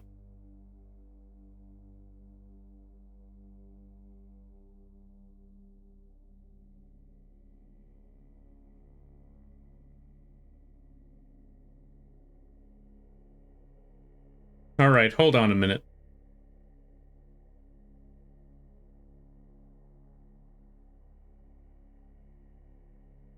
Alright, Icy. I'm gonna make a counter argument on this vampire, because okay, I've mentioned this before. Well, not mentioned this before, but I'm looking at that vampire right now. And I don't know. I think this is what I meant before about how most vampires, they give off beautiful more than they give off handsome. I can't quite see handsome here because the features are too smooth. I wouldn't exactly say handsome. And I am speaking from an objective or I'm trying to speak from an objective standpoint here. He's handsome to me? You know what? Fair. You're the one that's attracted to him, so I'm gonna give you I would take your word over mine because, yeah, I'm gonna take your word over mine on this one because you're the one that's attracted to him. I'm looking at this from a visual standpoint, and I'm thinking, I don't know. I'm not getting the signals that, or yeah, I'm not getting the details, or I'm not seeing the signs that signify handsome character. But then again, I'm looking at this with just eyes alone. Meaning I don't have the heart in it. Heart in it. Okay. I immediately thought Soren from Magic the Gathering. Who's Soren? Alright, let me see. But yeah, also quote, no you. That's Alucard from Lord of Shadows 2. Ah, fair. Man can turn into a wolf. I just realized something. The moment you said that this guy can turn into a wolf, this vampire can turn into a wolf. Y'all ever remember back in the day when people went crazy for the movie Twilight? And they were fighting over which side, the vampire or the wolf or the werewolf? This man here solves that problem.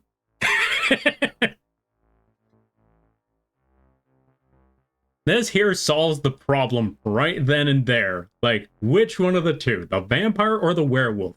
Why pick the vampire that can turn into a wolf? Problem solved. Alright, we're throwing the picture away.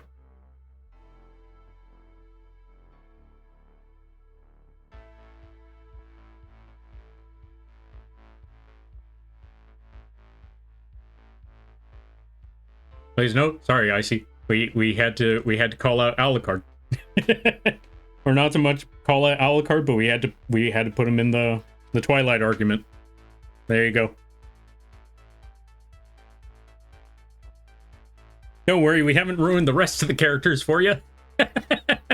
There's still other characters we haven't ruined for you, so, or I haven't ruined for you, so yeah, there you go.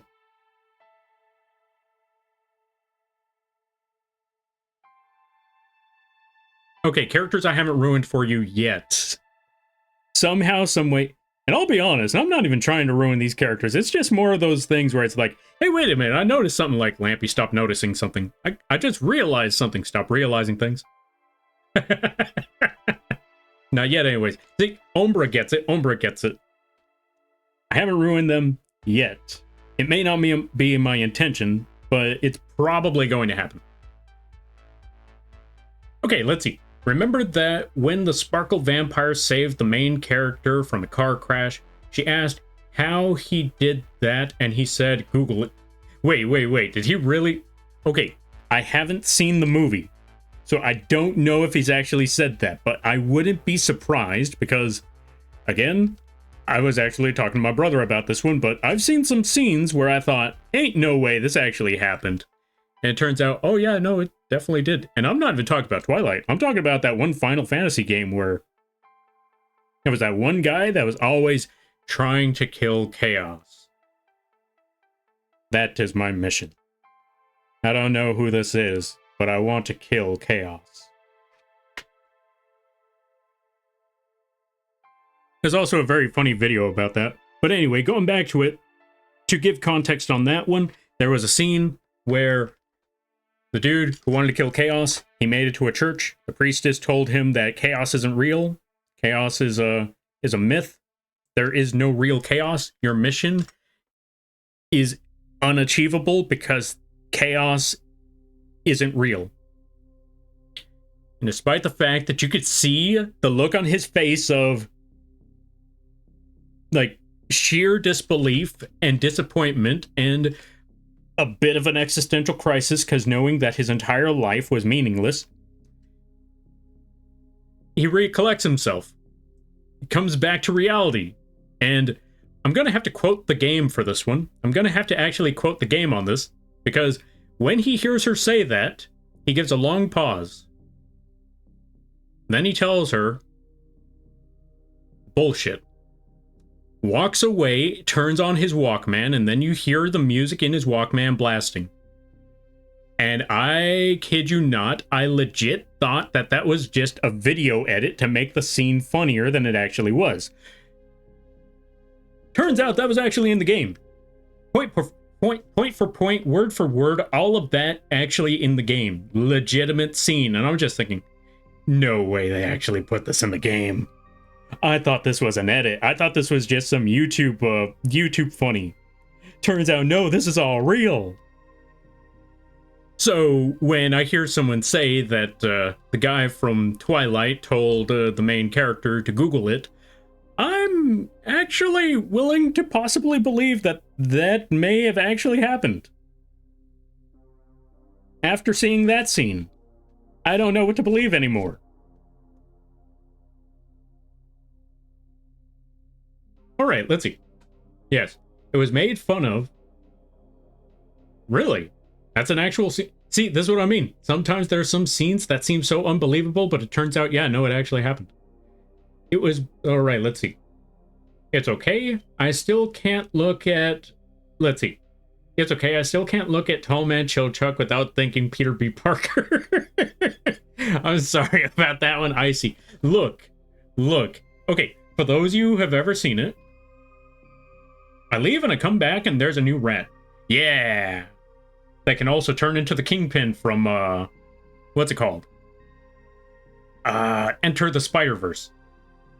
It's not about the cheese, Spider-Man. It's about the Mets. Love the Mets. Let's go Mets. Get a home run, baby. Let's go. Gotta love the Mets. Let's go Mets. That's the only thing I remember from that movie. That's the only thing I know about that movie. Into the Spider-Verse? Yeah, that's the one. Who's your favorite Spider-Man? Spider-Man Noir. Like, that one's my favorite one. That dude's an absolute derp.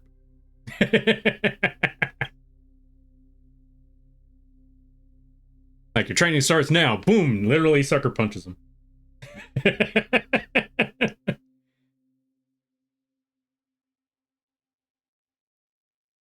Alright, let me catch up some things here. Alright, let's see. But yeah, also, I wanted to bring up, because Icy brought this up, folks, if you haven't seen Delicious in Dungeon, one, I recommend that you do. It's a really funny show. And two, there's a scene where Chillchuck, the little halfling, turns into a full-grown human. And he... How do I put it? Look up human Chillchuck from Delicious in Dungeon, and then look up Peter B. Parker from Into the Spider-Verse, and tell me those aren't the same dude. Tell me those aren't the same dude. There are both characters are extremely depressed. Tell me those weren't the same people. Anyway, let's see. I have a VTube Studio question, Lampy. Yo, Blobby, what's your question? Here's hoping here's hoping I can help with that question. But yeah, shoot. I like Tobey Maguire's Spider-Man's web mechanics. Wait, what do you mean web mechanics? Want to know a fun fact about Spider-Man? What's the fun fact about Spider-Man? What are we hearing here? Is it that in every continuity, he's never a happy person? That his love life is always in shambles? That, I'm trying to remember, what's that one character that the Spider-Man fan base hates? He's some dude with glasses. Not even a bad dude.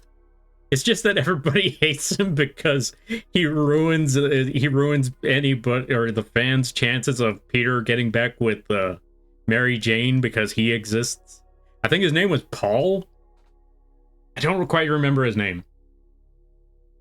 Okay, you're loading the rat as an item, right? Are you able to activate the item toggles? I see you making him a chinchilla and kingpin.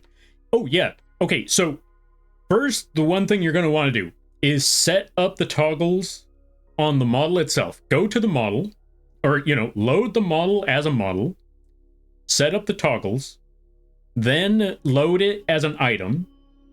Let me see if I could do this on screen. Well, I'm not going to set up the toggles, but I'm going to show this one right quick. We're going to go to...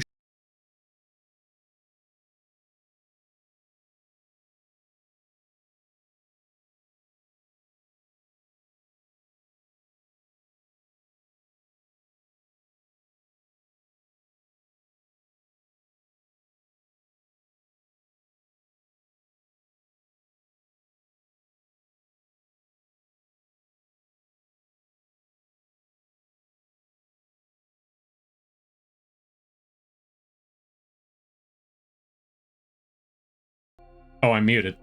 Whoops. Okay, so let's try that again.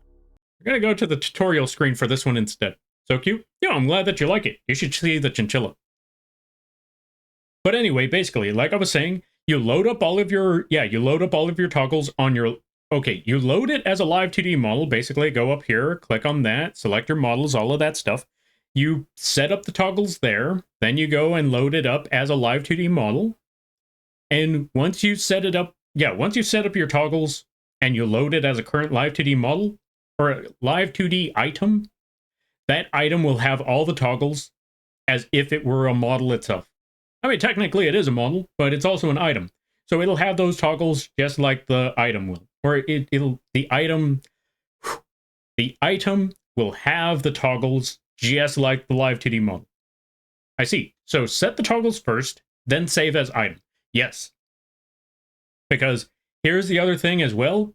If you set the item first, then you go to the model and set the toggles, the item will not have any of the changes. Actually, here's the other funny thing. If you set up... Oh, I can't hear you? Ah, sorry about that. Yeah, thank you all for letting me know that I was muted and that I was wasting 5 minutes of my time. And no, that's not sarcasm. That's not sarcasm. That's literally me realizing that, I done goofed. But yeah, going back to it. The other thing about Live 2D model or Live 2D items is this. If you ever have any changes to the Live 2D model itself, like in Cubism, or you change the toggles on your Live 2D model, and you think if you do any of that, you have to load the new updates. You basically have to load the model all over again if it ever gets updated. You have to load it as a new item all over again. Because if you don't load it up as a new item, the older item or the older model will still be shown rather than any updates that were made. I hope that made some sort of sense. I also kind of learned that the last time around when I tried to add the kingpin toggle. Because when I added the kingpin toggle, I was looking at that like, why is the body of the rat still messed up when it's in a chinchilla form? And it turns out it's because I updated the model, I fixed it up in Live 2D Studio, or not Live 2D Studio, I fixed it up in Live 2D Cubism, but when I moved it to VTube Studio, I didn't do the thing where you load it as a current item. So the item itself was still the older version. I hope that made some sort of semblance of sense.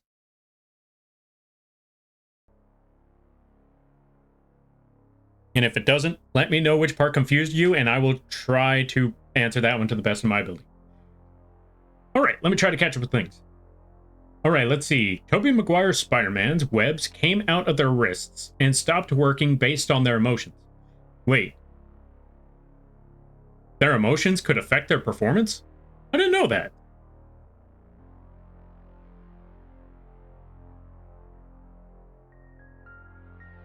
Let's see. The person you're thinking of is Paul, also no sound. Ah, fair. Thank you for clarifying on that one there, Icy. So it was Paul. Fun fact, folks, there's a character that literally, the only reason people don't like this character is because he kind of ruins everyone else's hopes that Peter Parker would get back with Mary Jane. That is literally his only crime. That is basically it. Like, character, not even a villain. And he's one of the most hated characters in the Spider-Man fan base. Because he's, you know, he's some guy dating Mary Jane. And not Spider-Man. That is it. That is his one crime, and apparently it's blasphemy.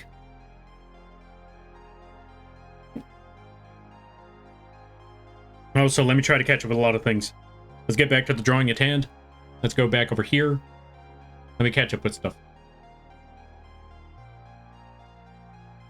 But yeah, now that I know I'm not muted, now that I know I'm muted, as I was saying before, if you thought the rat was cute, check it out, Chinchilla. We can also turn it into one of the lab rats from Pinky and the Brain. Yeah. We can also make a quadrupedal.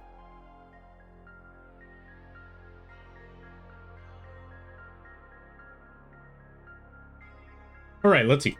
So here's what you gotta do. First, you muted.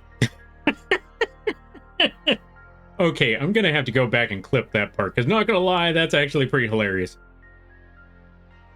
Okay, let's see. Fun fact is, did you know Sony was offered to purchase all of the Marvel superheroes, but they said they only wanted Spider-Man, saying they didn't think any of the other heroes would be liked. Boy, did that age like milk. The fact that Disney... Okay, I talk a lot of smack about Disney. I'm going to continue to talk smack about Disney. I'll even talk smack about the Marvel movies. But I will give credit where credit is due. They made people like... They turned some B-list heroes in the Marvel series into some heavy hitters. Folks, for those of you that don't know, Iron Man was kind of a B-list superhero back in the day. People didn't know that. You want to know how much of a B-list character Iron Man was back in the day? People didn't know that there was a cartoon about him. Their first interaction, or their first Yeah, their first interaction of finding out that Iron Man was a thing was the Marvel movies.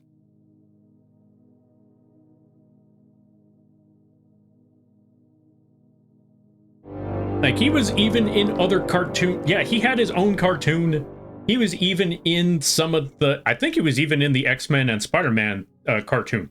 But even then, it wasn't that big of a deal there. Also, Gilded Siren, thank you for stopping by. I greatly appreciate it. Let's give a shout out to Gilded. What were you up to? What were you doing? Really awesome people over here. Really awesome streams. Really cool people. They know Sherbert. And that already lets me know, if they know Sherbert, they're good people. But yeah, good to see it there, Gilded. How things be, hope things are well. And everybody stopping by from Gilded Siren Stream. Hi, my name is Lampy, small-time illustrator, football-sized moth. I do a lot of drawing streams, occasional gaming streams, and sometimes some live 2D rigging streams. And today is one of those drawing streams. We are currently drawing a Yu-Gi-Oh! Monster. I also took some liberties of that, while working on that Yu-Gi-Oh! Monster, as you can see. But yeah, I decided... I decided I wanted to take a chill day, so I was drawing some Yu-Gi-Oh! Monsters.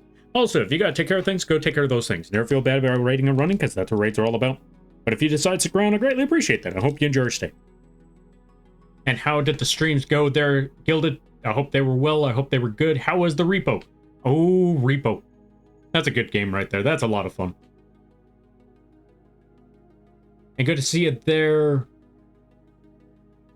Muerto... Okay, let me see how to pronounce this one. Muerto Potentro. Portentro? Yeah, something like that. I think. You let me know if I pronounce that right. Good to see you there, Gilded. How goes the Lampy? So far, so good. Except that it's the first of the month. First of the month is always rent. That's always a rough one. But yeah, outside of that, so far, so good. How about yourself? From the depths of Siren Raid. Welcome on in there, Ascendant Lizard. I hope things are well. Yeah, you always get it right? Yeah, I'm glad to hear. But yeah, let me catch up with some of the other reading from before that. Thank you so much, Lampy. Yeah, no problem. And thank you for the hydrate there, Brina. Let's see. I know a lot of sad X-Men backstories. All right, let me hear these sad X-Men sad X-Men backstories. I can't say words right now. Let's see. I can't say anything because I love Black Cat. That's fair, that's fair. Did Spider-Man give up on Black Cat? Whatever happened there? I know there was a lot of stories where Spider-Man had some sort of love interest and then it just fell short. You know what's even funnier? When Dr. Octopus... Yes, I forgot to mention. So there's a story where Dr. Octopus steals Spider-Man's body and becomes Spider-Man. He finds a love interest and that fails miserably. So it's not even just Peter Parker being a character that just fails miserably when it comes to, you know, partnership. It's just the Spider-Man curse. It's not even the Peter Parker curse. It's just the Spider-Man curse. If you're Spider-Man, you are forever maidenless. You are unfortunately the tarnished. That is the unfortunate fact about being Spider-Man. If you were Spider-Man, yeah, it just, your love life sucks.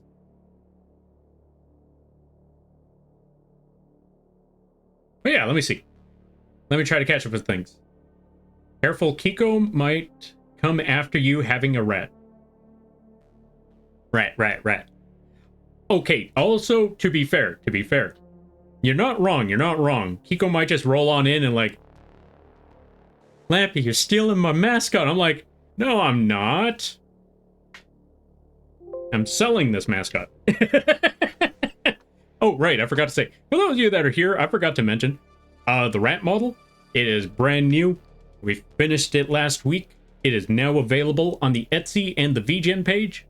Available at a very affordable price. So if you want a rat, if you want a chinchilla, if you want the kingpin, you can get this rat model available there. No pressure, though. No pressure. That was before Disney owned Marvel. That is also true.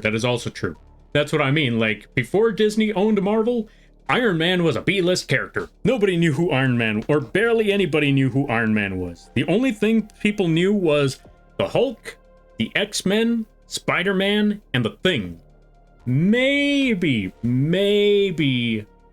Captain America. Oh, and Blade. Maybe the Punisher. Maybe. But yeah, there was a lot of characters that from the Marvel movies, they made them really stand out. Thor, for example, Thor was also Thor, despite the fact, actually, there were some people that knew about Thor if you played Marvel versus, there was a lot of characters that you would know of if you played Marvel versus Capcom. I take it back. Some people's first introduction to Iron Man was the Marvel versus Capcom series. Some people found him through there, and they found out, holy cow, he's got a giant cannon. So yeah, there were some times like that.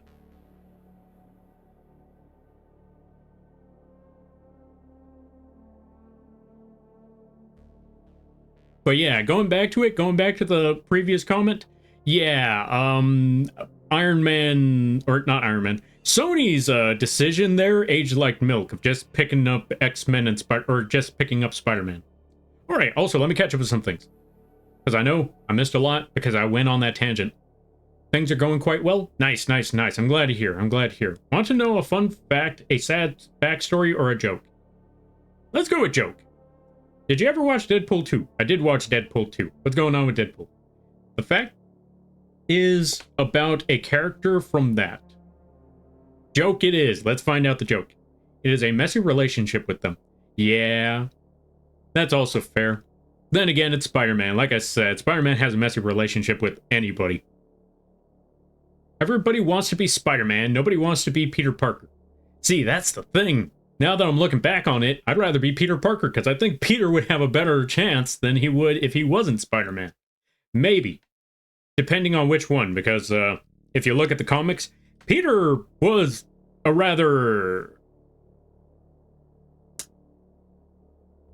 actually a rather bitter person in the comics. It wasn't until he lost Uncle Ben that he started to understand that, yeah, maybe that's not the best of options. I really don't want to spoil, but yeah, when Dr. Octopus steals his body and then fights him till Parker is subconscious, is dead, they understand basically everything. Yeah. See, this is what I mean. Like, even when it's another person, even when it's Dr. Octopus, it still doesn't work. Then again, Dr. Octopus kind of melds with Peter Parker, so maybe he just lost that Peter, or maybe he started losing it because he became Peter and just realized, oh my god, being Peter Parker being Peter Parker is pretty bad. Let me out here. I don't want to do this no more. I don't know how you live through this. And Spider-Man is just, I don't know how Spider-Man lives through this. Or it keeps going. Captain America might as well have had as many reboots as Spider-Man at this point. Really?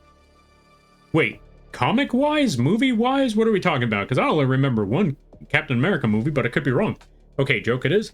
It's sad thousands of kids go to mime school every year, never to be heard from a...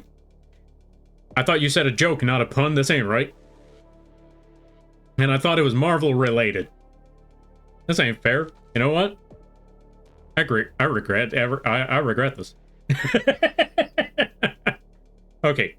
There was one Peter Parker that didn't become Spider-Man and almost died. Really? Which one was that one? What story is that?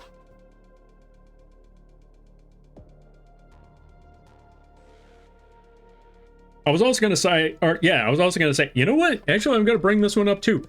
So, even Miles Morales, or at least his actor, it's not been going well for him either. But then again, that's a whole other bag of worms.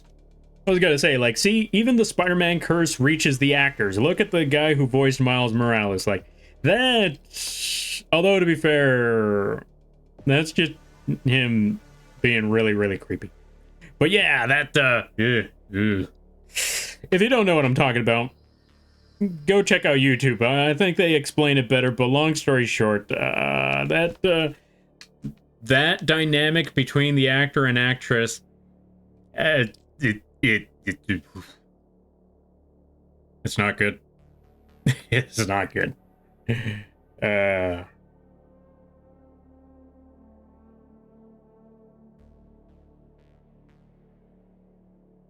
All I can say is this: dude needs to chill. Jesus.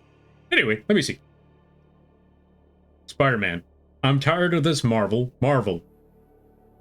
That's too damn bad. Yeah, unfortunately, I don't remember who it was that said this, but I remember that a lot of the people that worked on the Spider-Man comics, they usually just said, yeah, I mean, we can't have Spider-Man go too far. I mean, we gotta bring him back. We gotta bring him back to square one. We gotta bring him back to the usual.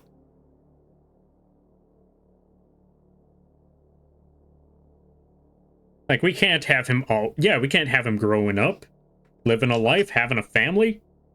Oh, we gotta bring him back. Like, even if he does get the opportunity to actually become a full-grown adult and do all of that stuff, this is why they always bring him back to, this is why they always reboot the series.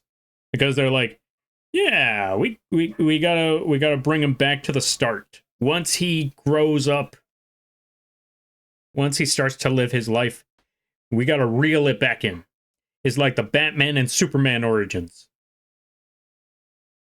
We gotta bring Batman back to his original state. Or not his original state, but I've also noticed this a lot. Whenever it comes to Batman, they always gotta bring him back to when he's learning to be Batman. They can never just leave Batman as the Batman. They always have him there as he's turning into Batman. He's making a name for himself. We never get enough, except for like some movies. We got some rare movies, or we get a few movies where it's like, okay, he's made a name for himself, and in comes Bane. But most of the time, whenever they bring up a Batman movie, he's starting out. He's starting fresh. Give me prime Batman. Give me prep time Batman.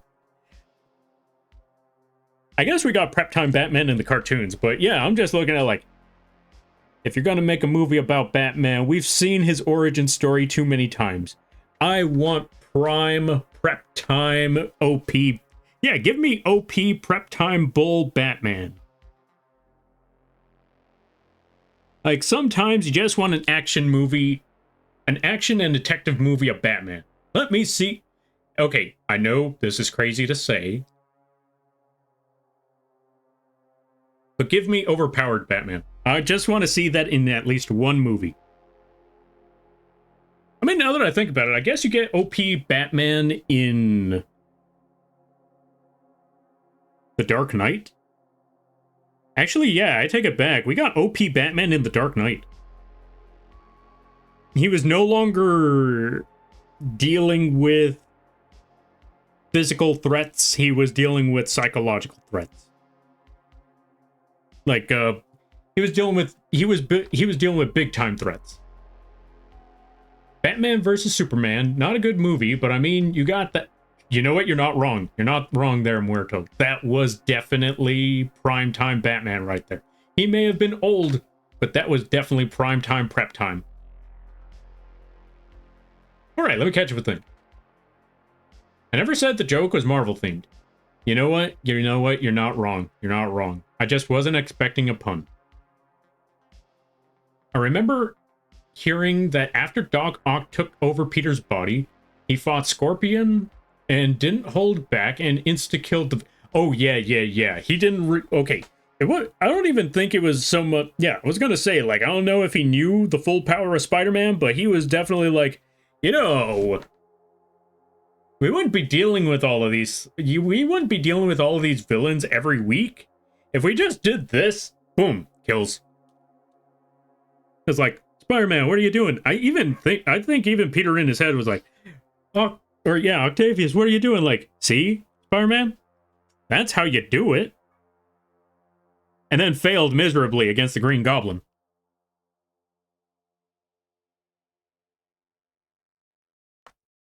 Okay, let's see. Basically, that Peter Parker killed the spider before it bit him, and they were bit by a normal spider and almost died, but other Spider-Man injected him with Spider-Man powers and saved him. What the? Okay, I don't know how to feel about that. Like, how do you survive, or yeah, how do you miss the first spider and get bit by an even worse one? That's comic book logic for you. Like, you know what? What if we just had Spider-Man get bit by a Black Widow? Let's just have Spider-Man get a lethal bite instead. Let's just kill Spider-Man.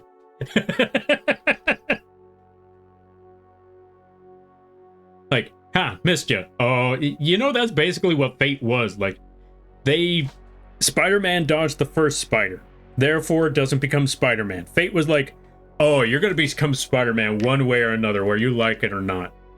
We're gonna get a Spider-Man.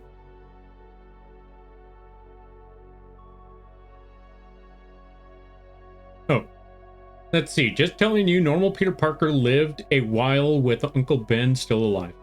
You know what? That's fair. That's fair. You know what? That's a good story right there. Correct me if I'm wrong, but Ultimate Spider-Man was the worst Spider-Man. Which one's Ultimate Spider-Man? I'm trying to remember.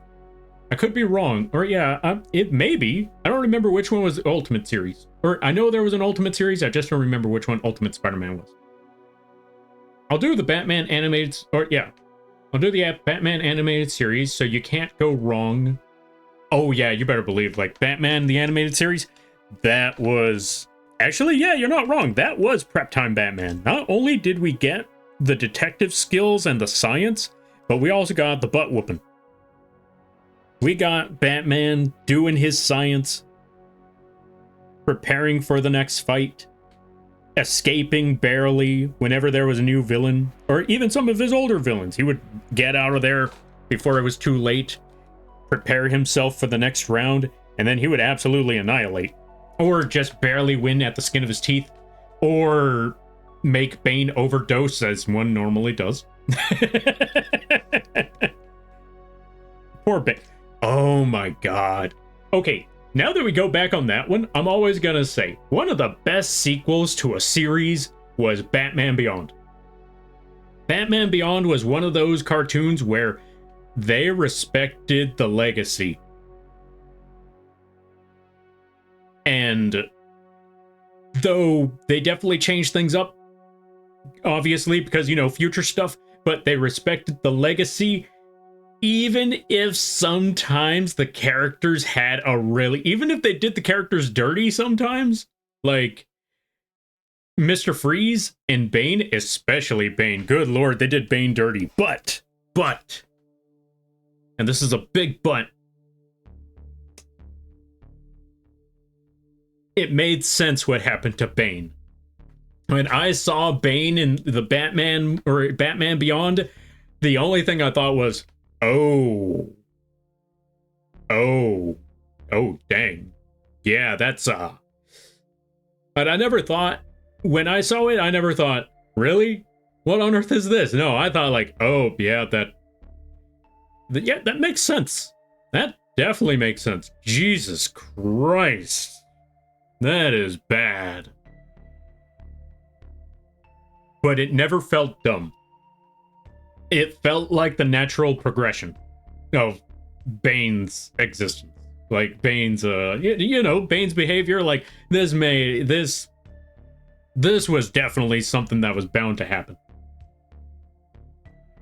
Also, for those of you that don't know, if you haven't watched Batman Beyond, I highly recommend that you do. And if you want to watch Batman Beyond and not be spoiled, go watch Batman Beyond right now. Mute the stream for about 3 minutes, because I'm about to go ham on that one. In about 3, 2, 1, and now. Okay, so for context, Bane obviously is a character that has been using Venom. It's basically a super steroid. Overly exaggerated, but yes, it's a super steroid where he turns into the Hulk. Except with steroids. And most of the time, whenever they beat the villain, it's either they cut off his supply or they overdose him and he just absolutely loses it. But over the several years of relying on this stuff, when you see him in Batman Beyond, you don't see the mountain of a man that you saw in the original series. When you see him, he is literally... he's a shriveled giant on life support. It is bad. He literally needs a breathing mask to survive. He can't even move. And you hear that the reason why he looks in this terrible state is because he's been abusing Venom, the drug from the Spider-Man series, for so long that, yeah, this is his sorry state now. And again, it makes a lot of sense. It's tragic to see, and he got done dirty in that series, but this was just the natural progression. Okay, by the way, my jokes are puns. Then I never want to hear another joke again. Okay, I'm done talking about Bane. Anyway, let's catch up some things. That was peak Batman. It was peak Batman. I know some facts about Batman as well. What's the facts about Batman? Batman the Animated Series was such a special series to me, and Batman Beyond was amazing. It was. I was also very disappointed with when they tried to bring back Batman the Animated Series as a different series, or they tried to bring in a new Batman the Animated Series from the original creators. I don't know what it was about this current one that they made, but it was kind of lackluster. Something was definitely missing. Right, I remember what was missing. There wasn't a lot of Batman. Not enough Batman. Gun. Also, welcome on in there, Corgis. Welcome on in. How you be? I hope you're having a good day there, buddy. I just realized it's almost 12. Let's give a shout out to Mio. Go check out Mio. They do a lot of arting. They also play a good variety of games. They play the Stardew Valley, so if you're a fan of Stardew, that's a good place to go. All right. You have earned my respect, Batman Beyond. Yes. Just yes. Yeah. I also, and the best part about Batman Beyond was they brought in some other characters that they had their own iconic characters on their own. Now, I know that, what was his name? Max Powers was technically a recreation or, like a basically a redesign of Dr. Phosphorus. But let's be honest, they really made this one work. He's an entirely different character from Dr. Phosphorus while still technically being Dr. Phosphorus, and it works for him. Like, I like this character, and I like the whole dynamic with him. I mean, I know they did that with a lot of characters. They did that with Clayface, where, yeah, they did that with Clayface and Bane and so many others where, they're kind of like minor villains here and there, but they made them iconic in their own rights. Okay, let me see. And then you had Ink replace. Yeah, Ink was I believe her name was Ink. Ink was basically the Clayface 2.0, but they made that work. Like, she was essentially the modern day Clayface, but she stood out in her own right. Oh, let me see.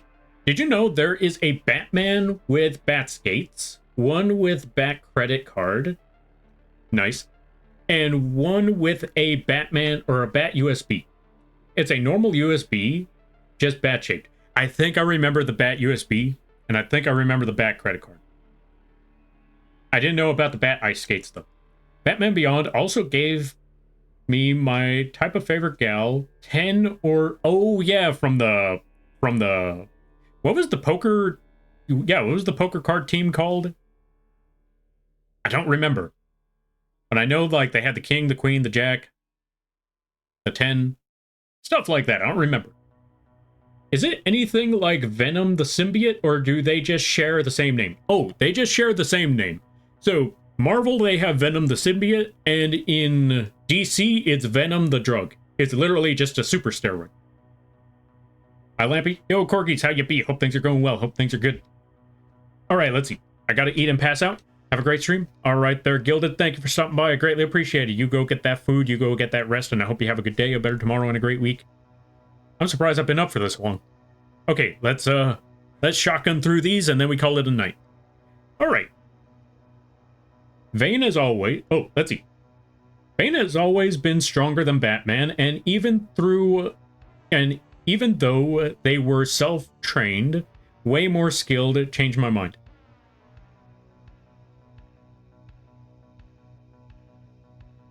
Stronger, most definitely. More skilled? I mean...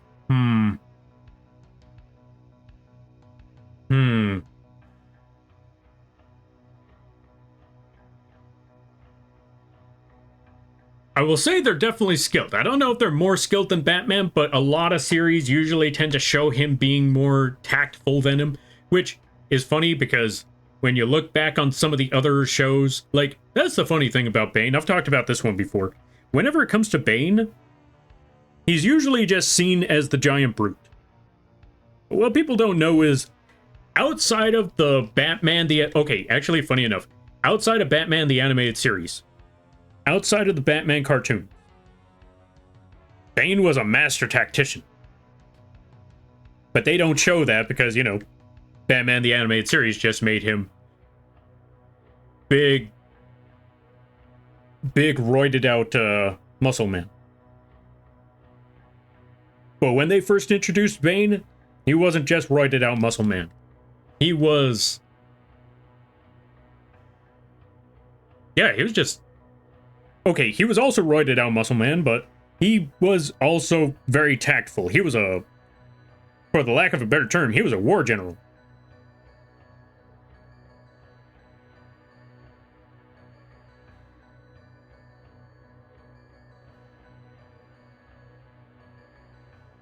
Although, to be fair, now that I think about it, you know what? Possibly. I mean, Okay, as much part of me wants to say, I mean, he did manage to break Batman. You have to be pretty skilled to break Batman.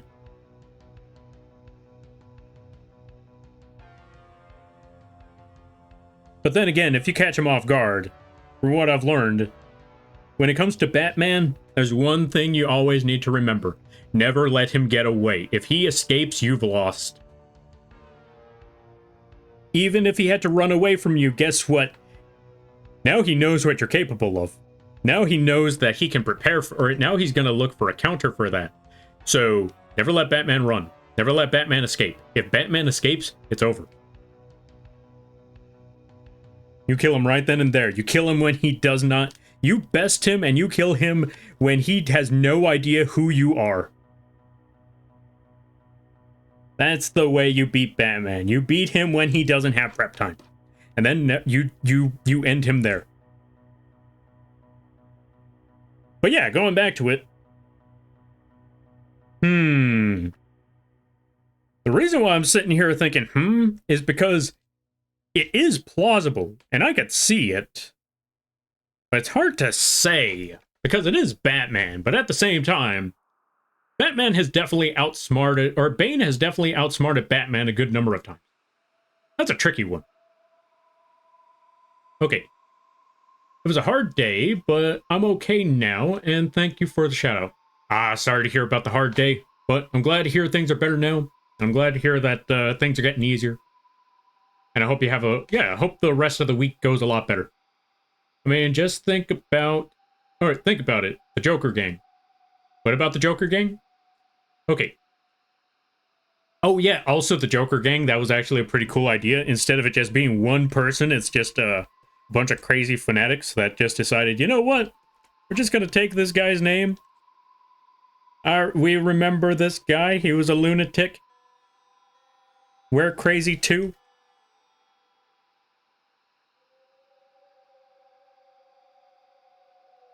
It's like those people that idolize serial killers. I'm pretty sure that's what that gang was. It was just... What's it called? Ink was Discount Clayface.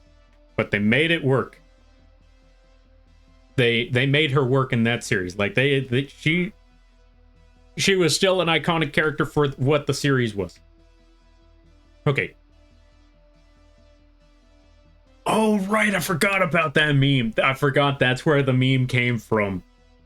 The meme from Batman Beyond. You killed my father. You had the slightest idea how little that narrows it down.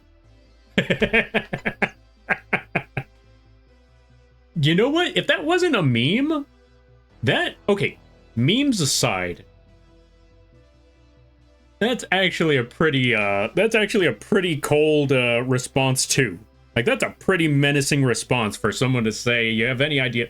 If you think about that in the real world, put that in real world context, to hear someone say you have the slightest, or yeah, you have any idea how, or the slightest idea of how little that narrows it down, that's actually pretty menacing when you really think about it. But it's really tough to take that scene seriously because of all the memes behind it.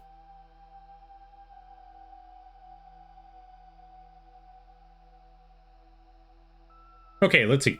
However, if you like Batman, don't ever watch the Amazon... Oh, which was the Amazon series? Is that the... I'm trying to remember. Is that one Batman series where he has the really, really pointy ears? Royal Flush Gang. That's the one. Thank you. No, I missed my second interesting Batman fact. What was the second Batman fact? Let's see. Bane wasn't a one-dimensional character. That too. Batman is a trained escape artist. Capture happens when he wasn't or is unconscious. Oh, when he was or is unconscious. Oh, gotcha. True. Very, very true. Also, Justice League. Justice League cartoon, really good series. That's also, actually, Justice series, that's where you see Batman at his peak. I think this is where all this is probably, yeah, I want to say Justice League is where you get the Justice League is where you get the Batman that people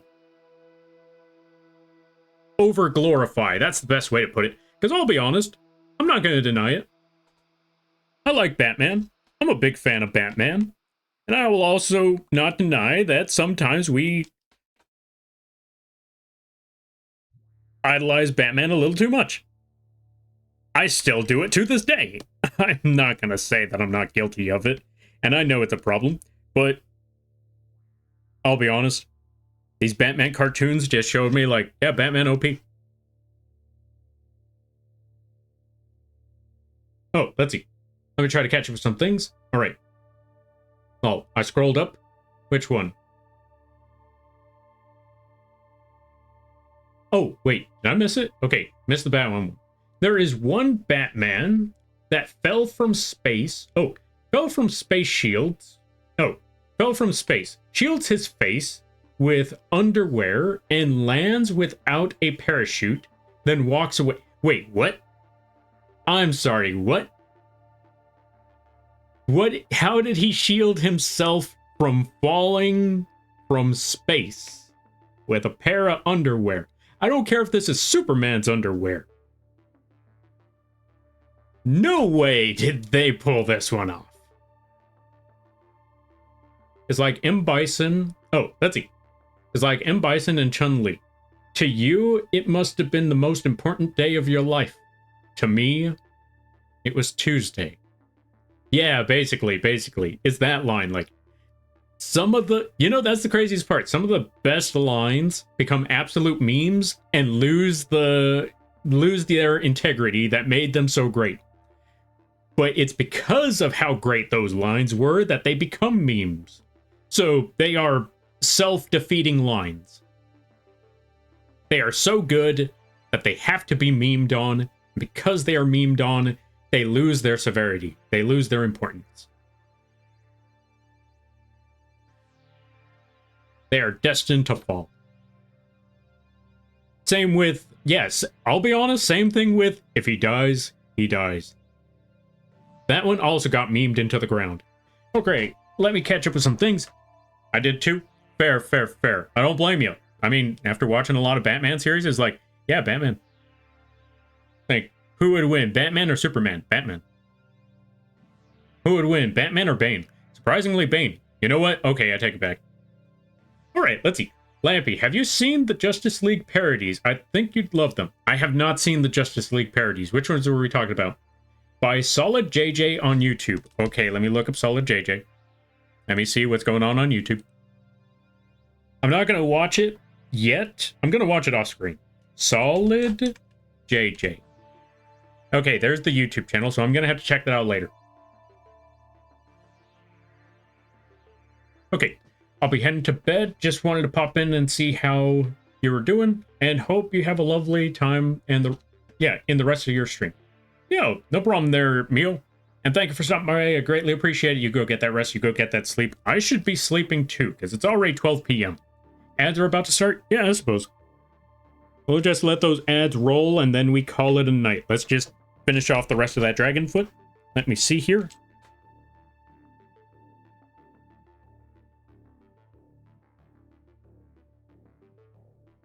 We're just going to clean this up right quick.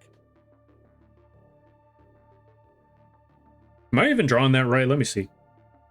Nope, it's a solid flat, you know what? Close enough. Yeah, that should be fine. All right, then. You know what? No, it's not fine. I'm going to look back on this and realize, like, wait, let me fix this. Let me fix these parts a bit. I'm going to clean these up.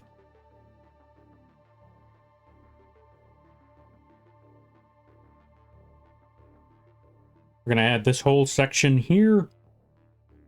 Make them, again, skeletal. Or a little more skeletal. But this part should be good. And then we're going to add the rest of the skeletal parts. And then we'll come back to the line art later, because we still need to draw some other monsters that go along with it. We're not going to put as much focus on the other monsters, mostly because I want the main focus to be on this thing, but we still got to add some details to the other monsters. So let's clean up those lines, clean up that part. Add here.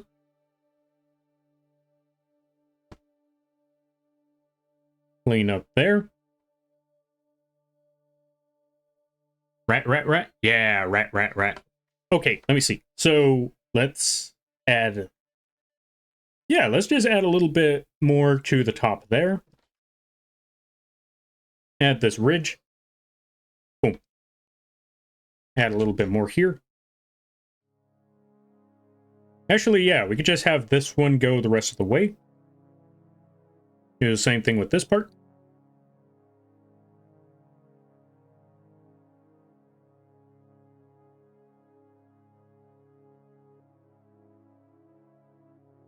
Add them little ridges. There we go. That should be good.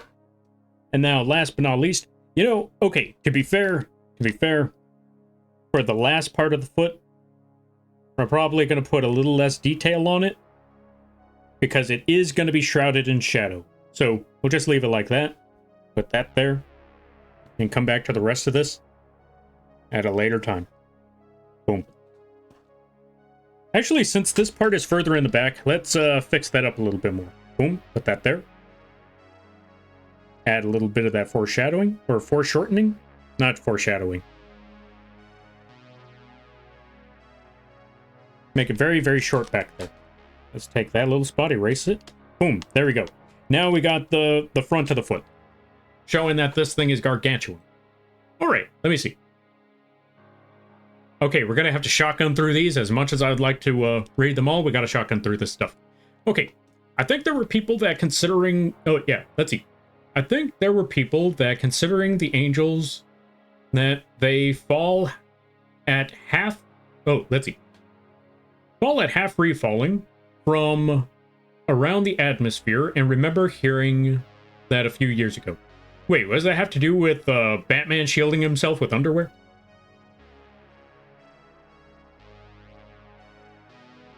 Yeah, it was from the... Oh, wait. So that's a different thing. Wait. Okay, let me see. I think there were people that considering the angel, or that were considering the angels, that they fall half from falling... Oh, They fall at half free falling from around the atmosphere. And remember hearing that a few years ago. Oh, okay, I understand now. Also, let's increase the size of that image. All right, let me see. Yeah, it was from the comics, and it was the underwear outside the suit, and it was shielding his face from the fire. He was in space, or he was in the space station when he got sent flying towards Earth. And I don't know how he survived that fall without any injuries. Yeah, that one's a trip. Thanks, Lampy. I'm sure you'll get hours of laughs from the channel. I'm glad to hear. I will have to check it out soon enough. I will let you know what my findings are. Okay, ads are over for now. Yep, but that is going to be the last for the day. I'm going to save right here. We got a good amount of the line art done, especially considering how we needed to redo these sections a bit, redo this part, figure out what on earth I was doing here, redo the foot a little bit more, and we got a lot of conversations in. So I think this was a pretty good way to go about it. But it is pretty late, so we gotta find somewhere to raid at this hour. Who is on at this time that we could drop everybody off on? Let me find out. I'm actually surprised. There are some people that are on that I didn't think would be awake at this time.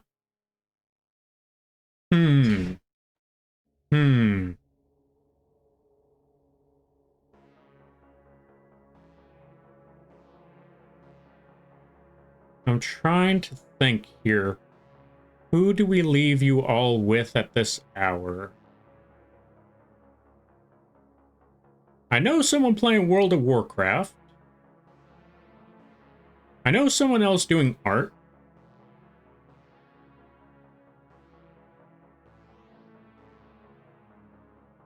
And I know someone playing Crash Bandicoot.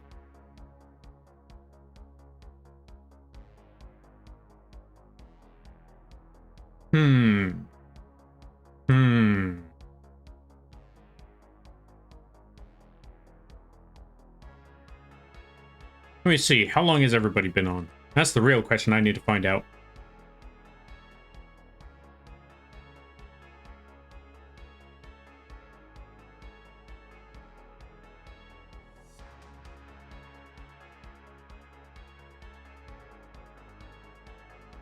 Okay, one person's been on for 4 hours. Another person's been on for 2. Another person's been on for 5. And I know one other person that's been on for an hour.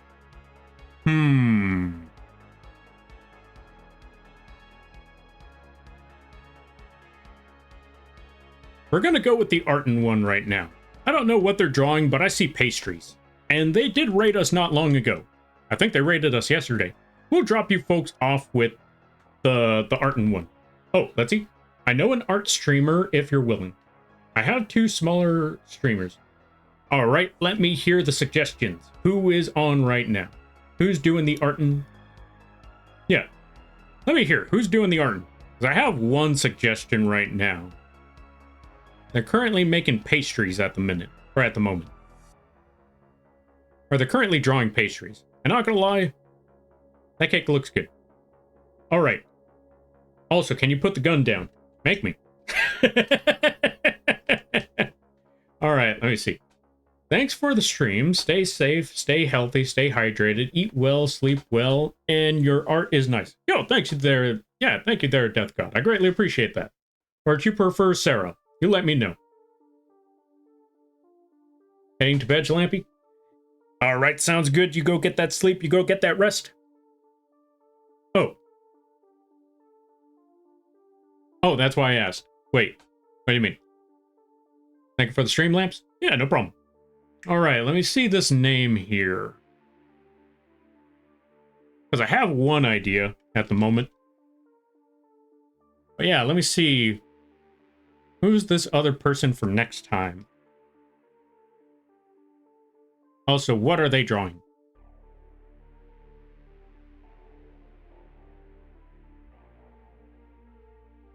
Oh, I see. No, that's actually some pretty cool art right there. All right. We're gonna put that as the suggestion, or you know what? We're gonna follow them as a suggestion for next time. Right now, I got one idea. We're gonna drop you folks off with a Stalus. They rated us not too long ago, and icy pastries. Let's drop you folks off with the pastries right about now. Oh, I am fine with anything, but most people call me Sarah. Ah, fair, fair, fair. Okay, Sarah it is. But yeah, let's go drop you folks off with the Stalus. Oh, right, raid message. What should we put? Raid message. You know what? I don't have a great message here, but we're going with this.